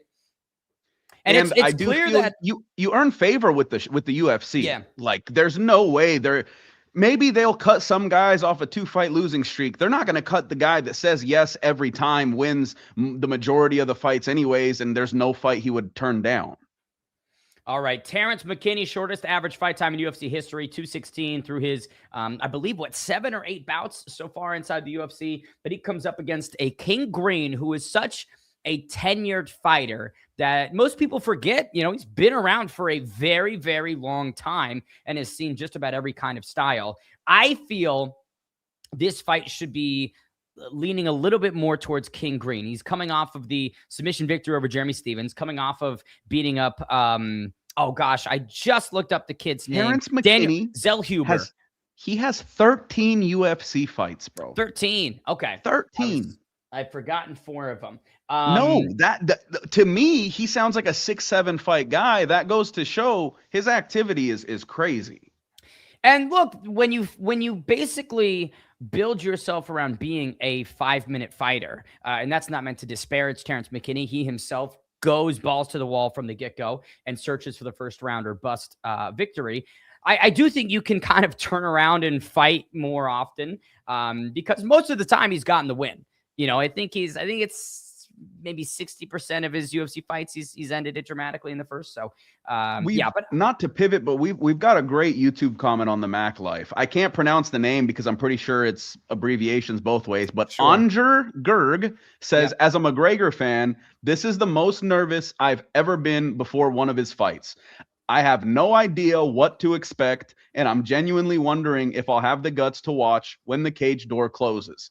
That actually encapsulates this entire event, this entire main event perfectly. I think Conor, win, lose, or draw, it's a win for Conor. He got back to who he is, what he does, and what he loves. And you can feel it. It's none of the dramatics. When we had Mystic Mac, it wasn't just because he was trying to sell a fight or push a fight. You could tell he believed every word he said. Regardless of outcome, it feels the exact same now. Am I misled in saying that? And thank you for the comment too. If I knew your name, I would say it, but Anger Gerg. I don't think at all. I think you're completely correct. I think that, you know, it just goes to being a fight fan. When you have a fighter that is your favorite for whatever reason it is, you feel that anxiety, you feel those nerves. Codemaster, I'm in the UK and I bought Paramount Plus and it ain't even in there. I'm so pissed. What? It's not in his Paramount Plus. We got to get on that. We got to figure that out. Wait, no, in the UK, stay tuned. Ben, give you your take and I'll find out what he can do. Yep. legally. Listen, it's anxiety inducing. And I think for specifically people that are fans of McGregor, it's been so long since they've seen him compete, and even longer since they have seen him put on a great performance. You know, the Donald Cerrone fight was in 2020. So we're talking 6 years removed from when Conor gets the hand raised. So I can understand why, if you're a big fan of his, this would be an entirely anxiety-inducing evening. And talking about anxiety, these next two lightweights have none of it. King Green, Terrence McKinney on deck, just about to make the walks. Now, I was starting to say something. I was getting my words jumbled, Johnny. Apologies there. But it feels like King Green should be a bigger favorite. That's all I'm going to say. Nothing against Terrence, but I feel King Green has been there, done that, seen it all. And, you know, with McKinney's firecracker style in the first, I don't know. I don't see it harming King Green. So the reason the odds, honestly, my opinion, why they are the way that they are, odds move with the money, right? And as fans, you're always looking for an edge. That edge a lot of times can be, can I get someone over the hill versus someone upcoming? And I'm sure they see King Green's age and they say, okay, it's always going to trend that way. But ultimately, when you watch both of these guys, I do feel like King Green should be a heavier favorite. You got a lot more money coming in on McKinney, but a lot of people had money coming in on Patty for the same reason against Gaethje. And I'm not saying it was a bad showing, but to me, right, I thought Gaethje should have been minus 200, minus 225, and that closed near even. And we saw how the fight went. Age is not the same to everybody. And for someone like King Green, who's put on some of his best performances recently, I don't think you can count him out. But the money will move it one way or the other. And when he gets knocked out in 3 minutes from now, I'm going to look very dumb for saying what I just did. Finished all 18 of his victories, 9 knockouts, 9 subs for Terrence McKinney. He has such a truly terrific story coming from the substance abuse being, I believe he was declared like legally dead. Yep. During and he shares the video, bro. Yeah. That's a real success story. Yeah, like whatever Terrence McKinney happens in this fight and the rest of his UFC career, a victory for himself and an inspirational story for so many. Just what you can do by building yourself back up, grabbing life by the bootstraps, and not allowing your past mistakes or poor decisions to define you. And he's a damn good fighter. Like, I think it's tough because he's got a good wrestling base that he infrequently uses. But I just wish he had that cardio, man. I think Terrence McKinney with a gas tank could be a serious problem. Dangerous. Here comes King Green. It's funny, when you flip the coin, though, with King Green, right? His career has come such a long way. I don't know if you remember. He was on Bully Beatdown, bro. He was on Bully Beatdown like 15 years ago. He's been in the UFC for ages. And obviously Jim Miller and Cowboy are going to be glued atop the most fights record for a very long time. But King Green has been around forever, and he never takes a step back. He hasn't gotten worse. His chin hasn't gone. Yeah, he's been caught. Yeah, he's been finished, but he comes back and has the best showings of his career afterwards. He's been a company man, for lack of a better term. He steps up when his name is called. This is 2 success stories, locking horns in the cage, and whoever wins, you can feel good about it. And whoever loses, you got to open up the biggest pay-per-view of the year. Outside of the White House, I don't know how this is going to compare to that. But yeah, I think King Green's been in he's delivered big moments, and unfortunately he's been on the receiving end of some of them. That Jalen Turner sequence is just etched in my brain, and that's more on referee error than I would say anything on King Green. But again, 3-fight winning streak coming in here tonight and looking excellent in his last 2. The KO over Daniel Zellhuber, where he was like a plus 300 underdog and just goes in there and beats the shit out of him. It makes me really confident in this. And there is the patented leaping front flip into the octagon. King Green, Terrence McKinney, former friends, possibly no longer. King Green was vocal this week that he doesn't want to fight his friends. That's what he thought Terrence McKinney was. Terrence accepts the bout. King Green says, all right, let's ride and get it going. Maybe they'll bury the hatchet after this. But, that's Johnny, that's another big thing is like, King Green's here to make a point that Terrence shouldn't have taken this fight. Well, when you look at it this way, right? King Green's on a 3-fight win streak, but let's go even further than that. In his last 4 or 5 fights, right? 6 fights, let's say. He beat Jim Miller, which is the most active UFC fighter of all time. He loses to Patty, who is an every sense of imagination, he's in the title conversation. He loses to Mauricio Hoofy, who has now placed himself in that top 5 conversation. Then he beats Lance Gibson, who is a stud. If you haven't seen him outside of the UFC, you should. Daniel Zellhuber was being billed to be the next top 15 guy. Then he takes out Jeremy Stevens.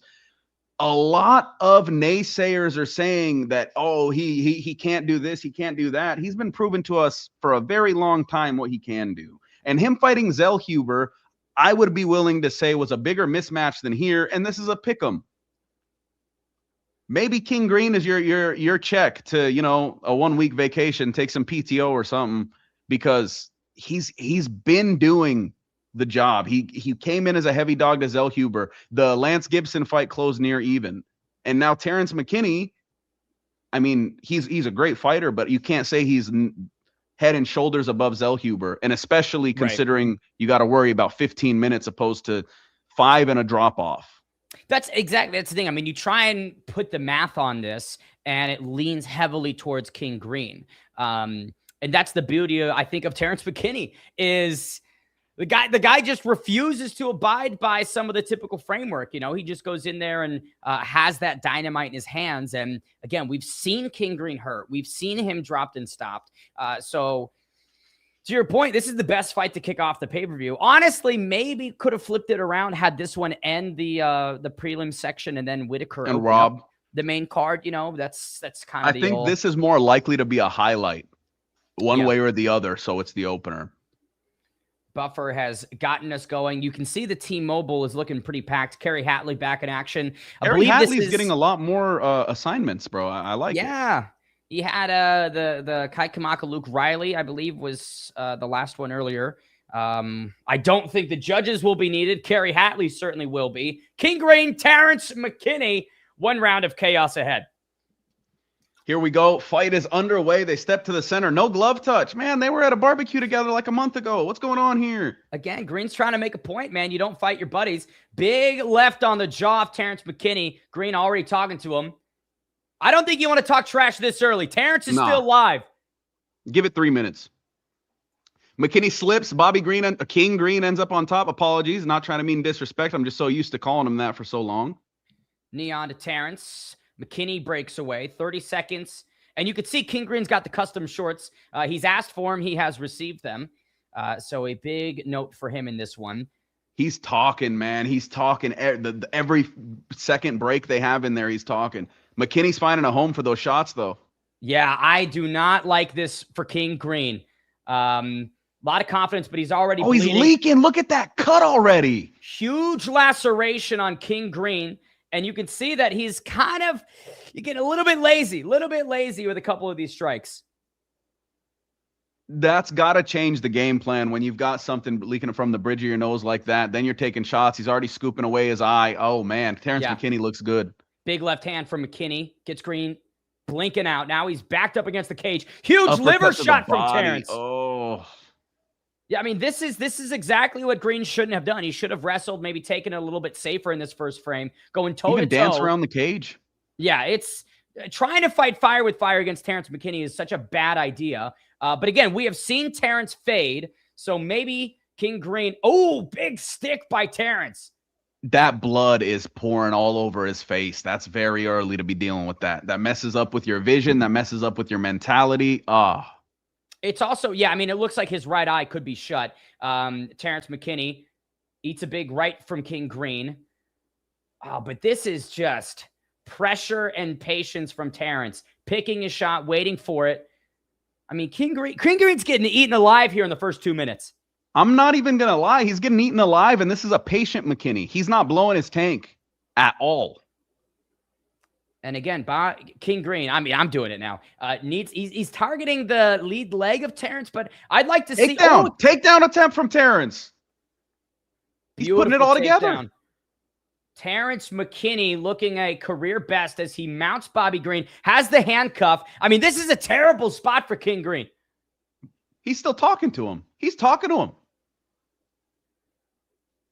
What an odd showing from King Green. I remember on the scales, people said, "Oh, this is a terrible spot for King Green." That's almost half mount to where if he flattens Bobby on the back, this could be trouble. Yeah, King Green has got to find some separation with the legs. Terrence McKinney's just, this could be it. He's flattening him out. Turtling. Come on, King. Do something. Let's not end it here with some lackadaisical ground and pound. Rear naked? Nope. King Green evades the submission attempt, but this is still a world of trouble for him. He is flattened out. Kerry Hatley's getting close. This is a version of Terrence McKinney that really opens up a realm of possibilities that he hasn't had before. If he fights like this, I think he's actually dangerous for damn near anyone in the division because he's not emptying his gas tank. He's fighting smart. He's fighting positionally. He has positional awareness. He's landing good shots. He's not just throwing. McKinney really searching for this rear naked choke. Has the hooks in. Can't get the choking arm underneath. This is a great spot for King Green to just maybe take a breath, try and fight hands. At least he's not mounted, getting the shit beaten out of him. Yeah, get to the bell. Talk to your corner. Regardless of how patient McKinney has been, he's not used to being in these longer fights. Yep. Yeah, he expended a lot of energy in the last 2 minutes. Now King Green's feeding him a couple strikes. Not a lot of sauce on it, but it's certainly going to annoy Terrence. There, he's going for the choke again, and King is talking to him through the choke. Can we mic him up? Can we mic? I wish we would have mic'd these guys up. Yeah, certainly needed to. Terrence now trying to pull King Green down. King Green moving the foot, wants to turn into Terrence. There goes King. Scramble's working now. Could we be seeing a bit of an energy dump? McKinney's on the back foot. King Green's picking it up. Teeps to the midsection. Big uppercut from Terrence. Yeah, I mean, King Green's taking so many risks on the feet, man. The thing is he taking risks because it's a bad game plan, or is he taking risks because he dropped him with a body shot? Did he drop him?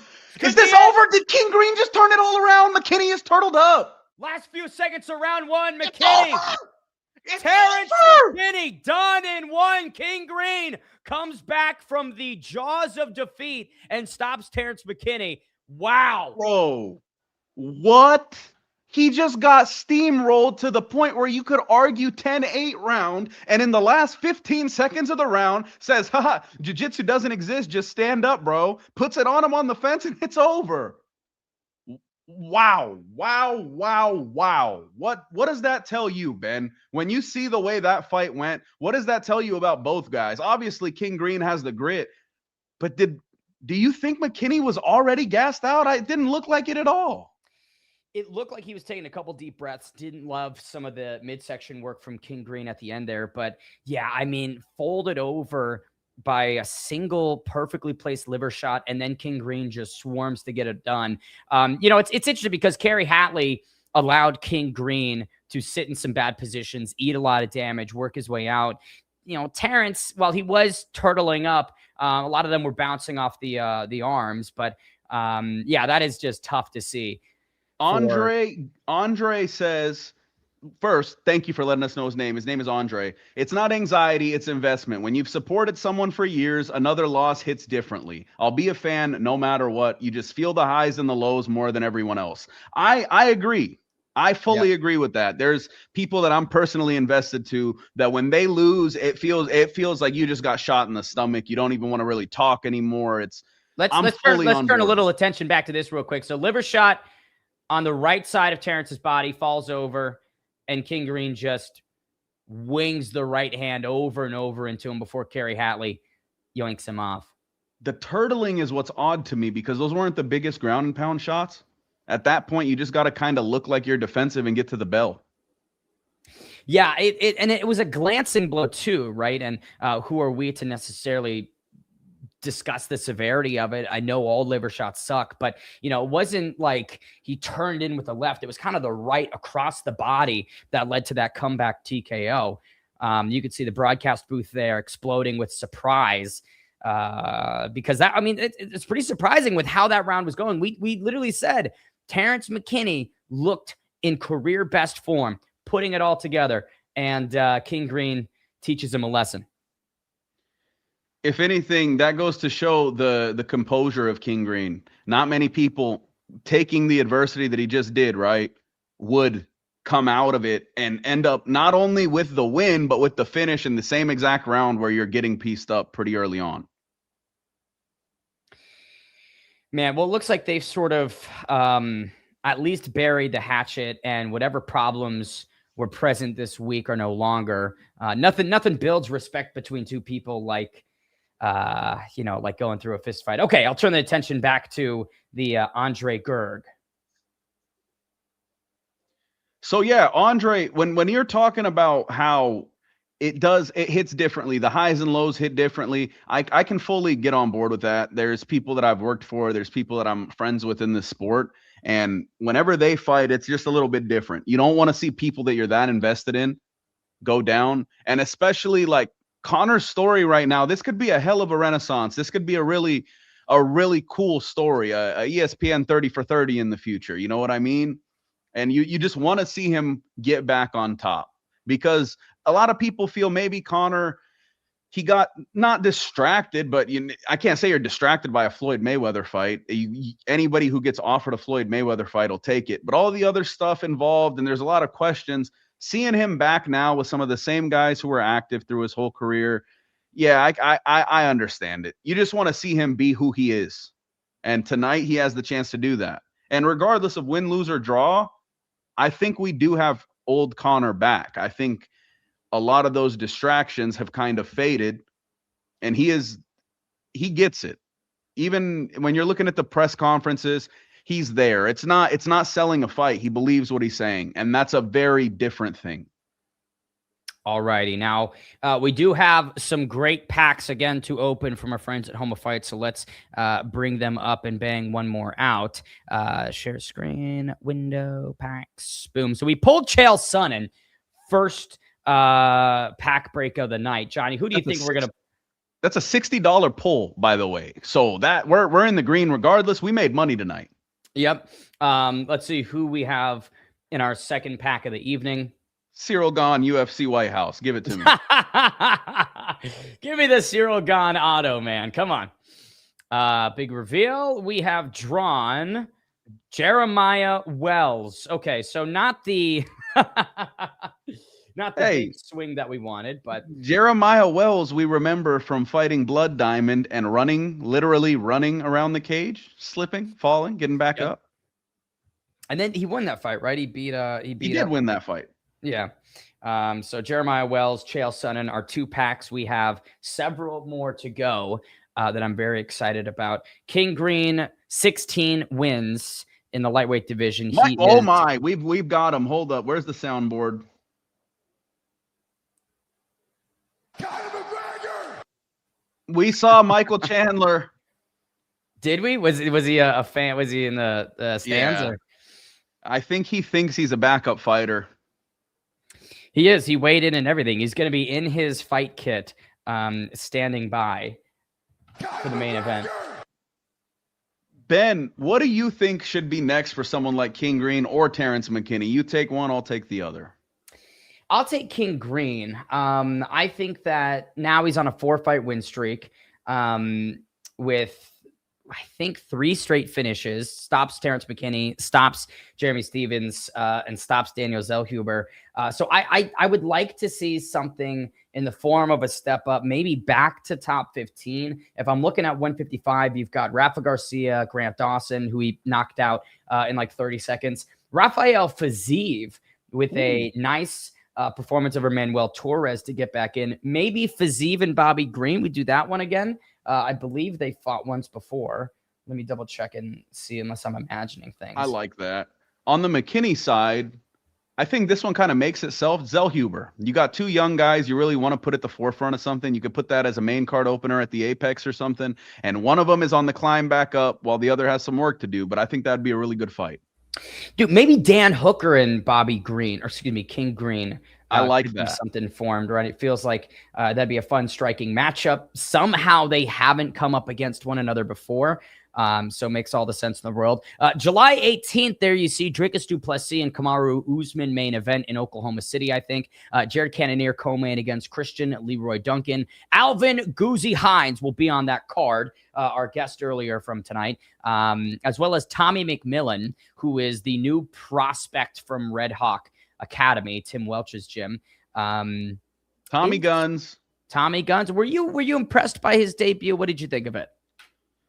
I think, honestly, a lot of people were saying he was going to end up losing that fight. I think that was a heavy internet opinion. He looked really good in that fight. I think Tommy is the type of guy who you give him a little time and he becomes a star. If you look at Patty, right? Patty's first fight was against Luigi Vendramini. He almost got clocked in that fight, ended up getting the finish. He had the Jared Gordon fight, which a lot of people, I love Patty. Patty's the whole reason I work in MMA. He got me my first job in this sport. But if you look at that fight, it's hard to argue that, like, Jared Gordon I thought he won that fight, but look where we're at now, you know? Yeah. And I think as long as Tommy just walks forward, stacks a couple of wins, we've got a star on our hands. And if he can't, then he shouldn't be the star in the sport. But I do think with the people around him, as long as he gets, don't match him up with an All-American wrestler anytime soon, please. But other than that, I think we could have a star on our hands. And I do think it's easy to push him, considering he's coming from the O'Malley gym and he's coming out of the O'Malley cloth. We've got an interesting chat here from Raul Perez. I have 4 wins on Moneyline so far. Need McGregor and Patty for $865 on a $15 bet. McGregor to win, and that's the last leg that you need in your parlay. He is going to be biting the nails ahead of the main event. What's the cash out? That's what I want to know. What's the cash out? Yeah. If you get like a $500 cash out, probably take that. Hell, even 10 times. If you can do a 150 cash out and then parlay Conor and Patty, you can guarantee yourself some profit, and your fingernails will be thanking you if you don't got to bite them throughout those 2 fights. Yeah. King Green doing good for himself, the Ant-Man channel, 100%. Again, like, it's impressive to me that he's strung together 4 straight victories, given his activity and given some of the setbacks that we've seen King Green have. I mean, you think about the TKO losses he's taken to guys like, Dustin Poirier back in the day, Drew Dober more recently. Obviously, that Jalen Turner one is forefront in my mind. It just, the Mauricio Hoofy one, right? That was March of last year. That was not that long ago. And how does he answer? 4 straight victories, 3 straight finishes. So it's just, I mean, you talk about like guys that should have much more, and not that King Green doesn't, but like, the dude's been such a staple, has fought everybody, and has been making nothing but, pretty memorable moments since he debuted all the way back in fucking 2013, right? Isn't that insane? And before that, he was in Strikeforce. Foes to bros. Mike, thank you. He needs some Black Rifle coffee. I did too. Yeah. Uber Eats robbed me. I'm bummed that Uber Eats delivered it to the wrong house, man. That's crazy. To be honest with you, they probably just drank it in the car and then said it was the wrong house. So. It's that good, man. It's that good. Hey, make sure you head over to blackriflecoffeecompany.com. Check them out. They have got some great art on their coffee, and it tastes fantastic as well. Huge thank you to them for sponsoring today's stream and bringing you this action. I'm happy you mentioned that. When I go to Walmart, every time I'm in Walmart, I end up looking at the coffee section. And the hardest part about picking Black Rifle is picking the art on the bag, bro. The whole aisle, everything looks so sick on it. It reminds me of like IPAs. You know what I mean? Every IPA can has some. Yeah. Okay, we've got a $413 cash out for Raul Perez, but he does say he's got another parlay with Max just in case. So he's hedging the bets. I mean, $15 to 413, I'd probably cash out. I would cash out. Yeah, I would cash out just because both of those fights feel 50-50. The odds are not in your favor. You might hit one, you might not hit the other. I would cash out at 415, and then even if you want to put it back on them, put 115 on them both. I don't think Patty's going to get a knockout. Even if you want to sprinkle further, Patty by sub and Conor outright. But 415 on a $15 bet, I think the right time is to call it.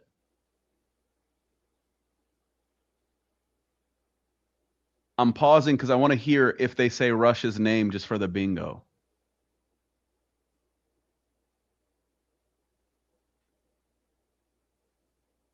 There it is. They mentioned Rush Holloway. That was the one bingo moment I thought we might not get tonight. Ben, you missed it. Yes. They mentioned Rush Holloway. The bingo card is active. They mentioned Rush Holloway. I'm Max still mad. walked in next to him.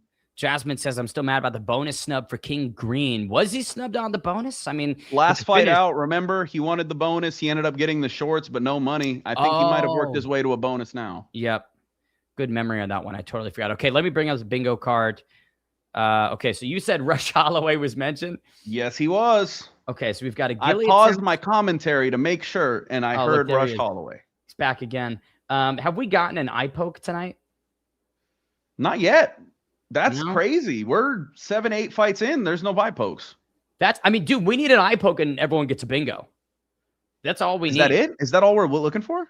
Look, Gilead attempt, Rush Holloway, blood, and no glove touch. So we just need an eye poke and we have a bingo. Damn, the first column is actually pulling up. That would look like one of the last ones that would have an opportunity. Yeah, I mean, the Rush Holloway mention was that could have been a risk. I figured, of course, that they would bring him up, but you never know. As he was walking in, I think that's the only one. I don't think we'll get it again, but let's see. Blood, DC saying something dumb, Cage, corner. Yeah, I mean, we're missing an Anik story, and then we got the fourth column as well. Fourth from the top. I think we're getting a bingo. I think we are going to be snagging a bingo here. Okay, Brandon Royval, number 4. Loney Kavanaugh, number 5 in the world. 10-1 for Loney. That one loss being Charles Johnson. Let me give him a text and see if Charles would like to pop back in for this one. I'm just realizing, did Loney Kavanaugh dye his hair black before? Because I promise you it was a lot darker than it is now. And that looks pretty natural to me. He looks like me and you. Hey, there's the great Loney Kavanaugh. Alexander Hernandez in Brandon Royval's corner. He's had an interesting career, not career resurgence, but let me see. It's a bit of a bounce back. 18-9 overall.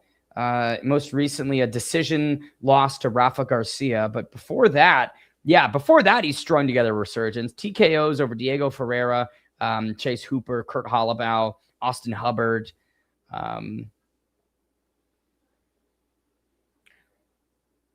Yeah, that's another guy that's been in there with just about everybody. What I'm excited for about this fight, though, is Loney Kavanaugh, even in Cage Warriors, a lot of his fights went to decision, but every fight, usually you see a decision fighter and you think that they could be pretty boring, right? Loney Kavanaugh just goes to war. He just goes to war for 15 minutes and sees how it goes. It goes good most of the times, unless you run into the Energy, friend of the show. But Brandon Royval, what does he do? He goes to war. I think this could be the fight of the night. Right now, I don't think we have a heavy favorite. I see what you're grabbing. Yep.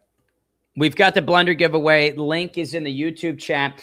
Make sure you retweet that post and like today's stream in order to be considered for our blender giveaway. Post-main event, we will be saucing out the blender. Okay. Let's specify, though, like the stream on both TheMacLife and Foes to Bros. True. Okay, who won, Conor or Max? We are still a little bit removed from the main event. Probably, 2 hours, I would say. Not even, bro. An hour and a half out. If we follow regular trajectory, the event is over within 3 hours of main card. 2 hours and 12 minutes away from that timing. Ant-Man says Conor won. Yep, Conor got a huge knockout 10 minutes ago. It's over. We're just hanging around here. Let's see. Raul Perez says, I do have that Kavanaugh guy on a slip as well. So let's see. I think Raul Perez and I have a lot of the similar betting action. Basically just throwing a bunch of random shit everywhere and seeing what sticks when the dust settles. If you throw shit at the wall enough, eventually it'll stick. Eventually there'll be shit on your wall. Which might not be a good thing, right? Depending on who you are. Yeah. Honestly, though, 415 cash out. I'd take that right. John Kuhneman. John Kuhneman's in the chat. John, APFC vet. Me and Ben both have heavy ties to APFC. Shout out to Anthony Pettis.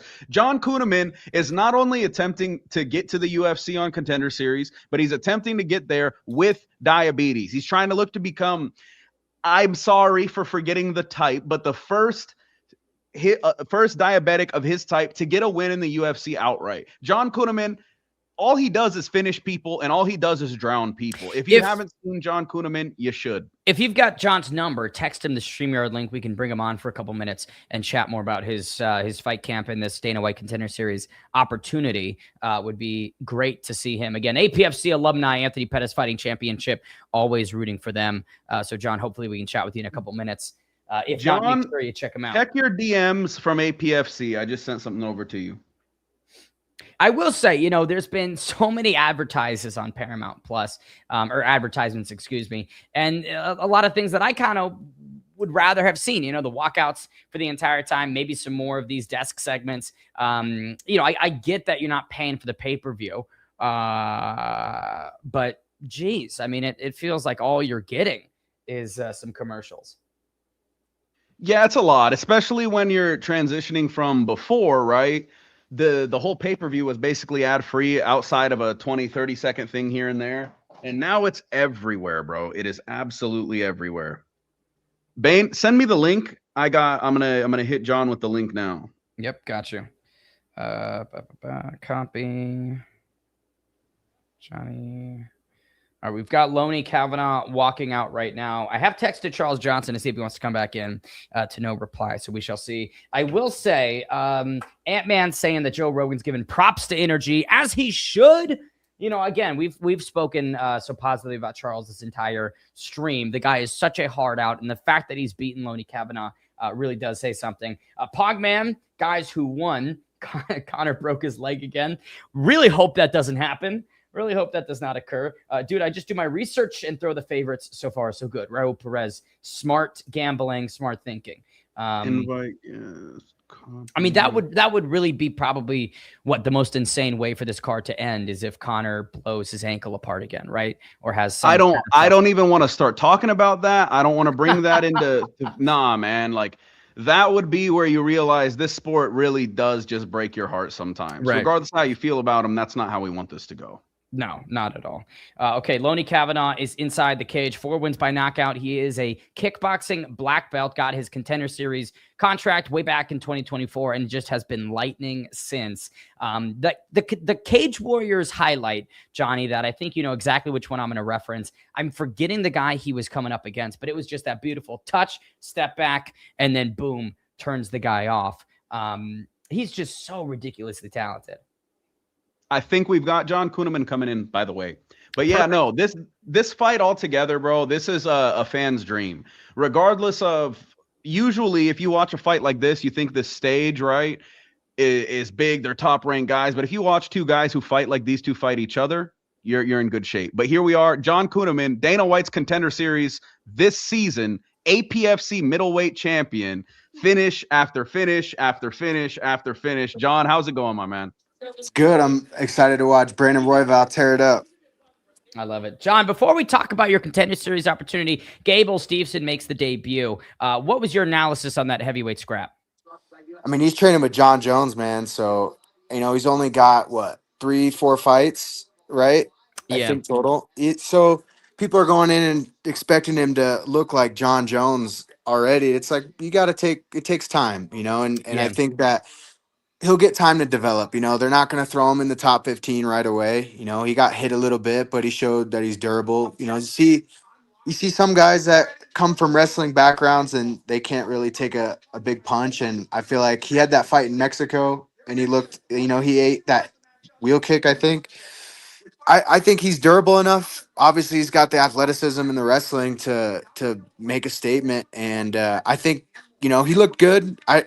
People are out. I saw on like Twitter, people are talking like, "Oh, he didn't look that good" or whatever. But I mean, he's 3 or 4-0, so give him time. He's got John Jones with him, dude. Like, from training personally with John Jones, there's literally no one else that is even close to the level of knowledge and skill that he has. So he's got the right people. He's got Brandon Gibson and Greg Jackson in his corner, man. He's got the right people. I think he's going to be a menace. Give him a year or two, and you'll start to see him look really, really good. Hey, John, we got a comment for you. Brian Fullendorf in here says, nothing but respect fighting with diabetes. He's type 1 himself. I'll give him a $100 UFC bonus if he goes by the nickname of Brimley in his first fight. Obviously a joke. I was thinking about doing the juice, because when your blood sugar's low, you have to drink juice to bring your blood sugar up. Yeah. And but I was like, oh, it's kind of a rip off OJ Simpson, so I didn't do it. But I I thought will it kind say, of rolls off the tongue. John the Juice would be a fan favorite nickname. I can see that one getting I latched know onto the by juice. I just like guns, man. So I was like, I don't know. I like AK-47s. I don't really care about a nickname. So I We was like, let's already just put do out the AK. action figure photo. We're kind of locked into AK-47 Let's now. go. Let's go. If the fans want juice, then we'll do juice. You got the August. fight in front of you, John? Yeah. The card right now. Yeah. Yeah. I got it live right here. John, August 11th, your Contender Series opportunity. Joseph Cropshot in front of you. What's Yep. the analysis of Joseph? What sort of challenges are you expecting inside the cage?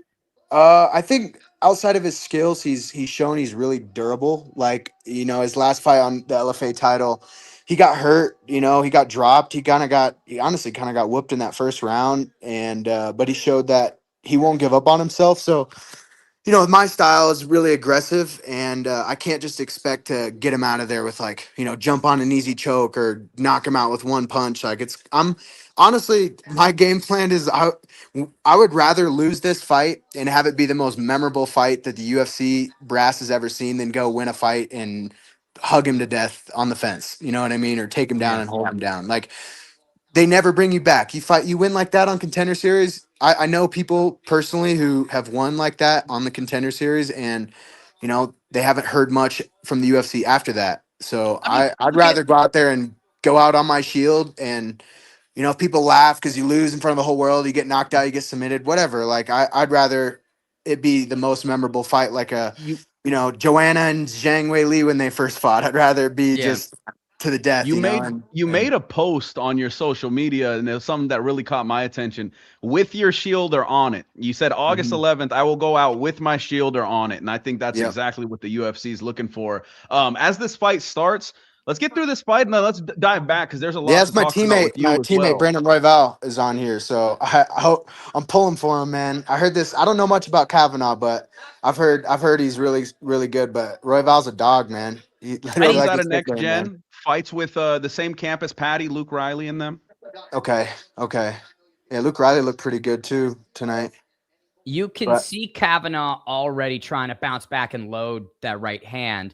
John, Royval has fought the best of the best. Can you speak on him in training, and what he's like during a fight camp, what his energy is like? Yeah, I've trained with him. I've actually rolled with him. I don't spar, smaller weight classes just because the size. But I'll play around and roll with some of the smaller guys. And bro, for the size difference, I was like, man, okay, like I can't just play nice. I actually kind of have to use a little bit of my size. So I'm like, man, okay, this dude's good. Like, he's slick. He's hard to submit. And we haven't trained super crazy hard or anything, but if I was a 25er, I would be like, I'd really not like that fight because he's tough. He moves all the time too. Like, just the way he's never stands in front of you. Like, you can just watch him. Like, he'll switch his stance, he'll take an angle, and he's always just putting out feints and stuff in your face. So I kind of was confused on how everyone was saying that he was going to get whooped on this fight because I think Royval's as good as it gets at 125.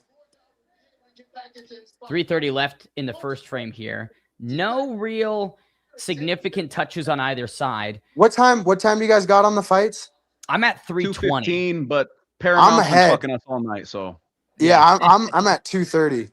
Oh geez, let me try and refresh. In that case, I'm gonna hold back my excitement or enthusiasm. Yeah, I'll try. Brandon's my boy, so hopefully if something happens, I don't react too much. Spoil it for you. All right. After refreshing, I'm now at 159.58. I think you guys are ahead of me. That's fine. I'm not worried about it. I'm at 205. Did you guys catch Kavanaugh's performance against Brandon Moreno? Obviously, Moreno maybe at more of an advanced stage of his career, but Johnny Loney Kavanaugh looked exceptional in that fight.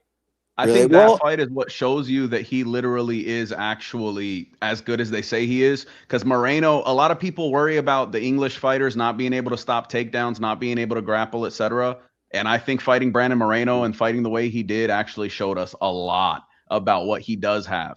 And not to shade Patty, not to shade anyone else, but I think Loney has shown me the best ability to, deal with that threat. Oh, guillotine. Oh no. Okay, he's good. I think Moreno's been on a little bit of a skid though, hasn't he? I feel like he's lost quite a few fights. Yeah, exactly. But Moreno at this stage of his career, I would say, is not in perfect form. So Kavanaugh may be coming right at the perfect A time. good time, yeah, to get that vet win on his resume for sure. But Royval's good on the ground, dude. One cheat code that no one knows about in Colorado. So we train with at Corey Sandhagen's new gym, Tiger Beetle. That's where I do a lot of my training, and then Onyx over with Gaethje. But the cheat code, man, is Michael Liera Jr. I don't know if you've ever heard that name. No, talk to me about him. He's a jiu-jitsu coach. He on in the mid 2010s, he was like the biggest jiu-jitsu prospect in the game. Like he won worlds at every belt. I mean, he owns a jiu-jitsu gym out here in Colorado called Logos, and Royval frequently goes there and trains. And his jiu-jitsu is so good, and he's teaching such high-level techniques. And anyone who's been in the room at Logos knows, man, if you can survive rounds there and you can put work in there, then you got the jiu-jitsu you're far ahead of the average, the par. You know what I mean? In the UFC. So and Royval trains are a good amount. So I think his grappling is going to be pretty good in this fight. I mean, it looks like I've been kind of looking at the screen here, so I don't know if he's won this round or not, but it looks like he had the takedown and some damage. Looks like I think 10-9, but he's got good jiu-jitsu, man. The blood is coming from Kavanaugh too. Yeah, it was a really good last minute from Royval. A lot of control, a lot of ground and pound. Tight first 3.5, 4 minutes, though. It didn't seem like either one was able to edge forward in the striking sense. Jeet says Conor's rocking a mohawk. I'm dead.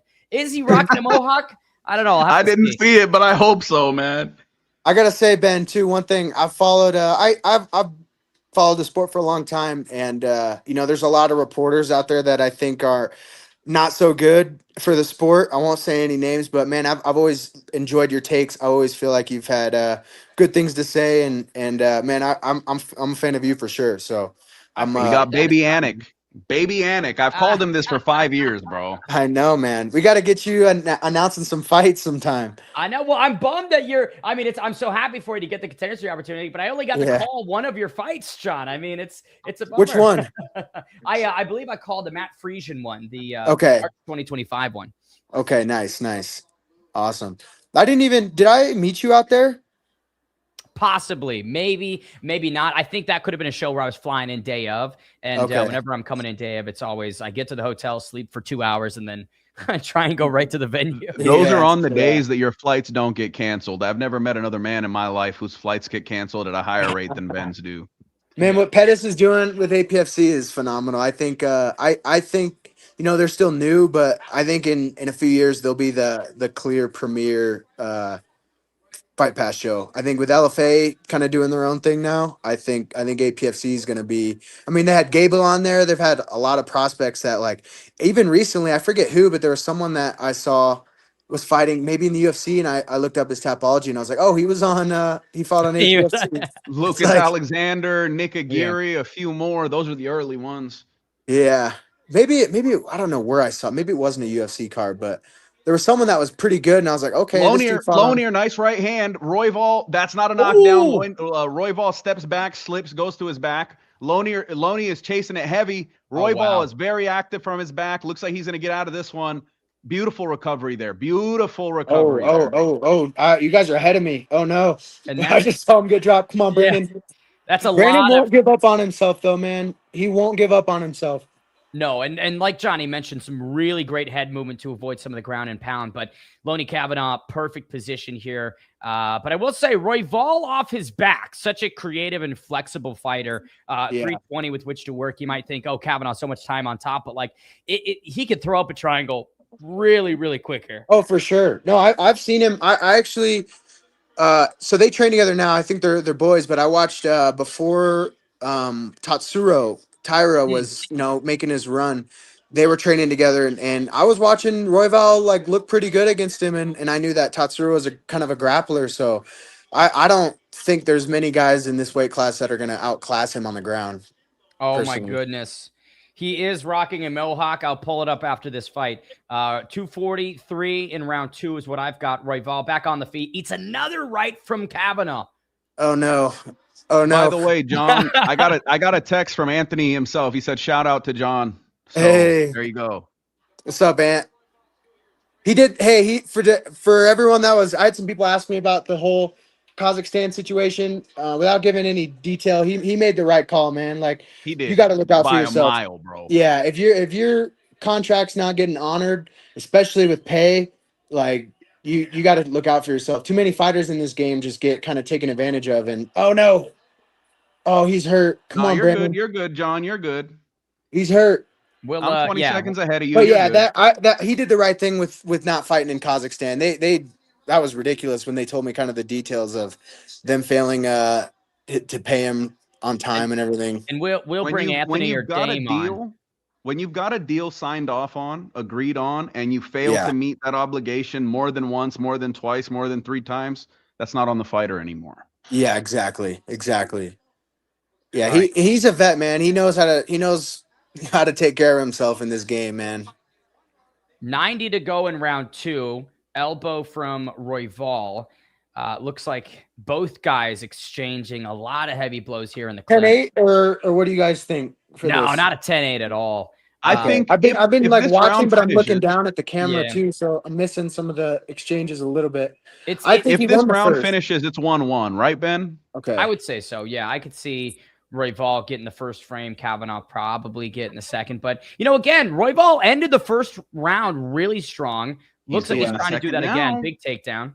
Who do they fight next? The winner of this one, if it's Royval, he gets a title shot, or is he Pantoja? I think Van, or if Pantoja doesn't fight Van, I think Pantoja is next for the winner. They'll run that back though, but is he? I don't know if he's recovered fully yet. Maybe Manel Kape. Manel Kape. Yeah, but I don't know. Pantoja had a decent run at the champ and got hurt off an injury. Like I don't foresee them booking him a non-title fight. Like I don't know. And did Royval fought Cop, right? That's who he just lost to. Yeah. So they won't do that again. You could do. I think Cop will wait. Cop said he would versus wait. Cop would be fun. I don't think Cop will fight though. I think he'll wait unless Pantoja is going to be out for a minute. Still, I don't think Cop will fight anyone else. He deserves a shot at the title. He looked pretty good his last fight. Speaking of flyweights, we do have energy back inside. Charles Johnson, you're in the T-Mobile venue. How are you, sir? Listen, it's a lit fight. Let's go. What's up, Charles? We've got John Kuhneman, APFC champ here. Charles, you beat Lonnie Kavanaugh. Do you think Brandon Royval's doing all the necessary things to beat him too? I don't know, but he better keep his chin down and stay active and stay at range. But Lonnie's slowing down a lot. This is exactly where I started catching him. So we're going to see. It's a good fight. What does Royval need to do in round 3, Charles? That right there. Volume. Step off. I think he's going to get him. Oh, shit. Never mind. I'm going to watch the fight. I love y'all.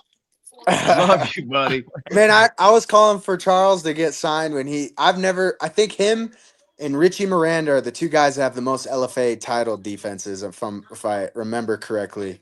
When he won like 2 or 3 belts for LFA, and I was like, bro, they got to sign this dude. I remember it was years ago. Charles Johnson beat up a bud of mine, Carlos Motatizo. Oh, big strike from Royval at the beginning of the third. Royval is putting it on him, bro. He's looking like he's dancing. He's finding his home. I was gonna say the third round is where you see, is Loney ready? He's for a the dog, next bro. step, or is Royval the dog of 125? Oh, bro, fight of the night for sure. I mean, this is just a barn burner on both sides. Kavanaugh looks like he's trying to go for a guillotine. Unsure how deep He's that not going to is. submit Royval. There's no chance on. I'm behind you guys, so my takes are 10 seconds delayed. Yeah, it does look like Royval's defending that nicely. Comfortable in the spot here. He can't pass though. Top control. He can't pass because the cage. So if he does get that grip and get the angle, he might be able to. I think he's good, but he can't get on that other side. Elbows There he goes, coming man. down from Royval. Loney looks like he's trying to turtle up a bit. If Royval can hold this position, he just really sent back the next generation of this division. He set him back in this one. Oh, let's go. Let's Working go. on an Good arm elbows. triangle. Ooh. Uh-oh. Can he step to the half? Can he get that left leg over and work on this arm triangle? That Logos Jiu-Jitsu, man. I'm telling you. This could be very deep for Kavanaugh. A lot of time on the clock. Revolve full mount here. Ben, with the way this fight's going, I need commentary, Ben the Bane. I need commentary from Ben the Bane Davis on this Not one. getting paid enough, baby. He needs to get off to the side. Yeah, I'm not Okay, sure he's why getting he's to get not the back. getting the hips. I mean, all the way I've up. finished it from the mount. Greg Jackson actually showed me the best way to finish it is the S. You know the S grip versus the gable grip. Yeah, the S grip is the way to do it. Looks like Kavanaugh's surviving for now, but yeah, he's getting battered. 2:45 on the clock, and this is the time that Brandon Royval can really just exercise his will as he flows to the back nicely.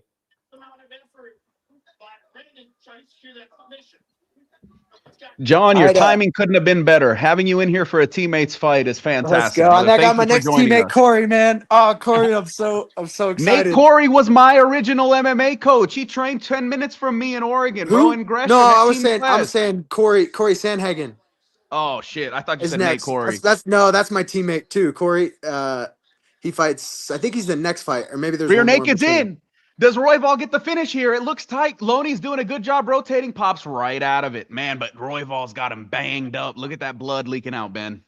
Yeah, this is a beatdown for Brandon Royval. Loney Kavanaugh.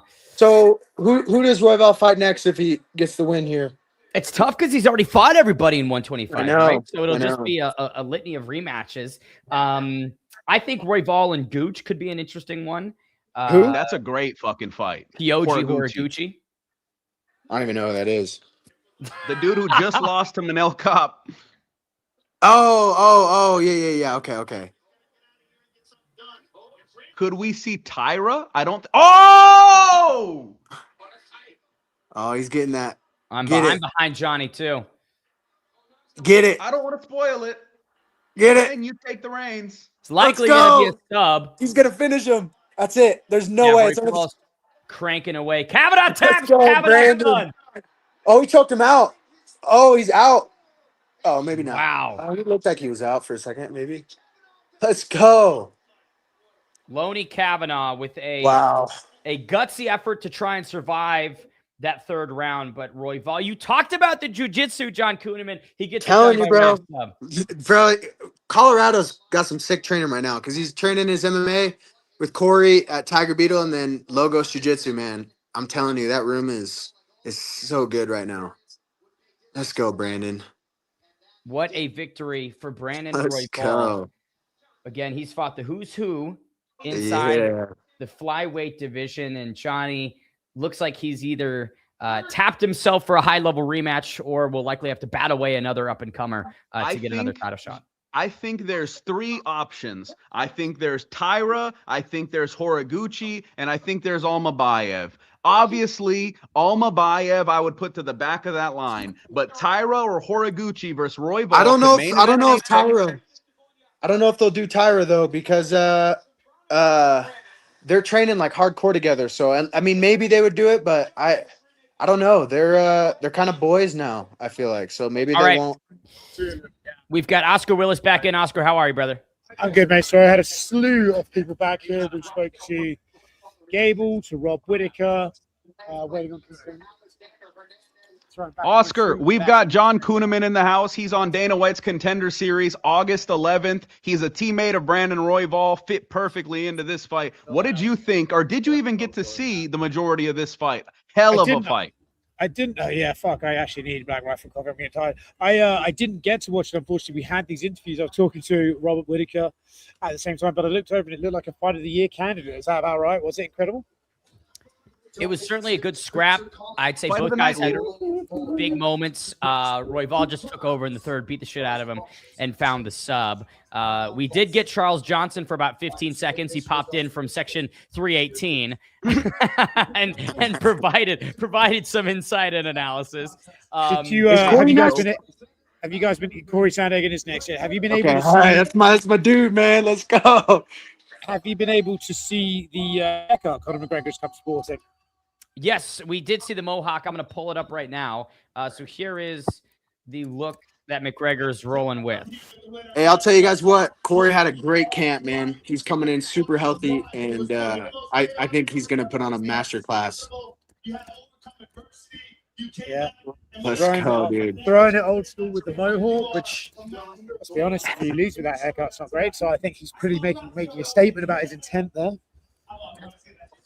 When's the last time you saw him rock the mohawk, Oscar? He last fought that in Cage Warriors against a guy called John Kuhneman. No, that's fucking another guy on train. Fucking hell. There's got some other guy called John. But yeah, he's fought in Cage Warriors. Oscar, how is the energy inside T-Mobile right now? Well, mate, I've not been in there for a little bit of a while, so I'm going to have to go back in shortly after this. And then once I'm on Cage side, I'll get a feel for it. But I mean, on the broadcast, which I'm watching, I'm still in this tent, back. But yeah, man, I think it's starting to get there. I'm starting to hear more and more about the entrances. It sounds like Paddy Pimblett will have a special entrance tonight as well. So that should be interesting. Okay. I got Benoit. You got Benoit? Yeah, I think I'm gonna tell you, I had a friend. He's a plays for the Denver Broncos, and he asked me for his parlay advice since fighters aren't allowed to bet. I'm 2 for 2 on this parlay. I got Benoit, Corey. I picked Whitaker, and then the McKinney fight to be under 1.5 rounds. So I'm 2 for 2. We need Corey and Benoit. Halfway through. I know, man. Oscar, you mentioned you spoke with Gable and Whitaker in the post-fight scrums. What were their energies like? What was their maybe takeaways from their performances?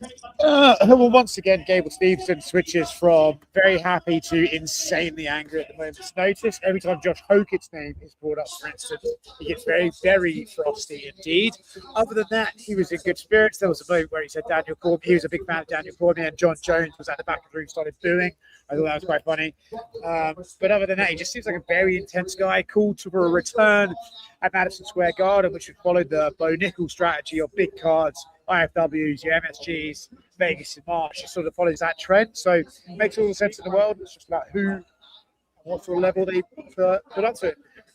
Dan Hooker has also called out King Green, so I'm basically sitting here waiting to do that call out for him because he asked me to. Yeah. Johnny and I were discussing future fights for King Green, and Dan Hooker was a name that I thought could make a lot of sense. Seems like a fun, striking affair. We got Jake here. Yep, we'll bring Jake up in just a moment. But yeah, I think that one makes a lot of sense for Dan Hooker. All right, cool. I will leave you guys with Jake. Talk to you in a bit. All righty. We'll talk to you a little bit, Oscar. John, I'm also going to bounce you as well. Thank you so much for stopping by. August Thanks for having me. Appreciate you guys. Your series, Kuhneman. We'll see you soon, sir. Corey Sandhagen.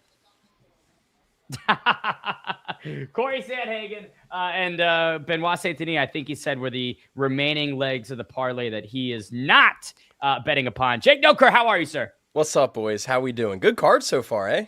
Great card, man. Great card. A lot of finishes, a lot of fun fights. That King Green and Terrence McKinney one, man, 1 second left. Terrence had it in the bag and drops it. What was your reaction to that one? Dude, it's just like anytime Terrence faces any sort of like cardio issues, anytime he gets tired, he melts fast, man. And it sucks because that was a 10-8 round for Terrence. And then, I don't know, final 10 seconds, Bobby lands one kick, 2 or 3 punches. That was it, man. So great to one of the best comebacks ever.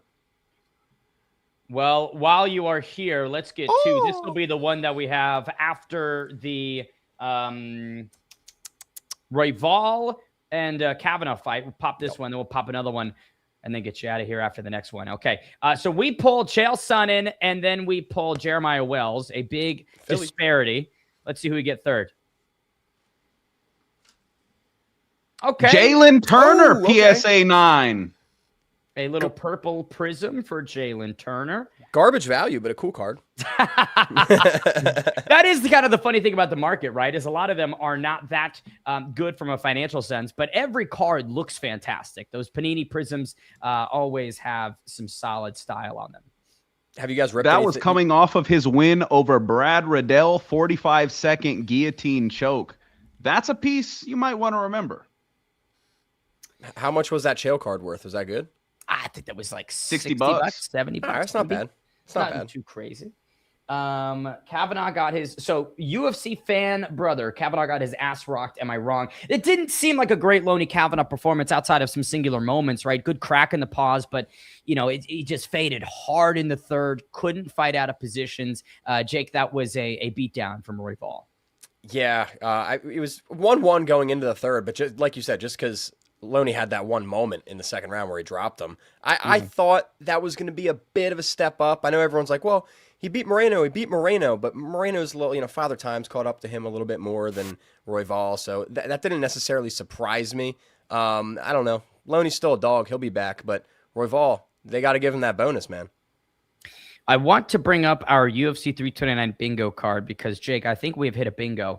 So the one that was really drawing my attention, Gilly attempt, Rush Holloway, blood, and no glove touch. We've got all of those. We just need an eye poke. Did we get one in the last fight, Johnny? I can't remember if we saw an eye poke.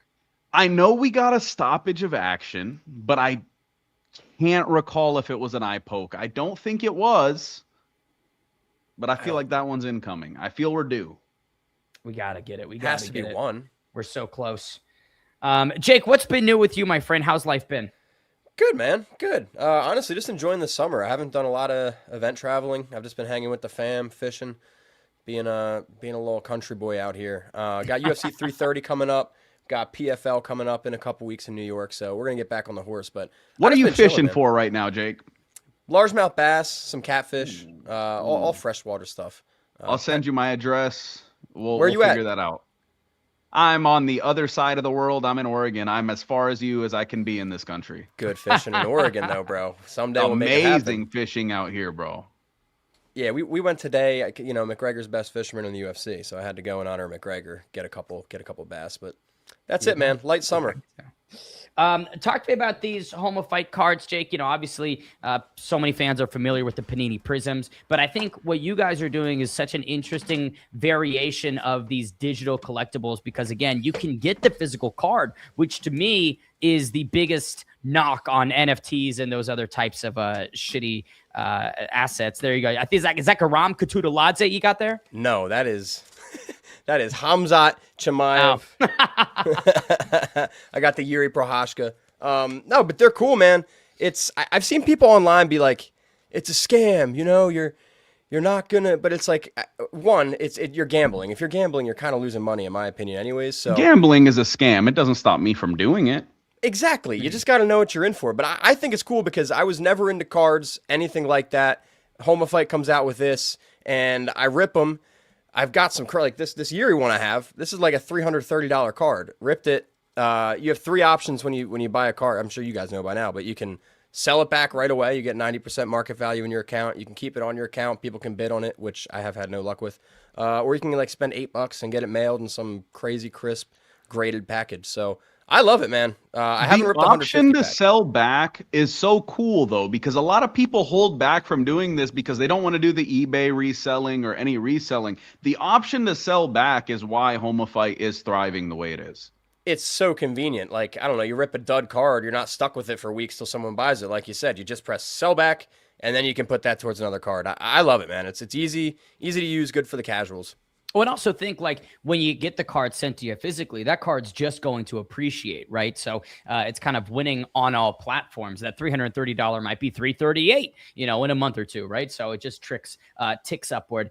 Let's move the conversation back to UFC 329. So an interesting night of fights, like you mentioned, Jake, when you popped in here. What performances really stood out to you as this event's gone on?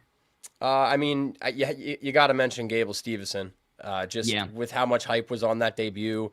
Went out there and did what he had to do. If he would have gotten a decision, it would have been just as bad as a loss. So for him to go out there, get the finish, that was big. Recency bias, Brandon Royval just put it absolutely on. King Green with the comeback. Main card's been great so far. And I think we've only had 2 decisions so far. There'll be a third one right now. We got Mario Bautista by decision. But good night of fights, man. Good night of fights. Mario Bautista by decision. First time he came up against Corey Sandhagen, he was submitted in the first round. When you think about their respective journeys since that meeting, Corey coming off of a 49-45 setback to Merab Dvalishvili, Umar Nurmagomedov, I think, most recently beat Mario Bautista. But then, was that the most recent one, or was it the Vinicius Oliveira sub that he's coming off? He's coming off the Vinicius Oliveira win. Yes. Okay. I've loved Mario Bautista's evolution, and I felt like that Jose Aldo fight trashed his reputation in the court of public opinion, but the dude's done nothing but earn it back. Exciting fighter, gets after it, and I think is in better form relative to Corey Sandhagen.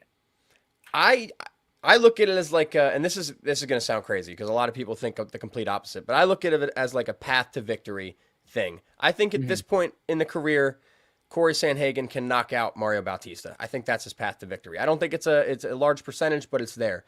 You look at Mario, I don't think Mario gets subbed by Sandhagen anymore. I think Mario has leveled up way more than Sandhagen has, jiu-jitsu-wise specifically. And then I also think Mario has a clear path to, people won't like it, but a boring decision victory. So yeah, I just think there's more ways for Mario to win this. And like I said, a lot of people think I'm crazy for saying that. The fight that Corey had with Merab Dvalishvili, a title fight, an opportunity for gold, and it didn't feel like it was maybe the greatest night for Corey Sandhagen. Jake, is that sort of your assessment when you reflect on that fight? Yeah, but more it's I don't even it's think about Merab, it. you know, yeah. Exactly. You can't think about it too much. Like, I don't know how much weight that has. Merab's like I think Merab, Umar, and I guess Piotr Jan are like in their own category of bantamweights that are just gonna probably beat everyone except each other. I will say, on tonight's card, we do have the blender giveaway. Make sure you join the blender giveaway. You do not want to miss out on this Hamilton Beach blender that I bought from Target at 9 p.m. yesterday. Quality, bro. Quality blender. Let's see. UFC fan brother, I agree with you. Bautista is going to win by decision or knockout. It's interesting. It feels like the way in which Corey Sandhagen subbed Mario Bautista so easily, efficiently when they first met. Now the narrative and viewpoint has totally switched. And it kind of, I don't know. Like, I remember Sandhagen when he finished Frankie Edgar, when he got that spinning wheel kick over Marlon Moraes. Like, he seemed like such a killer back in the day. Hasn't really been that same guy when he's meeting the top dogs in the division. How many guys do you see that with where Conor McGregor, like just all these guys, they start out dusting people. And then we hear everybody talk about this. You get into that top 5 and you can't fight like that. You have to be way more technical, careful. It's literally the difference between top 5 and top 15. There's 15, there's a gap, there's top 5. Those guys at the top 5 can throw not whatever they want, but they can afford more creativity fighting some of these guys where you and your coach go into it knowing, hey, even if I'm uncomfortable, I can slip right out of that and get right back to my home.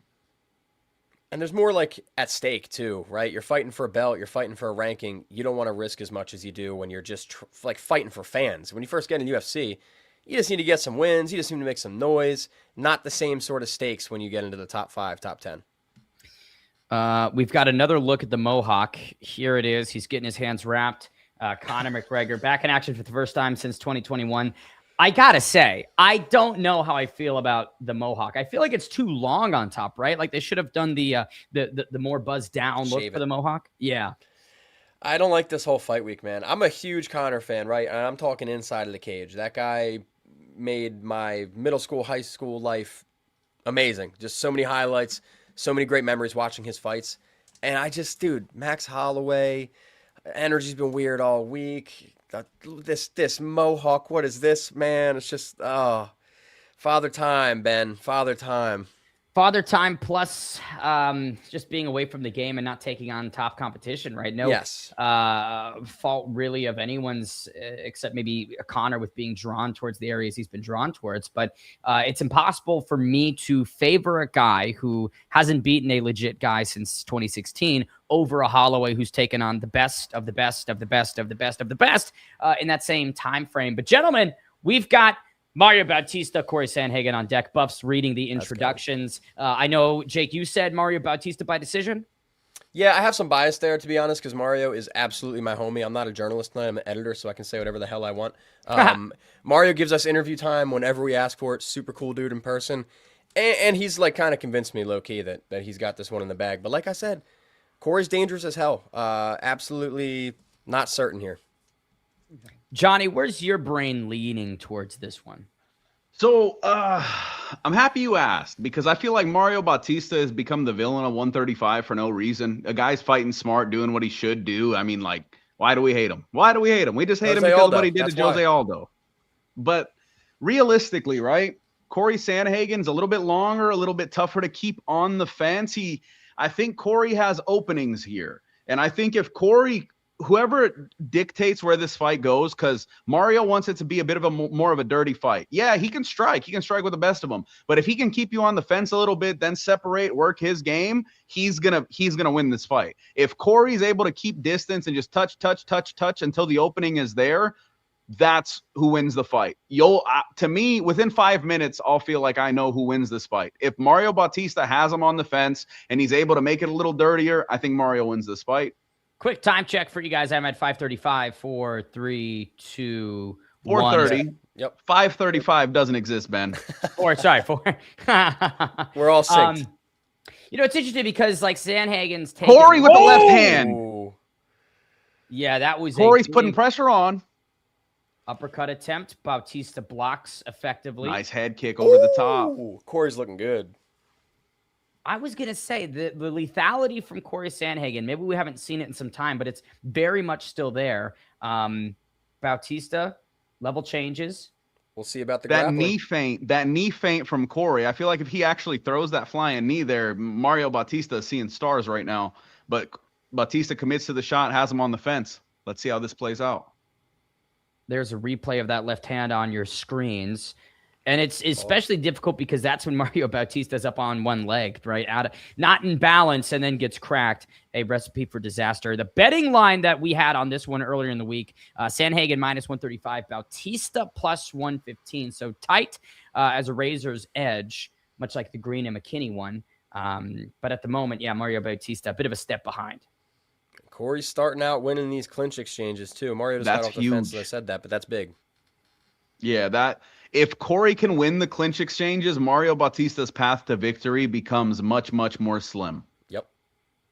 When the reality is, right, Bautista has been successful against, Vinicius Oliveira, who's not exactly tested at the highest of levels, Apache Mix, who clearly wasn't exactly of the highest levels. So maybe the resurgence from Bautista might have had, I don't want to say an embellished appearance towards it, but, good performances over mid-tier guys doesn't exactly mean you're going to come out and look even with a guy like Sandhagen.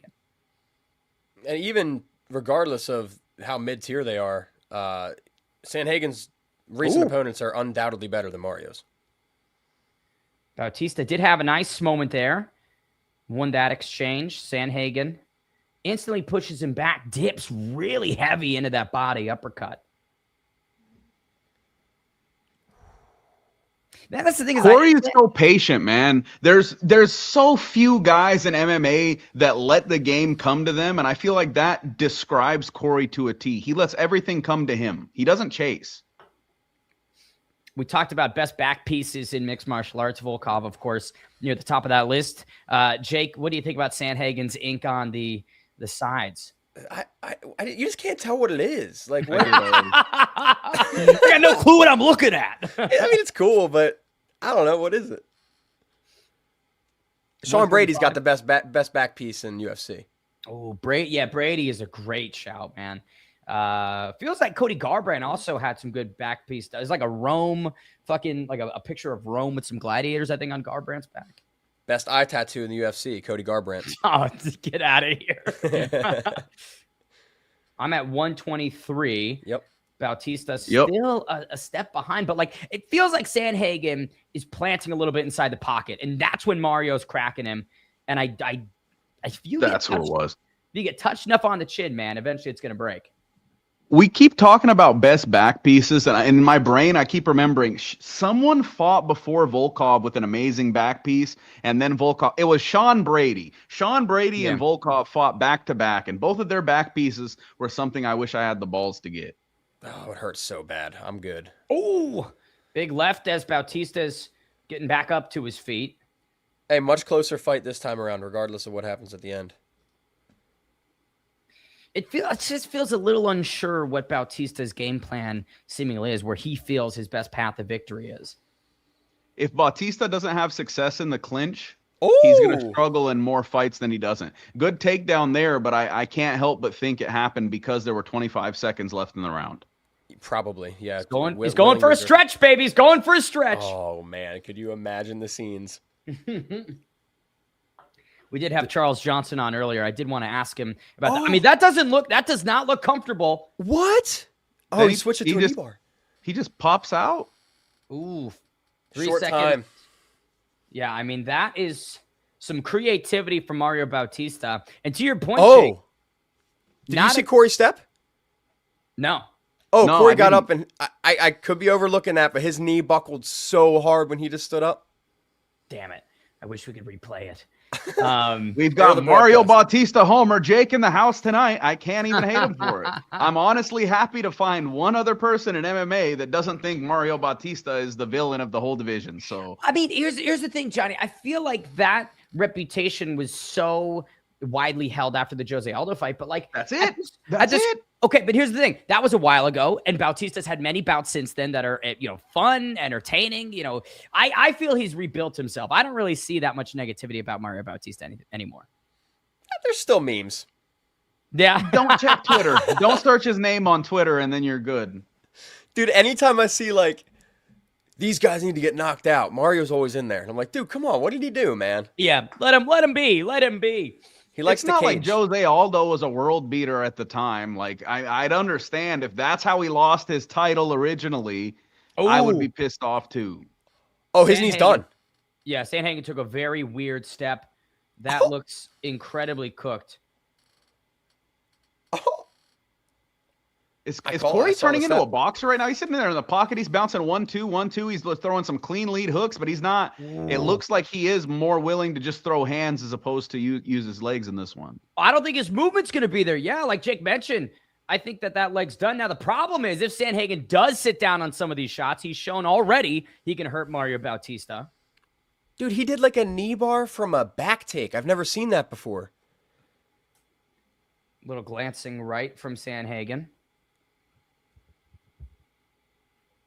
Wow, Not going to lie, because of Sandhagen's movement, if I was Bautista, I'd probably abandon the leg kicks here. He hasn't found much of a home for him. I'd go grappling. That's when the knee is going to be most unstable. Oh, yeah. You shoot for that leg. Get him in some sort of a scramble. I mean, shit, try and find your way back to that position. Put him in another knee bar. I got a torn MCL right now, and I'm not grappling, but I'm striking.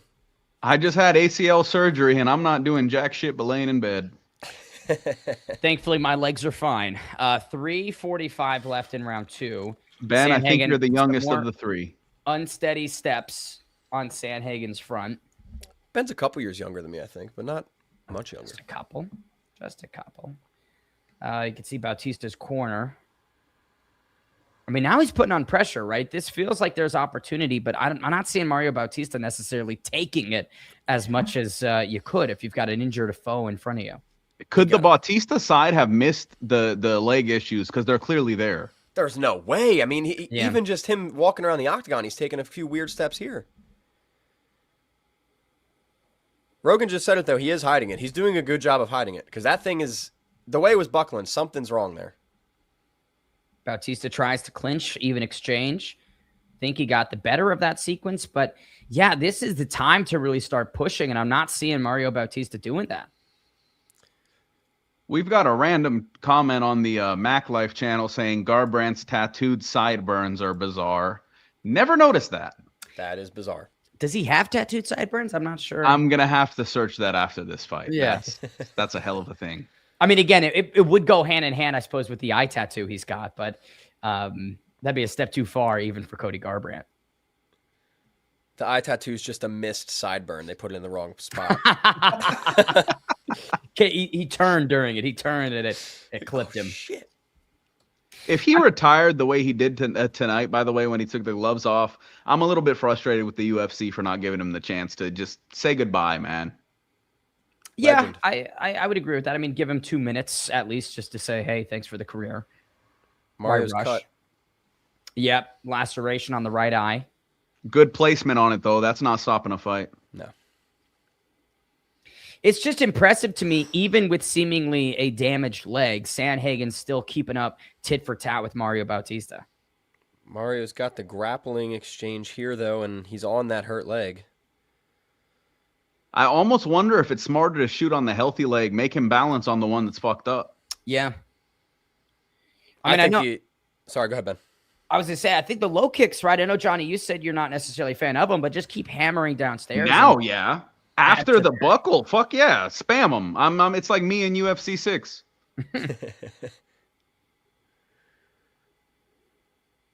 He can't even step normal. You see that weird tense step back where he almost just... Oh, we got an eye poke. The bingo! Bingo! Well, they didn't stop the fight, though. Does that still count? I was going to say, do we count it if it doesn't stop the fight? we haven't gotten one all night, damn it. Which is, God bless the premature MMA bingo. fans for not getting one. But ask the chat. Yeah, chat. Do we count that one? I'm not sure. Let me pop into the MacLife chat. I got you guys. More grappling from Bautista. Sandhagen reverses. You can see some significant strike numbers. 30-30 in round one. Sandhagen a little bit behind here in the second. But again, I mean, if he is truly damaged and that knee's gone, this is a incredible effort from Sandhagen. Here's another big question. Who do you give round 1 to at the end of that? Ooh. 30-30 on strikes. For me not to give it to Corey. I feel like he had the pressure. He landed more. He was leading the dance a bit more in the first. See, I like that. Some oblique kicks, right? Get nasty with it from Bautista. That elicits a response from Sandhagen. MMA Twitter has it 2-0 Corey. I think that's accurate. I may agree, yeah. It could be 1-1. Yeah, I think I lean more towards 2-0 Corey.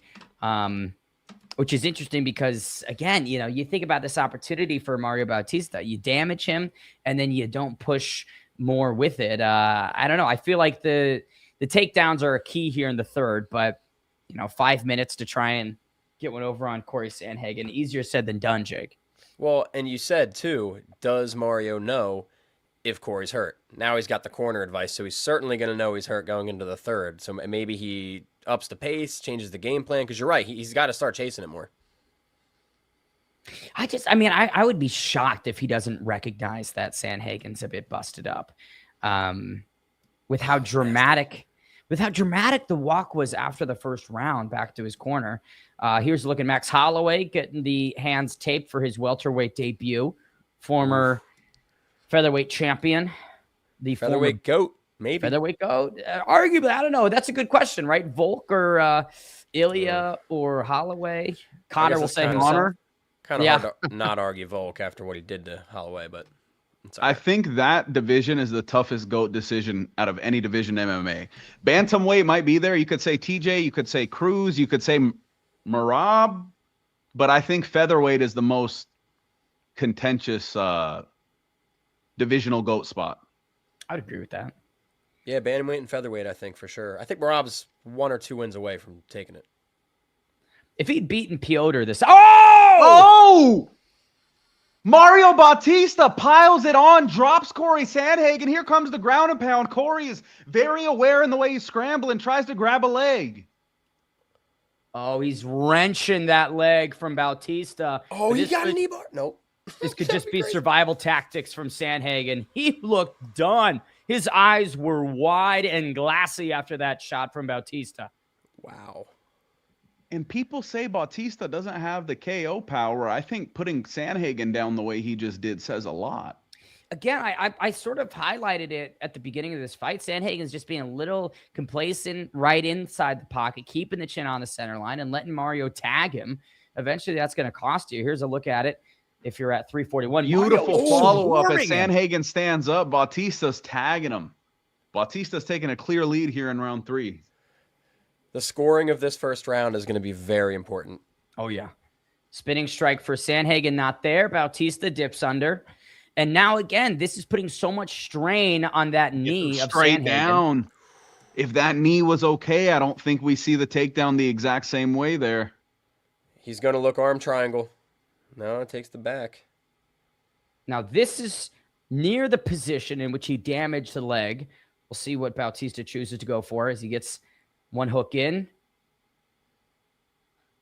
I do feel like regardless of how this turns out, Bautista could have put a little more pressure on those legs. I said the opposite in the first, but once he buckles, I feel like that's the obvious target area. Yeah, he gave Corey Sandhagen the second round. That's crazy. Yeah. I'm curious about where Sandhagen's recoverability is right now, midway through the third. He's only landed 3 strikes to another left hook connects on Sandhagen. I mean, these are not light shots from Bautista. No, his eye is showing it too. He's got some damage. But the question is, again, I mean, round 2 felt like he should have swarmed. Right here, he should just extend the combo. Corey's fighting like he believes it's 2-0. Am I wrong in saying that? I agree. 2:10 left. Bautista brings him back to the mat. Mario's fighting like he knows it's 1-1, though, and that's dangerous, too. The guy who believes it's 1-1 versus the guy who believes it's 2-0 is going to win the round, I would say 7 out of 10 times. Mm-hmm. Bautista rips Corey's left arm, brings it behind. Ooh, this is a little nasty spot from Bautista. I'll take it. Some That's dirty a violent move, man. That's a violent move. Wrenching the arm like that. Oh, man, he's really ragged on Sandhagen here. Yeah, Largaria said Sandhagen is a dog, but surely can't win here. I mean, there's a world where he's up 2-0. Mm-hmm. IAGI says Sandhagen has struggled with Bautista's height. Bautista again brings Sandhagen down. I mean, it's impressive, the wrestling ability, but yeah, I need more strikes. I need a little bit more damage maybe from Bautista. More work. Outright, just more work. But again, you know, with the knockdown, with the success, clearly this third round is Bautista's. Good elbow. Under 60 seconds to go in this one. This has been a razor-thin bout, honestly. The scorecards could be all over the place. Yeah, I wouldn't be comfortable if I was either fighter. Parlay bettors, strap in your seatbelts. Yeah. Just bummed. I mean, we almost had that eye poke. Herb Dean just needed to get in and separate. I'd count it. We had the poke. We didn't have the stoppage. I don't know if I can count that, though. All right, final 20 seconds. Sandhagen's up. Bautista, fighting hands. What a third round that turned into. Props to Corey Sandhagen for surviving that. I feel like a lot of guys probably would have been done. Oh, nice right hand from Corey. Yeah, overextends. Bautista dips under. Tries to go for a last. I'm not going to lie. 5-round Apex main event would have been more satisfying for me to this fight. I feel like this fight had a lot of moving parts, and if we saw 2 more rounds, I think we get a much better conclusion to what we just saw. Darius, I give it to Mario unanimous. I don't know about that, man. I can definitely see 2-1 Corey. Yeah, that's at least where my head's at with it. Is this where a split decision gets knocked off the bingo card? Oh, maybe. Yeah, maybe we'll get the split decision. All right. Well, while we're waiting for the official result, let's head back over to our repacks and kick off one more break while we've got Jake on with us. Okay, so we have got the elite packs. So let's crack these bad boys open. One of 2. Give me a Mario Bautista. I know. Yeah, we need a Bautista or a Sandhagen card, right? That's the break. These are the big ones, right? These are the big ones. So we should be able to snag something solid. Let's see. A Jamal Hill PSA 10. That's a cool 2023. Could that be right in his title run?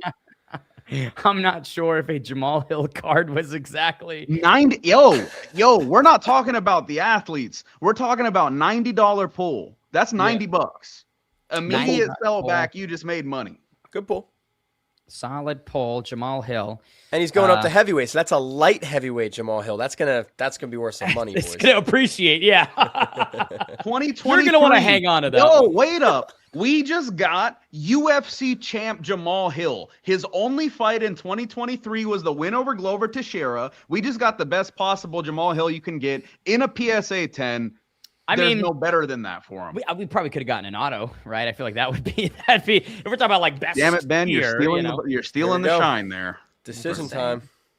All right, back To inside. be fair, better than Jeremiah Wells. Yes, a lot better than Jeremiah Wells. All right, I am buffering Mario Bautista. Mario decision, baby. Was that unanimous? Mario Bautista UD. struggles in the first round, ends up putting it back together, hurts Corey Sandhagen. You can tell the knee is buckled. The game plan adjusts to define that. And then we get Mario Bautista getting a unanimous decision. That means all three judges saw it the right way. That wasn't just me, Jake, and Ben seeing it that way. 3 judges all give it to Mario Bautista. What's next for him, Jake? What's next for Mario? I guess He's in he's a top tough spot, 5. huh? I'm just trying to think. Song Yadong is really the only top 5 guy not booked. I That like might be the that, fight though. to make. Song Yadong versus Mario Bautista. Let's do it. Bang. That's a heavy contrast in styles, too. That would be a fun fight. Let me go to the media rankings because the AI rankings are all over the damn place right now. Yeah, they're a little wild still. So we get Mario beating Corey Sandhagen. We got Song Yadong. We don't want to see Ayman Zahabi. If we get Mario Bautista versus Ayman Zahabi, then It's a rough one. yeah. Umar, no, we got that. O'Malley is maybe. I mean, what does O'Malley do? What They does used O'Malley to do train right together, so they have that conflict at MMA lab in Phoenix. I don't know if they'd fight each other willingly. Yeah, maybe. I guess it depends, right? What the paycheck is attached to it. For Bautista, a fight with O'Malley definitely would be something that could get him up the rankings a lot more. Wow. Mario Bautista did it. That is crazy, though. Corey Sandhagen outside the top 5 now for the first time in, 5 years? I mean, that guy's always been a top 5 ranked bantamweight, no longer. Yeah, I said Song for Mario, but I don't know. That sets Corey back quite a bit. I don't really know what's next for him. Yeah, he dropped the title fight to Merab in October, I think, of last year, loses this one. So Does it not at the same time open possibilities to Corey? Because it feels like he's been trying to snipe a title opportunity for a little while. And now because of that loss, maybe he fights down. Maybe he gives the next few guys a chance, you know? I don't know how Figueiredo is still top 10 in bantamweight, by the way. If he's still top 10, then I don't really know what you do next with Corey, because there's a steep contrast. So Corey's 1-3 in his last 4. His only victory being that knee injury over Davis and Figueiredo. Before that, a decision of Rob Font in 2023, a split decision over Marlon Vera, and then a 4th-round TKO over Song Yadong in 2022 at the Apex. So in terms of like the high-level victories, to your point, guys, don't think he possesses them. So it might be time to just chuck Sandhagen down the ranks and see if he can hang. You know, I don't know. Maybe Call me crazy, bro. Call me crazy. Raul Rosas needs to step up, and that could make a lot of sense.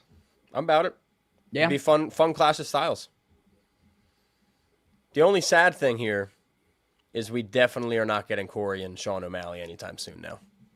No, not at all. And Could have been at the White House. Should have been. Could have, yeah. Could have been, unfortunately not. What does Homa Fight have coming up, Jake? Any big things on the Homa Fight front that fans should be aware of? So I know I'm on MacLife, so everybody, you tune into MacLife first. But if you're having technical difficulties over there, you come on, over. No, but we got our guy Dan Tom actually in the room with Oscar out in Vegas covering the card. I'm editing YouTube stuff all night for them. What do we else we got? We got PFL New York coming up. I'll be in Philly for UFC 330, but I don't know. You know us. We wear a bunch of hats. We cover the fights. Our guys gamble. We have merch. We got cards. I don't know, podcasts, the whole 9. So just having fun, growing the team. Yeah, and I appreciate you having me on, Ben. And thanks for ripping our cards. Of course, man. No, honor's all mine, man. And when is the Show Me the Money podcast? We got new episodes coming of that, or what's the status? You're asking the wrong guy. Because Fair. I don't know. I am in the group chat, so I know a little bit. But The Twitter is alive and well. I'll give that to you. They kill their Twitter. They kill it on there. But I know Hey Jive and Maddie just did a podcast in Vegas this past week, and everybody was mad in the YouTube comments like, where's Gilbert? Where's Moicano? So I can say this. There's no beef. People are like, is there beef? They hate each other. Yeah. I just think Gilbert and Moicano are kind of doing their own thing right now and just taking some time away from everything. That's all it is. Different priorities and likely scheduling too has played into it. I know Gilbert and Hanato, busy guys, and so alongside with Maddie's schedule, aligning it all on a consistent basis, it's always a bitch. It's always a bitch. I do know they plan to come back. It's not over. It's not over, people. Show me the money will return. We've got the chat kicking in. Got a feel for Corey. He's so good, but it's a stacked division. I agree, man. And plus, if there was an injury, you do got to feel for him a bit. I've never seen what others see in Sanhagen. I do not see what you don't see in Sanhagen today. Come on.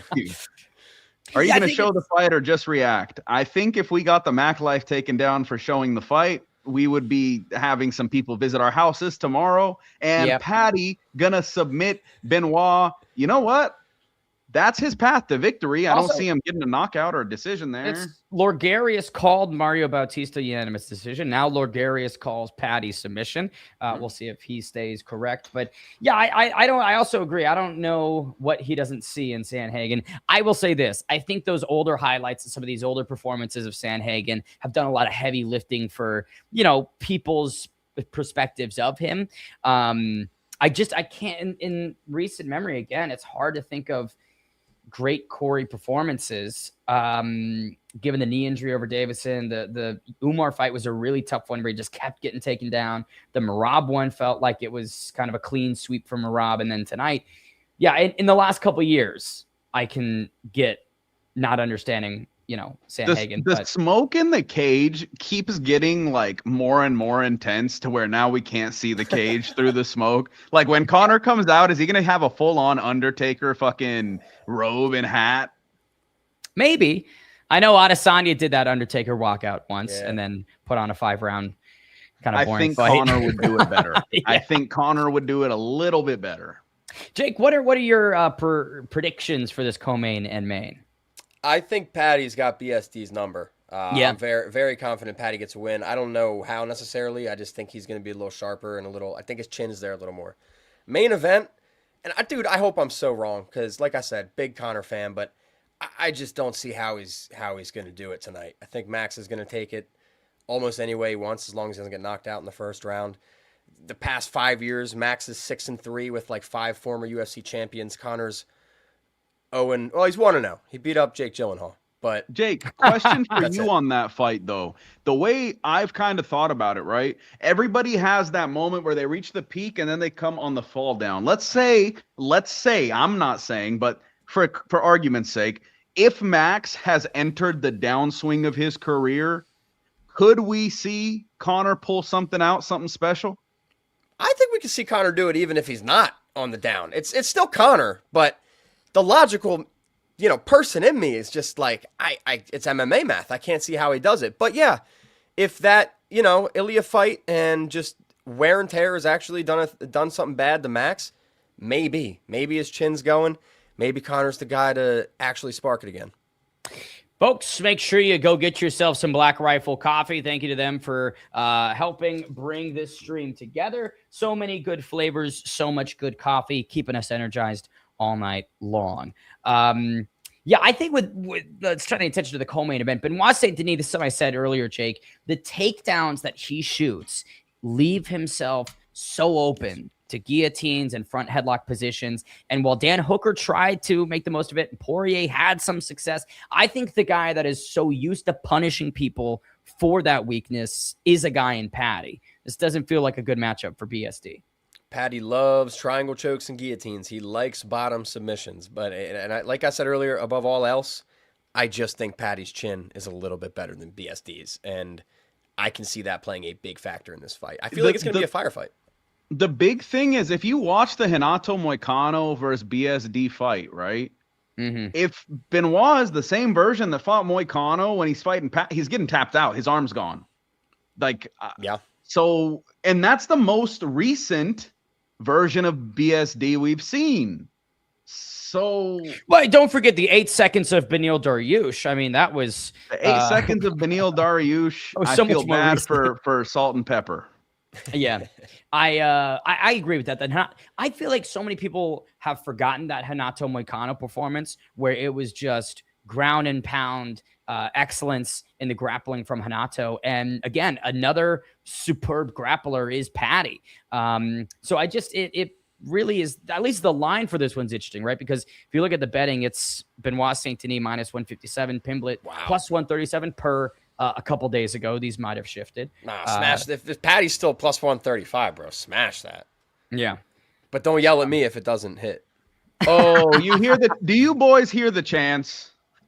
Oh, Patty, I'm going to mute myself so I can maximize my TV. I'm going to pull myself off real quick. He's got aura. Yeah, that's a good fight. Excuse me, watching without the audio, that whole T-Mobile Arena is loud and proud for Patty Pimblett, which again, Jake, we talk about an era where looking for stars inside the UFC's roster is a little bit difficult, right? And I think Patty is one of those guys that really, deserves some sort of a UFC London big spotlight or a UK-based card for him because he's clearly connected to the fan base. Dude, his first walkout at O2, I don't know how many years ago it was. It was like March 2022 or something when UFC debut. Oh my God, that was one of the best walkouts ever. They went crazy. Or maybe it was a second fight in the UFC in the UK. One of the two was crazy. And again, I think that for both Patty and Benoit Saint-Denis, this is kind of neutral territory. It's not like neither has some sort of a claim over Las Vegas. So the fact that it's just a completely pro-Patty crowd, again, it just speaks to, I think, his the star power. And putting Conor and Patty on the same card. I think there was a time, Jake, where some people speculated that maybe a fight between Patty and Conor could be down the line. This might be some strategic placement if that is something they try to do. Dude, stop, because it'll end up being Patty beating Conor, and then stop. We need Conor to fight like, I don't know, Donald Cerrone's got to come out of retirement or something.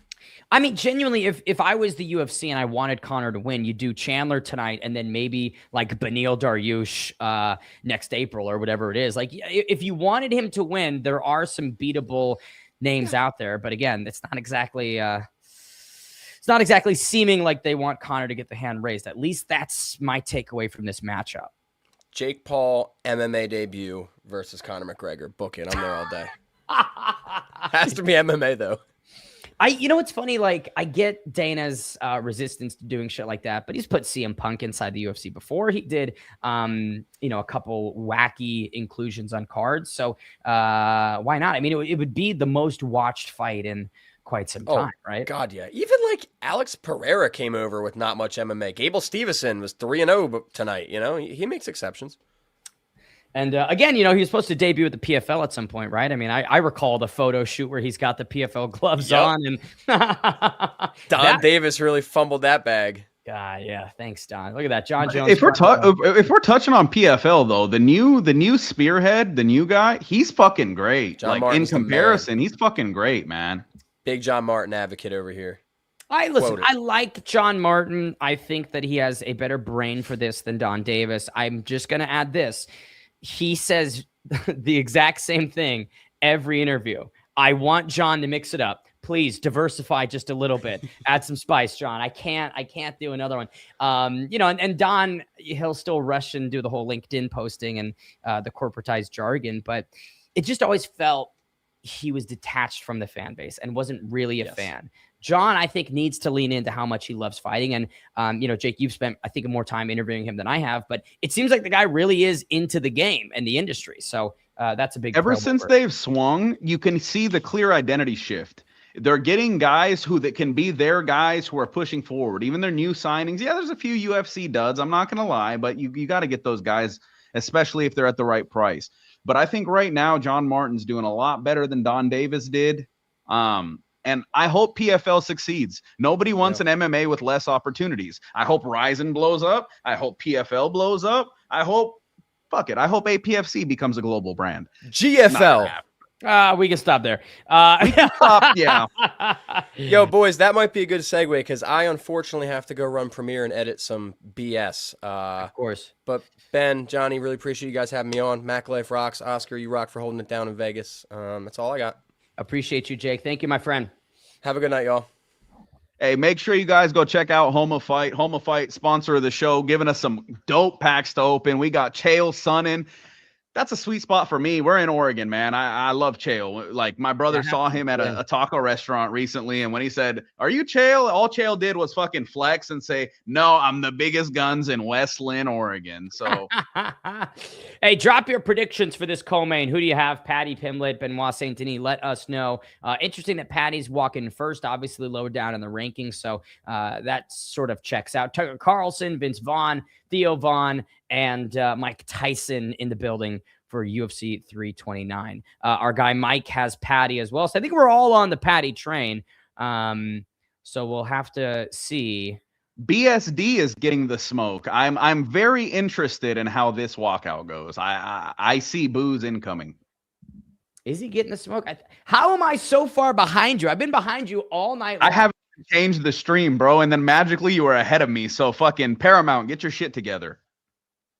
You know, this is an interesting time, though, because I believe, in September, they're going back to Paris. So a huge victory for Benoit Saint Denis could set himself up for a nice homecoming standout breakthrough performance. Let's just play.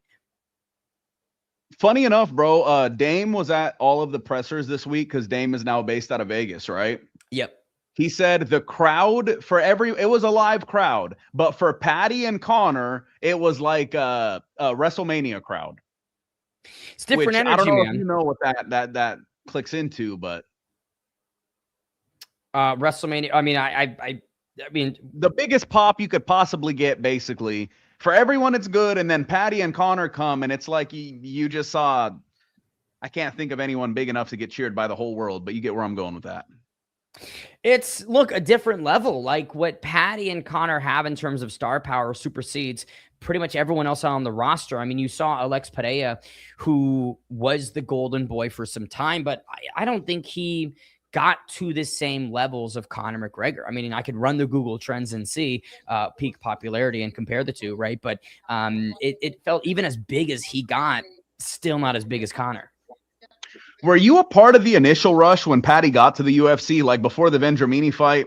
And I'm going to go ahead and if anyone's saying anything wrong, blame it on me. Before his fucking management team got him to not be so fan-friendly and communicate with the fans, allegedly, were you a part of that rush where Patty was basically talking to everyone in the game, anyone in his comments, etc.? I want to say that him and I have gone back and forth on Twitter a handful of times in the last couple of years. And certainly, you know, when he was in the pre-debut stage. But that was kind of a good and a bad time, right? Because he was seemingly so accessible. But then, yeah, Patty said a lot of interesting stuff back in the day when he was more easily talked to. Cancel culture loves the guy. Yeah. Oh, Tadpole 10. Shout out my boy Jendo. Tadpole, that's Ben Dowie, bro. You're an ESFL commentator. He was I forget what group he was in, but he was in ESFL. Tadpole is the man. That's Ben Dowie. He is good skin, as they would say out there, bro. That's one of the best guys you can run into. Love it. What time is Conor against Max? After this one, so probably within an hour. Unsure how they're going to stretch the walkouts out for the main event. I assume it'll be kind of extended, but yeah, we're getting close to it. Only one more fight to go. Let's see. I'm blown away by how much Patty is loved by the American fans. Lorgarius. It's interesting, right? I think that American fans just love characters. They love personality, and the Scouser accent, the antics that Patty has speak to the fan base. All right, I'm gonna rip the tail of the tape once again, Johnny, whenever it pops up. Repeat that. I lost you there on the last 5 seconds. Oh, you're good, brother. Well, I plugged in some of these sounds, like this one.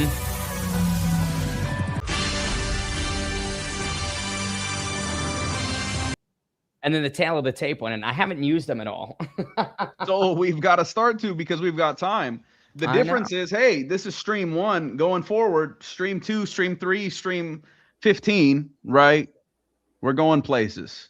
I don't know where those places are, but they're places. We've got, looks like 1,500 people watching along on all platforms. So shout out to those having the second screen experience. Here it is. Tail on the tape for a co-main event. Benoit St. Denis, 30. Paddy Pimblett, 1 year his elder. An inch in height goes to the Frenchman. Each come in at the UFC lightweight limit and are both even at 73 inches in reach apiece. For the intros, here's Chris. Boom. That's concurrent live, by the way. I do want to say one thing. I appreciate that the fact all night our concurrent live viewers have gone up, up, up. So I'm excited to see where the numbers end up in the end. Shout out to the MacLife, shout out to Foes to Bros, and shout out to the great fans on Ben the Bane Davis's Twitter, which is one of the most must-follow pages on Twitter. I stopped posting like 3 years ago, and I promise you, you still have notifications on for me. So there's that. Oh, I appreciate that, Jendo. I try and keep it spicy on the old X platform. I will likely switch back to my DSLR. I've been on the GoPro because I can't trust the battery on my Sony. You do you. The lighting has gotten better for me. My cord that goes into my usual camera decided not to work today. And then we went live, and I didn't have time to drive to Best Buy. So I've been using my laptop camera all night. I appreciate nobody for mentioning that. Yeah, you know, we talked a lot about putting this live stream together this week, me, Johnny, Oscar, and the team.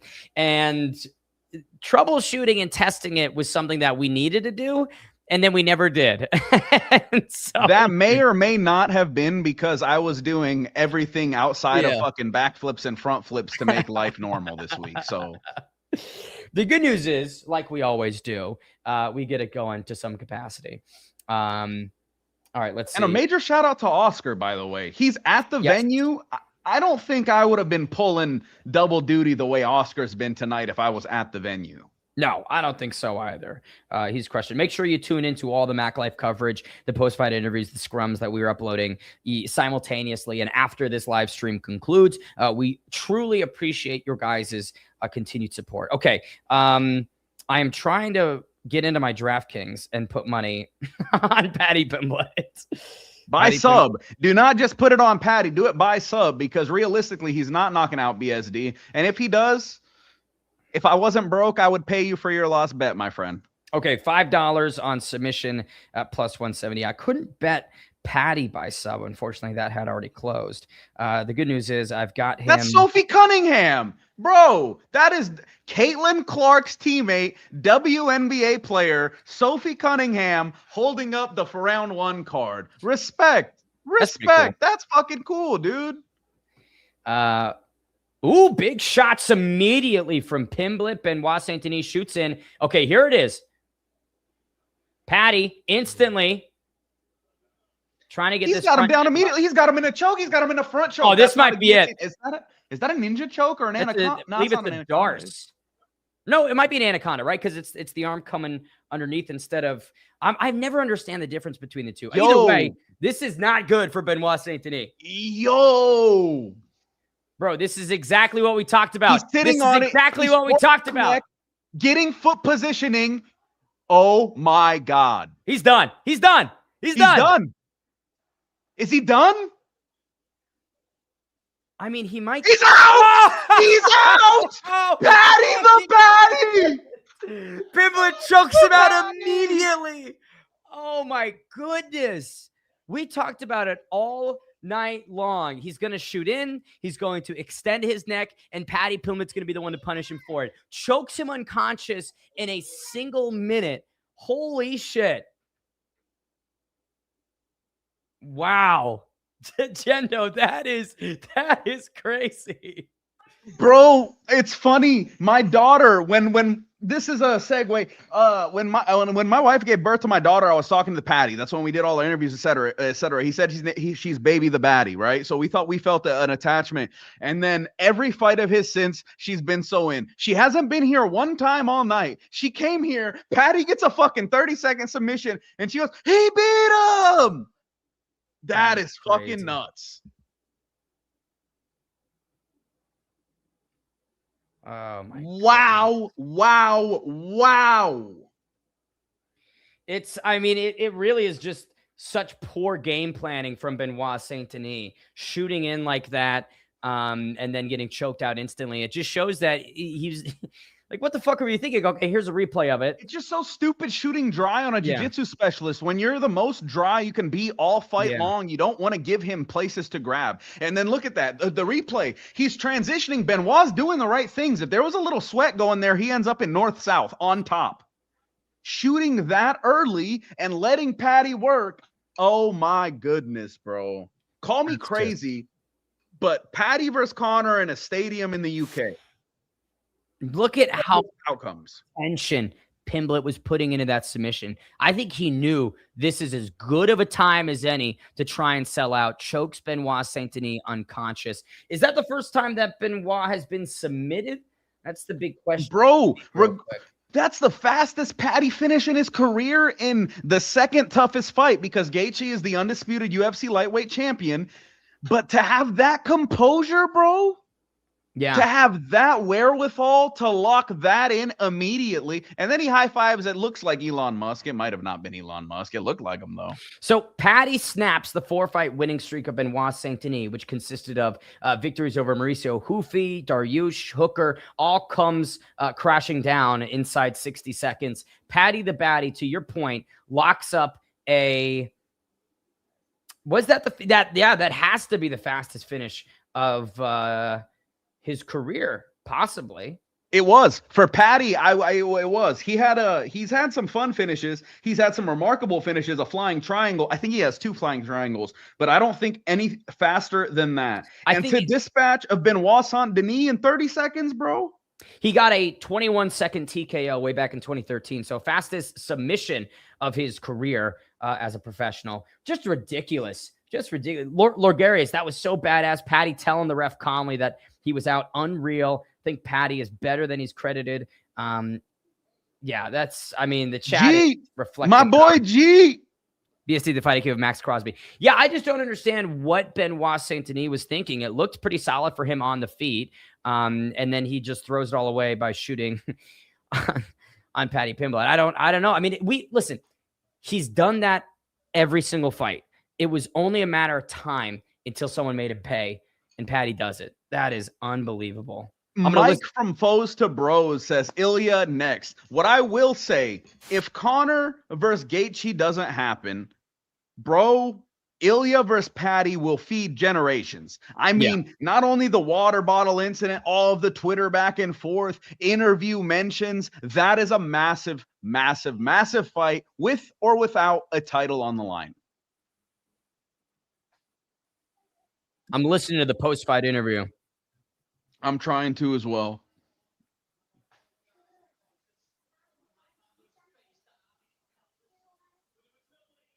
I love Paddy, bro. For anyone who doesn't know or do not care, this is just a fill blank space. I would have never ended up working in MMA if it was not for Paddy. Paddy fought for a show called Full Contact Contender, FCC, back in the day.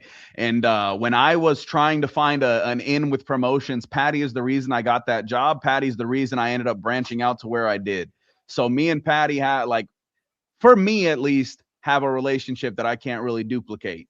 It's a special time, and seeing him get to live these highs is crazy, because people can have all their opinions on who he is and how he talks, etc. A lot of it is manager speak. A lot of it is filtered through representation. Paddy as a dude is everything you would want an MMA fighter to be towards the fans. Yeah.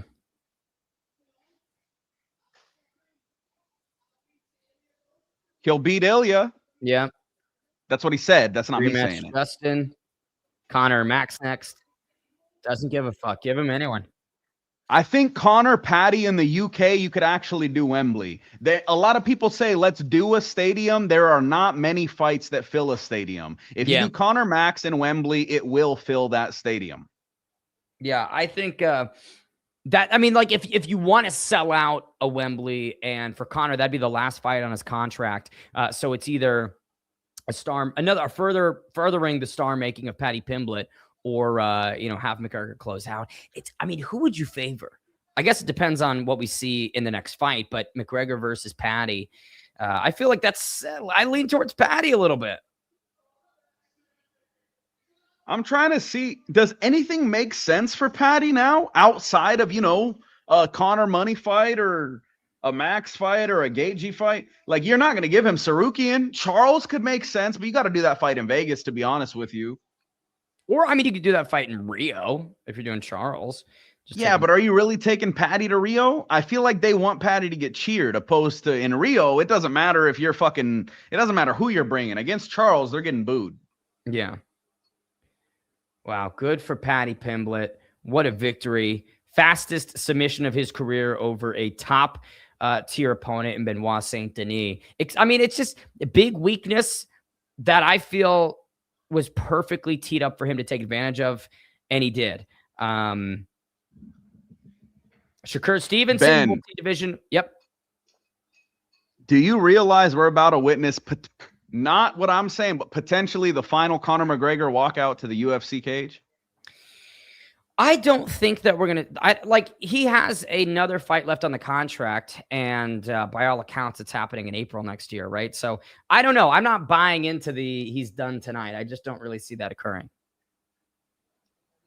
I'm trying Diego Lopez in the crowd. That's a fun new face at 155. Let's see what happens next for him. There's plenty of rumors going around. The last I saw, they were saying maybe it's Diego versus Oliveira for the BMF. I'm trying to find a photo of someone with a really telegraphed takedown, and I can't come up with one. Google Images is not as good as it was once. No. You know what also has changed, man, is the GIFs on Twitter. The GIFs on Twitter are garbage these days. Are you telling me the Musk man let us down? Kind of let us down. Kind of let us down a little bit. Yagi says Conor maybe within a half hour. BSD fucking pathetic. Honestly, bro, like I'm not big on downing people, but that was a fight IQ that you would see in Jendo versus Ben Davis in an MMA cage. That's the fight IQ you just saw. Backstage look at Conor McGregor. Second most days between UFC fights during the same UFC stint. I mean, he's got the mohawk. You know, clearly the frame is holding that welterweight body pretty well. I'm curious. I mean, I think he has got 2 minutes. I think that Conor McGregor has a shot in the first moments of this fight to crack Max Holloway, sit him down, and get a TKO. I'm not, you know, I feel the closer we get to it, the more I sort of think, especially at 170, bro. 170 is a different ball game. The best Max we've seen outside of the night versus Gaethje, which Gaethje has then recalled he didn't really take the fight too seriously, didn't see the dangers, etc. The best Max we've seen was at 145. We're going up to 170, bro. Yeah. Here, let me like this and pull it up on the screen real quick. We've got the chat. Lord Gary is before you. I'm sorry. I think Patty is better than he's credited. I think that might be rightfully so. That was so badass. Patty telling the ref calmly that he was out. That was pretty badass. Congratulations, Bautista, you piece of shit. I fought with a broken arm and gave you the confidence you need for your next fights. I'm like a father to you. Bro, what is with Vinicius Oliveira? Because there's been so many just like mean tweets. If Bautista wanted to eat someone, all my haters would be wearing panties in a heartbeat. Shut your filthy mouth, Patty. You don't know anything about soccer, let alone Brazilian soccer. What was terrible was your fight against Gaethje. Bro, have any of these tweets aged well? Brazil got knocked out way before England did. It's almost lost the Steve fight. Garcia, if you're still awake after the fight against Diego, in that embarrassing moment, I'll be waiting for you. Who is look at Mikhaev spouting idiot. Like, he's just getting on Twitter and shitting on people. Your biggest idol is shitting on your heads in a polite way. Like, what is with Vinicius Oliveira? Vinicius, kick more into the comedy and less into the anger, bro. You're a little too angry, my man. Yeah, life is good for you. Yeah, Yota, the fight's over. Stop whining. Like, he goes on Twitter and just sort of complains a little bit. I don't know. I'm not sure. Twitter rampages, bro. I don't know, and it's crazy because his style, right, would make him very likable, but his persona does the opposite. Okay, so before we get to our main event walkouts, let's do one more repacks unboxing. I really want to hit something big with you, Jendo. Do we have one for after the main event, or is this the last one? We've got 3 left. 3 left? Even better. So let's pop this open right now. Give me a... Come on.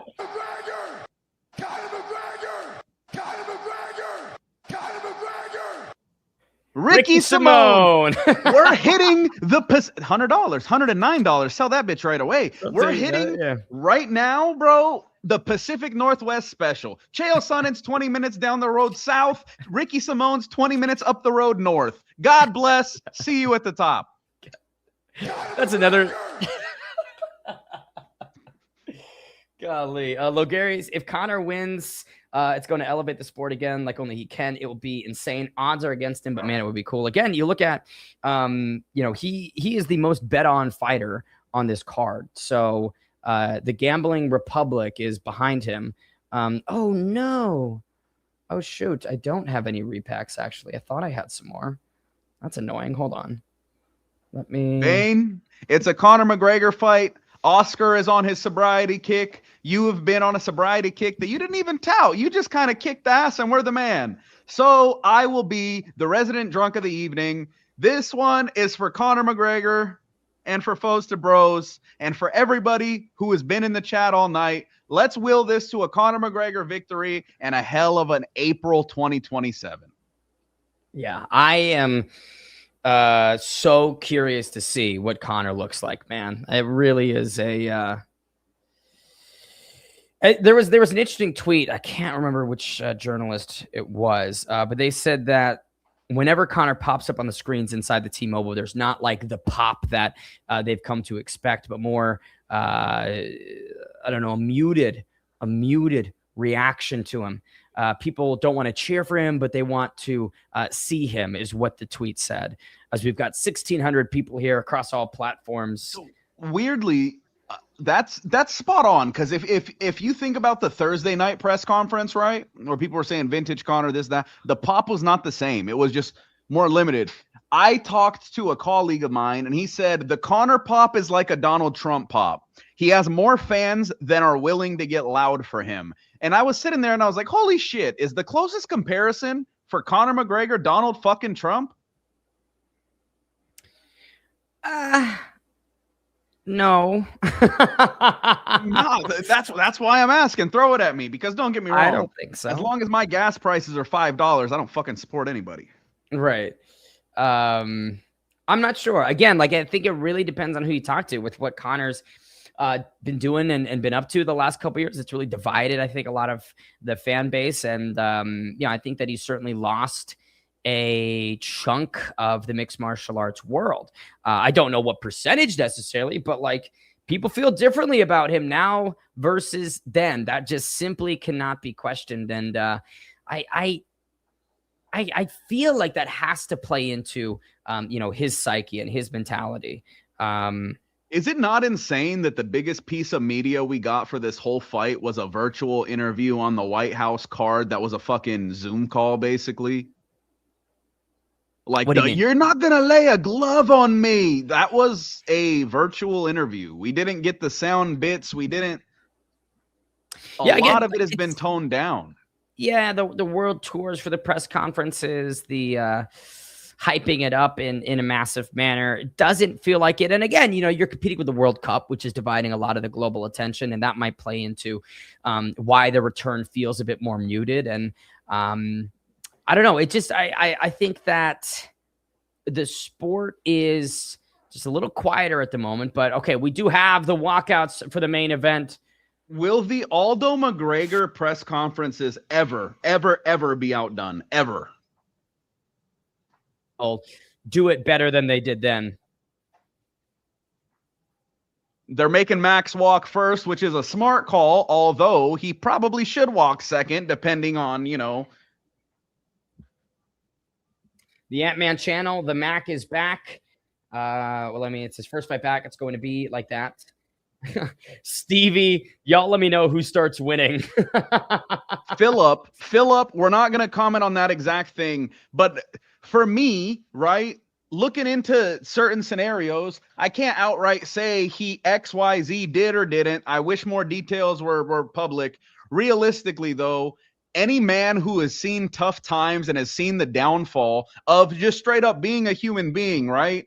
Seeing them turn it around, get their head in the right place, it's hard not to just hope even in a loss, that there's something to take away from it, because this version of Conor, I would say to 99% of fans, is much more preferred than the version of Conor we've gotten for a couple of years. Without comment on anything else, for someone to be doing better, you've got to pull forward, or you're kind of not, you're kind of a piece of shit too. No? Am I wrong there? I've got no comment. Max Holloway walks out solo. There's Rush Holloway. Big opportunity for the former featherweight champion. I mean, this could be something that really elevates him. You think about what Dustin Poirier beating Conor McGregor did for Poirier in terms of elevating his brand, in terms of adding to, the excitement of a Poirier fight week. Maybe I'm crazy in saying this, but, it really changed, I would say, the lane that Dustin was in. And Max Holloway, big name, an established name here in the combat sports world, but like a statement win over Conor McGregor. Johnny, a knockout of Conor? Poly Market says someone just put $900K on Max Holloway to beat Conor McGregor. The payout pays at $1.27 million. All I'm going to say is, to whoever bet that, you've got some bullshit odds. To be honest with you, a $900K bet should be paying out at least $500K profit based on closing odds. So, good for you. Yeah, it is Poly Market, right? The prediction markets are always a little bit more weird. I personally don't play around in them. Stevie, Conor about to put the mittens on him. Lorgarius, well, here we go. I'm locking in for this. Chat's being put down. Lorgarius, I get that for sure. Has it started? George, it is about to start. Max Holloway has walked in. We await Conor McGregor. His walk-in was in a hot Cheeto suit. Yeah, did you catch that, Johnny? The red and yellow brand scheme for Max and his family on the way into the stadium? Yeah, that's when they mentioned Rush, and I wrote they were all wearing basically the same outfit. Hey, Max Holloway did the Showtime kick off the cage. I don't know if any of you have noticed. But yeah, no. Honestly, bro, regardless of how this one goes, I'm happy Max gets the payday. If he gets the win, good for you, bro. You've given us a hell of a career since you were 20 years old. He's never been able to drink alcohol outside of the UFC. Yeah. So I'm happy for him. For Conor, you're back where it all began. Let's see how this plays out. I just want to take it in. 900,000 is crazy to slap on any fight. I mean, mixed martial arts, it really can change in just one punch. All right, I'm gonna turn my volume up for this Conor McGregor walkout. I suggest everyone does the same. This will be the quietest portion of this companion.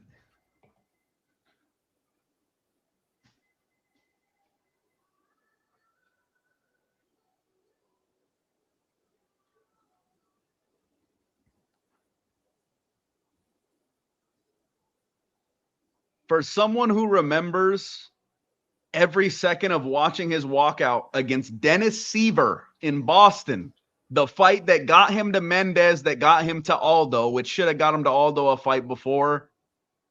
I cannot believe that I got to witness that before I was even a grown man, and to be able to see this now. Regardless of outcome, I'm very thankful for what Conor's done for this sport. I mean, he's the biggest star. He's the biggest name in mixed martial arts history. He took the UFC to just a completely different level in mixed martial arts, globalized it in a greater way. They're getting the fog out. This reminds me of 100 numbered cards ago at UFC 229, Johnny. Do you remember when Sinead O'Connor sang him out in person? I can't remember. Was it 194 maybe? It was but 189. She sang him out in person. Yeah, it's when he fought Chad Mendez at 189. Rest in peace. Rest in peace, Sinead O'Connor, by the way.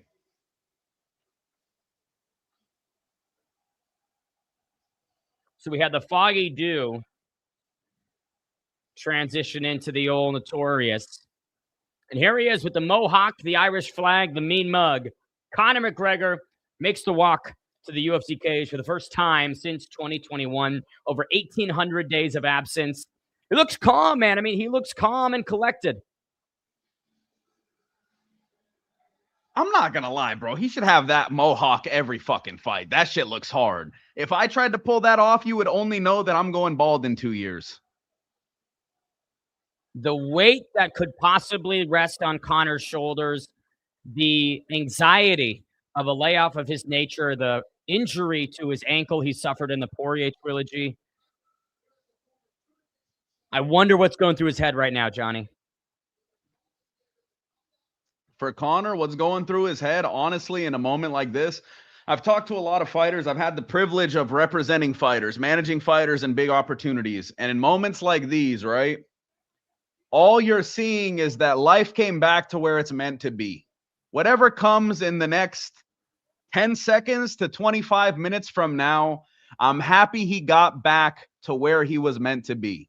Conor was meant to be an MMA fighter in the UFC cage, pushing our sport to heights we've not seen. And don't get me wrong, I was here for Ronda Rousey. I was here for Brock Lesnar. I was here for it all. I've been a long-term fan. I was here for fucking Chuck Liddell, bro. And he felt like the biggest thing the sport will ever see at the time.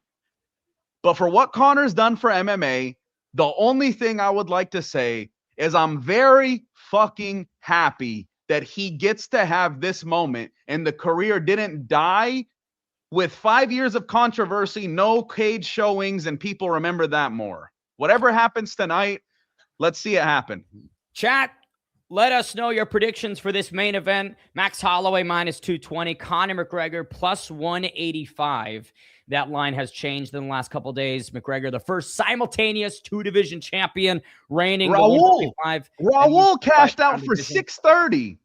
Wow. And he's not cashing out, bro. He's not cashing out, bro. Raul, 120. Cash out and put 300 on Conor. Yeah, it's just smart to cash out and put some money on Conor, Raul. Please. Raul, it's the better. If you hear us, bro, the extra 100 profit means nothing. Cash out for 600, bet 300 on Conor, and then you got a big payout, and then that way you're still at least 275 plus.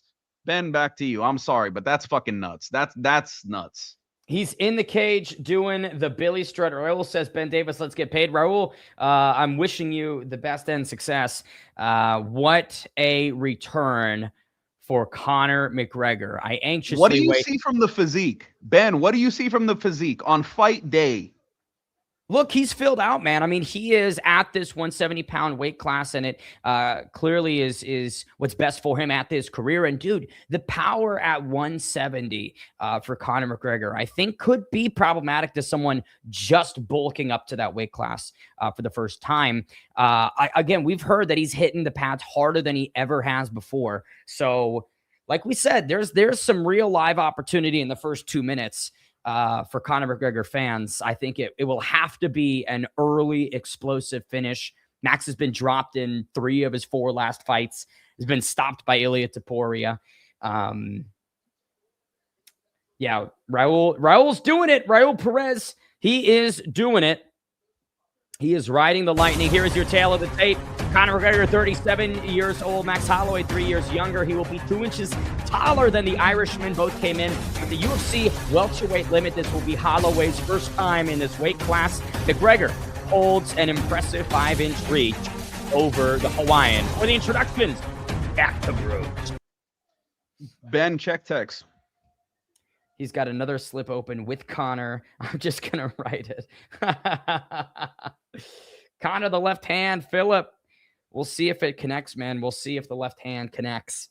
Carl, what kind of it's time do we got? Do we got a jump from Bruce Buffer? Do we got a 360 from Bruce Buffer? What are we going to get, Ben? What's your money on? I'm not sure, man. I feel like with his age and where his knees are at, he's probably going to reduce the movement. Mike Beltran, the referee. I know that we spoke about this earlier on the card. I like Beltran being in this position. I think he's an excellent referee to handle this. I got a question for you. Yes. Herb Dean had barely any assignments tonight. Do you think that's just the luck of the draw, or are the politics making Herb Dean ref less fights in Vegas right now? I think it's luck of the draw. I think that it's AC decision or whatever the sanctioning bodies decide. I don't think that it's in response to any backlash. I mean, Herb Dean in those circles is still very much the gold standard, still very much the top dog when it comes to refereeing. I don't think that they're bending or wilting at all. Let's see. Did you hear before Whitaker KO? Nikita said it's going to be John Jones 12-6. Pull that back up. The username is John Jones 12-6, bro. That's funny. That got me. That got me. All right. First intro for Conor McGregor since 2021. Max Holloway is taking on the best of the best, but the biggest name in combat sports rests in front of him. -280 favorite Holloway, 19-2. in 21 bouts as a UFC favorite. I imagine the 2 that he lost, Johnny, were probably 2 bouts to Volkanovski. Yeah, Volkanovski, one of them counts because he was minus 125, Volk was minus 105. I only know that because lazily preparing for it today, I watched that fight. I mean, look, we talk about pressure on Conor's shoulders. What about some of the pressure on Max? You know, this is the guy that beat you in 2013. This is the biggest name in the sport. You are expected to dominate and crush him, given the circumstances surrounding this. And you're moving up to 170 for the first time, right? Does that add anything to this?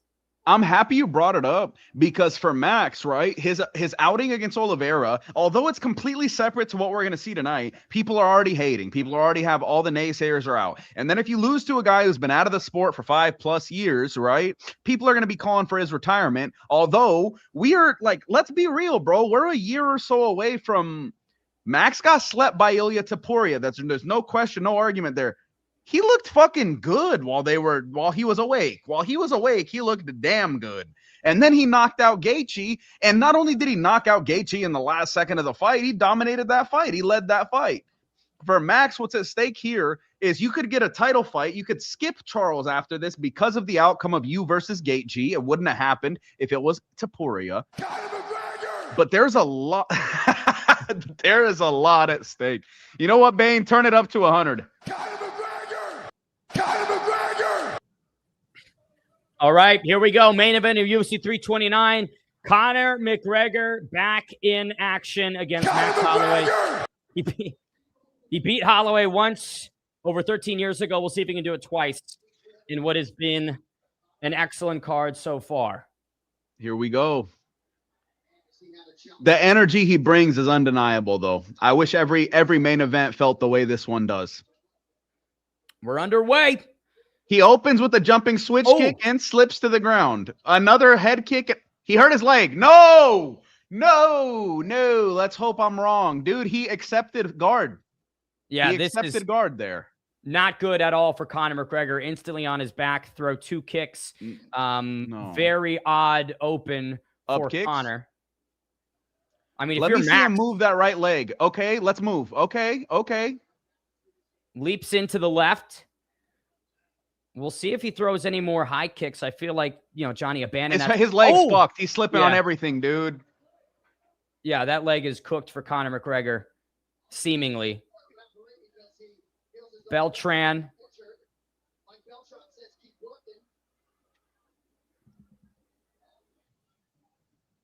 Every shot Conor throws, he's going to the mat.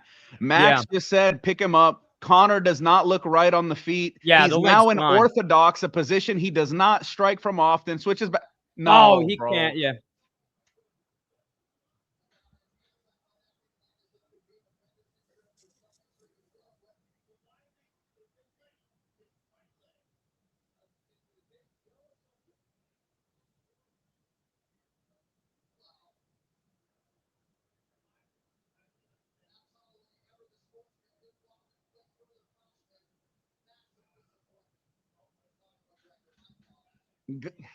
We mentioned it earlier in the stream, bro. Nobody wanted what just happened. Nobody fucking wanted what just happened. The biggest Conor fan, the biggest Conor hater, the biggest Max fan, the biggest Max hater. Nobody fucking wanted what just happened. Nobody. That did no justice. That did no service. That did no positive. That did no benefit.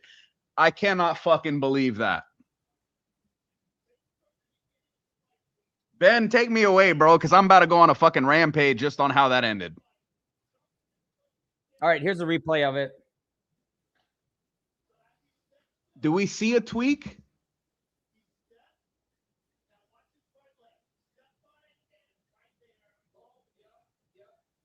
Yeah. Is that an Achilles pop?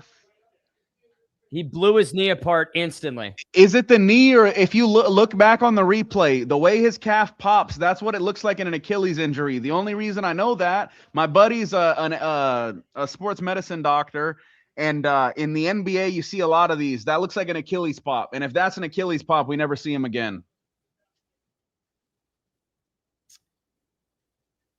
Yeah.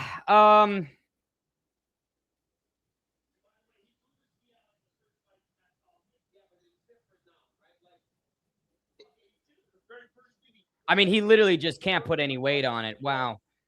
That is the most anticlimactic way that could have gone. What a disappointing conclusion.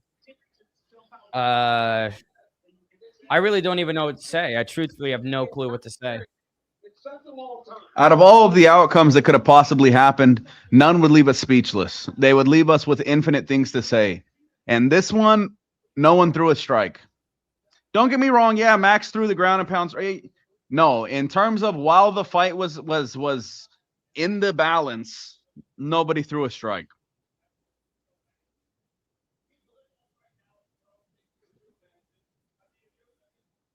Yeah.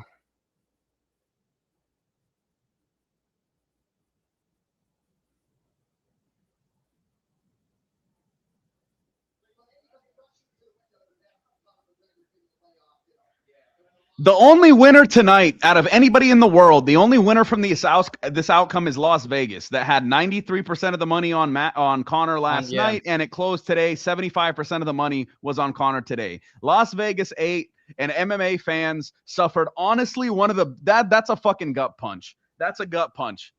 Regardless of which side of the fence you land, that is not how anyone wanted to see this go. We wanted 5 minutes of work. Is Max... Okay, Max jumped out of the cage, but I thought he was leaving. Now he's coming back. That's not what anybody wanted to see. And Ben, I can tell you're feeling what I'm feeling. What can you really fucking say, man? I mean, I'll just reiterate what I said a couple moments ago. I really have nothing to say. You know, he blew his knee out instantly the moment the fight started, throwing a stupid flying kick. I'm going to reserve my opinion a little bit. Do we get a trilogy? Do we get a trilogy? We have to get a fucking trilogy. We have to. We got to see something. Conor can't end like that. That's not how it has. That's not how it's meant to go, bro. Yeah. All right, they're going to replay some footage of it. If you got to start the replay with a walkout clip, then you know where you're at. Here's the... Ooh. So, yeah, he had some difficulty getting his shoes off. Looked a little bit more nervous coming in than before. He couldn't balance himself on his right leg even taking his shoes off. In the walkout, when he was taking his shoes off, he couldn't step on that right leg. Right. I don't want to insinuate anything. What do you mean? You're not insinuating anything. They played that fucking video because that's what clearly they think.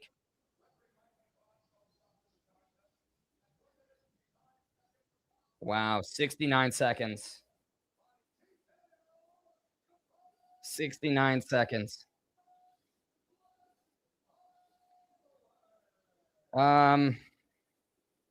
All right, let's listen to what Max Did he go into that said. fight compromised? Did he go into that fight compromised, try to make it work? Your personal opinion. I wish I had a bowl of that, but there's no way he didn't. They're booing. They're booing. That's not Max's fault.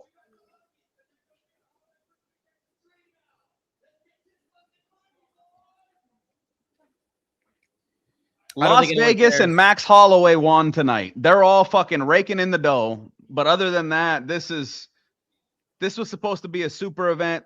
And listen to that reception. Everyone's booing. No one's interested. No one's gonna thank Conor for that. No one's gonna be excited for a Holloway McGregor 3. Like, I'm sorry, you needed a lot more than this. Why on earth would you throw a strike like that? Unless on that replay too. There's no pop in the leg, bro. If you watch any ACL or Achilles injury in the history of sports injuries, you see the pop. There was no pop on that. There was no pop on that. There was no pop on that. I would need it to be brought up again. Hold on a second. Fuck it out. Yeah, what the fuck was that? What the fuck just happened, Oscar? What the fuck just happened, Oscar? Hold on. Yeah, listen. I don't really know how much I'm allowed to say. I knew that was going to be the opening move. Obviously, mate, just like he threw that in practice so many times, and he just lands junky in the fight and fucking. Did he go out hurt?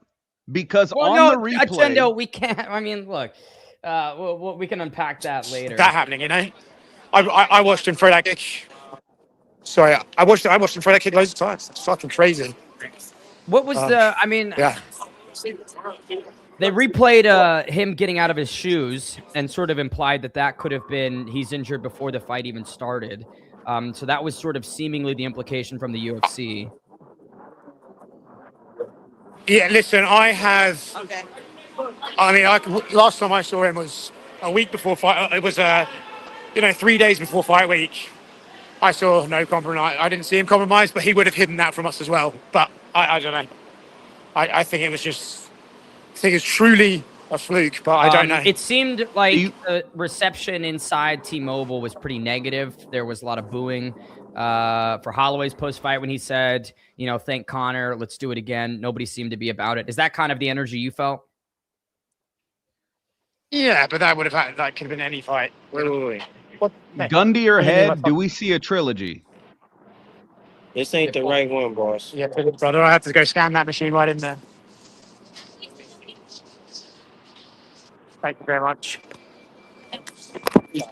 Oscar, let us know when you've got us. 1 second, boys. Yep. Yes, sir. So Holloway's exiting the cage now, taking some photos with the photography staff ringside. You can see T-Mobile's exiting out as the event kind of concludes. Yeah, I just can't really think of a more anticlimactic. I should be with you now, hopefully. All right, Oscar's back with us. So Oscar, in terms of worst ways that this could have gone, that's got to be up there. Yeah, I mean, immediately you'd say trilogy, but it's just, I think a lot of people are just going to be skeptical now. Do you know what I mean? That's unfortunately the case. It's just, I think you have to see the severity of Conor's injury as well and kind of go from there, no? I mean, the thing with Poirier in the rematch, Conor clearly was giving it his best, tagged Poirier, and then, comes up on the losing end of some calf kicks and a great sequence from Poirier. That warrants a trilogy. To me, this was, I mean, how do you, I don't know. What do you To me, the main thing I'm thinking right now, and this is not even due to a personal relationship or anything like that. The main thing I'm thinking right now is man, this guy, hasn't fought for 5 years, tried to come back, had an injury, pulled out, finally got through a camp in which I know the main concern day to day was injury. They were so padded up. It was the biggest thing they were worried about, so he could come back and have a fight. And he fucking does his knee in the first second. It's just feel bad for the guy, to be honest. I actually just really feel bad for him. Dude, you actually tried so hard and still got an injury. That's just what the fuck, It kind of calls into question, right, the stupidity behind that first strike. If injury is a big concern, why throw? Even if he practiced that 1,000 times. When I say injury is a huge concern, I just mean getting through camp uninjured is what I mean by that. I don't mean he was worried about his body. I just think he was so concerned. I want to fight. How do you think that this is going to impact his confidence to step back in there? Because now it's back-to-back fights where injury has basically spoiled his chances at his age. I don't know. I mean, I don't know. I think we do need to see the severity of the injury before we can really make a call on that. But yes, that's just what, like you said, man. Can't really script more worse ways to happen. But on that note, lads, I think we're going to have to end the stream. The post-fight press conferences will be kicking off shortly. I appreciate everyone who watched. That's fucking nuts. The fight ended like that. Yeah, we've got one more home of fight pack. Oscar, if you want to hang around for 1 second while we break this open. Okay, go ahead. All right, here it is. Last pack of the evening. It's an elite one. Maybe we'll get something good to close out our stream. Once again, thank you all to the viewers for tuning in. Thank you to Black Rifle Coffee Company for sponsoring us. Make sure you go grab a pack today. There we go. A Thiago Santos. All right. How appropriate. An awful pack to close out an awful course of action in the main event. But yes, make sure you guys tune in to the MacLife's post-fight press conference and the scrum and all of the content coming from us. And we will see you post the bros on Tuesday. Thank you very much, guys. Bye-bye.